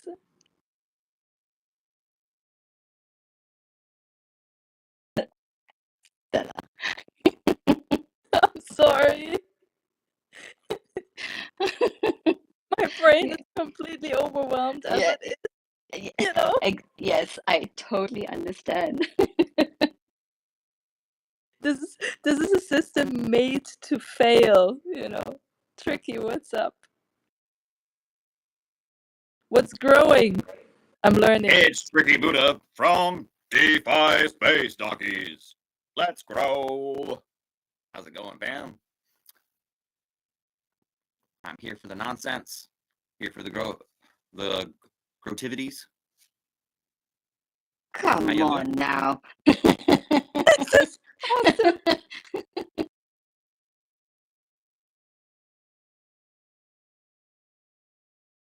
Oh, that one just rolled off the tongue in like a falling down the stairs kind of way. We should have designed the system different. Like everyone who gets it right most of the time actually gets one USD glow. Why isn't the system built like that? Tricky would be a millionaire and I would just make a few coins. But that said, at least we wouldn't be losing. I'm for it. Let's go. It's a work in progress, right? We'll all get there. Yeah, you were just like, let's go. No, let's grow. Ooh, look at you, Stella. Oh, yeah, you're learning. Well, you can also earn here, right? There's gonna be pitches that you have, I think, 69 seconds to pitch your project. And if you get more than 3 hearts, then you get a donation, basically, things like that. Yeah, Will, I see you there. Thumbs up. So pitching our growtastic projects. I'm starting to get this. This is fun. Yeah, I don't know if it works for the word, but who cares? You can try. There's also moments when basically everything turns around to grow the vocabulary. Audio check, 1 2 1 2. We're good. Okay, my apologies, fam. I keep walking around this 80-year-old former U.S. Air Force hangar. My reception drops from time to time. So, what were we saying? Grow Pass? Yes. The Grow Jar, which collects all the fees from the Grow Pass and the Grow Fines, is used to fund public goods as a source of on-chain capital allocation. You're correct. Refi Costa Rica, we will be running the Shillevator. You have 69 seconds to pitch. Depending on the crowd sizing will depend on how many reactions you need to get from the audience. And we will make a donation to your project as long as you get the appropriate responses from the listening audience. USD Glow on ARB, is that an issue, or I heard some rhetoric on that?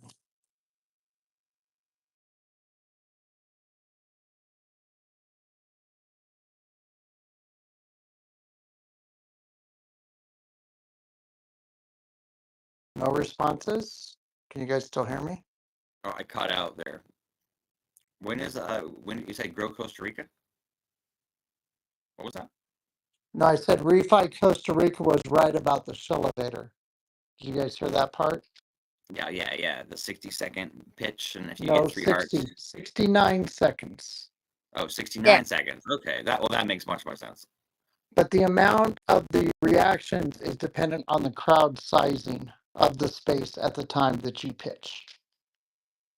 So it's in proportion. Are you measuring size before the 69 or after the 69?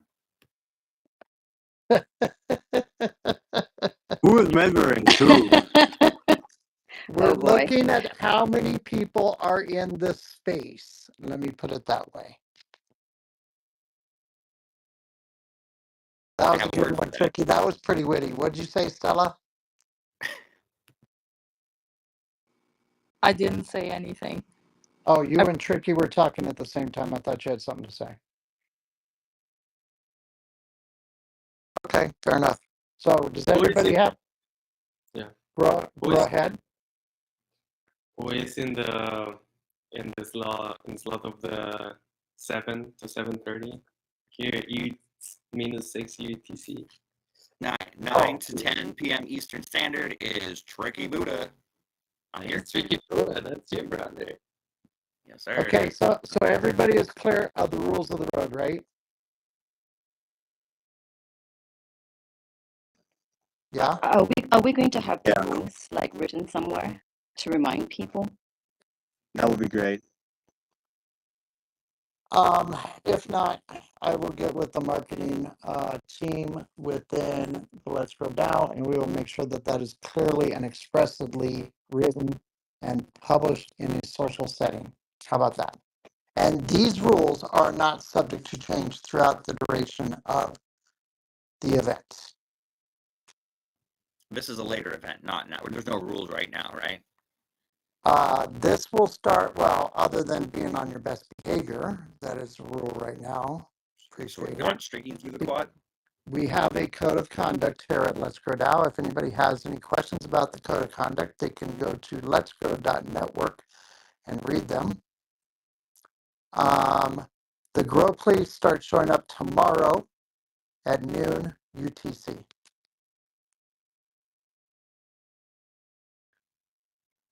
Okay. Before me and Stefan got talked, we were asking the question like how to bank the unbanked, like how to be inclusive with the people that don't have access to technology and even like struggle even to eat.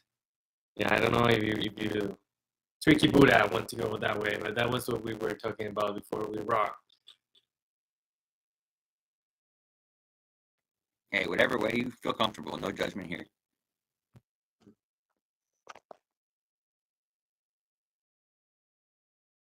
I mean, for me, like to respond to you, Stefan, there's this project that has been running for a while that is called the Grameen Bank, which is the bank in Bangladesh, banking the unbankable. Yeah, I've heard about it. Incredible. Yeah, I haven't seen that on like on crypto, like as infrastructure made for that. I haven't seen. Probably it's gonna show up, or maybe I just don't know about it. And I think also depending on the organization, like Liana was saying before, I mean, you can set up a fund that is for that, which I think many people here do.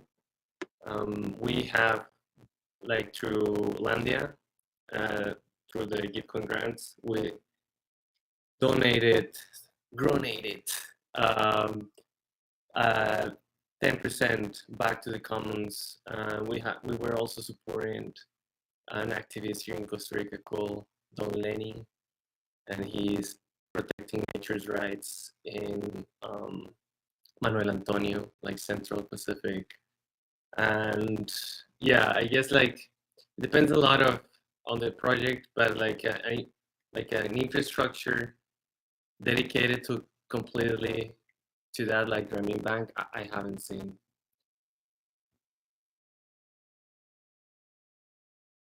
Oh, by the way, with the Project Network, we have a project here with the Clean Wave.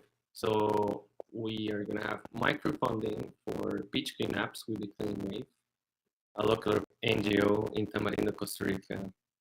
And basically, we're going to be choosing local actors and, yeah, people from the community to be able to access to that microfunding so that the funding goes to the people in the community that live there. Yeah, so this is like something that we're proposing and experiencing with, and there's a lot to be done still. Let's grow, bro. That sounds amazing. I love the idea of a blockchain powered Grameen bank. That's that's a very powerful idea and a vision.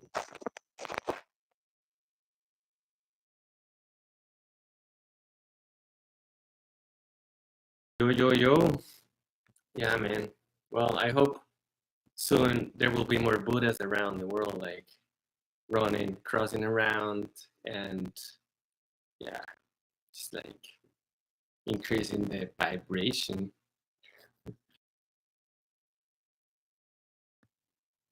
It's all about finding your vibe, man. The more interconnected we all are, the easier it is for us to find our people.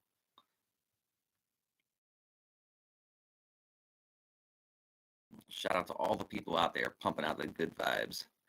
Now's a good time to go and retweet this space, guys. Let's get down there. If you've already given it a retweet, give it a quote retweet. Let them know we are live. We get over 25 people in here. I'll do a giveaway for the room, a little airdrop, and we can see what people are up to on this. What is it? Tuesday night? Oh, I might have to make some tacos at the end of this. Fry up some fresh chips, course, if I get talking about food, we'll lose half the room to Grubhub. So probably just avoid that conversation for now. What up, Tony? Good to see you down there, bud. Yeah, I need to get more involved in the Gitcoin grants. I love seeing all these projects. I've helped donate to a couple, but I haven't been active in like filling out the proposals. I want to do a little butterfly garden in the front of my neighborhood too. I was thinking that'd be kind of cool.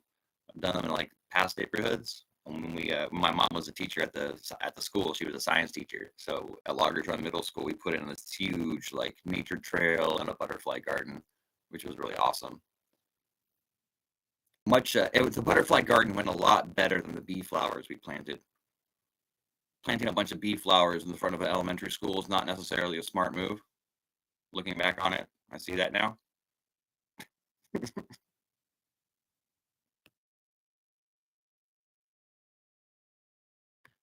Poor kids.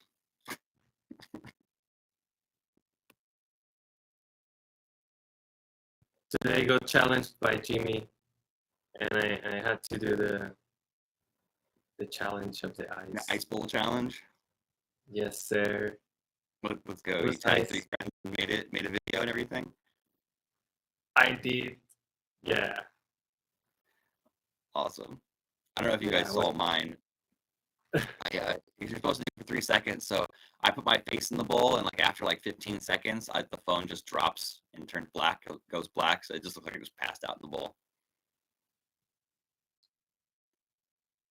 3 seconds is really nothing. At least a minute. Yeah, 3 seconds is nothing. Yeah, I can hold my breath for a good amount of time. So I was like, I'll just put my face in the bowl until I like run out of oxygen, and then I'll let the phone fall so it goes to black. But after about 15 seconds, I was like, damn, this is actually really fucking cold. So I was like, all right, that's enough. So can you let me know what's this challenge? Yeah, refreshing challenge. So you fill a bowl full of ice and water, and the ice bowl challenge, you have to put your face in the water for 3 seconds, and you tag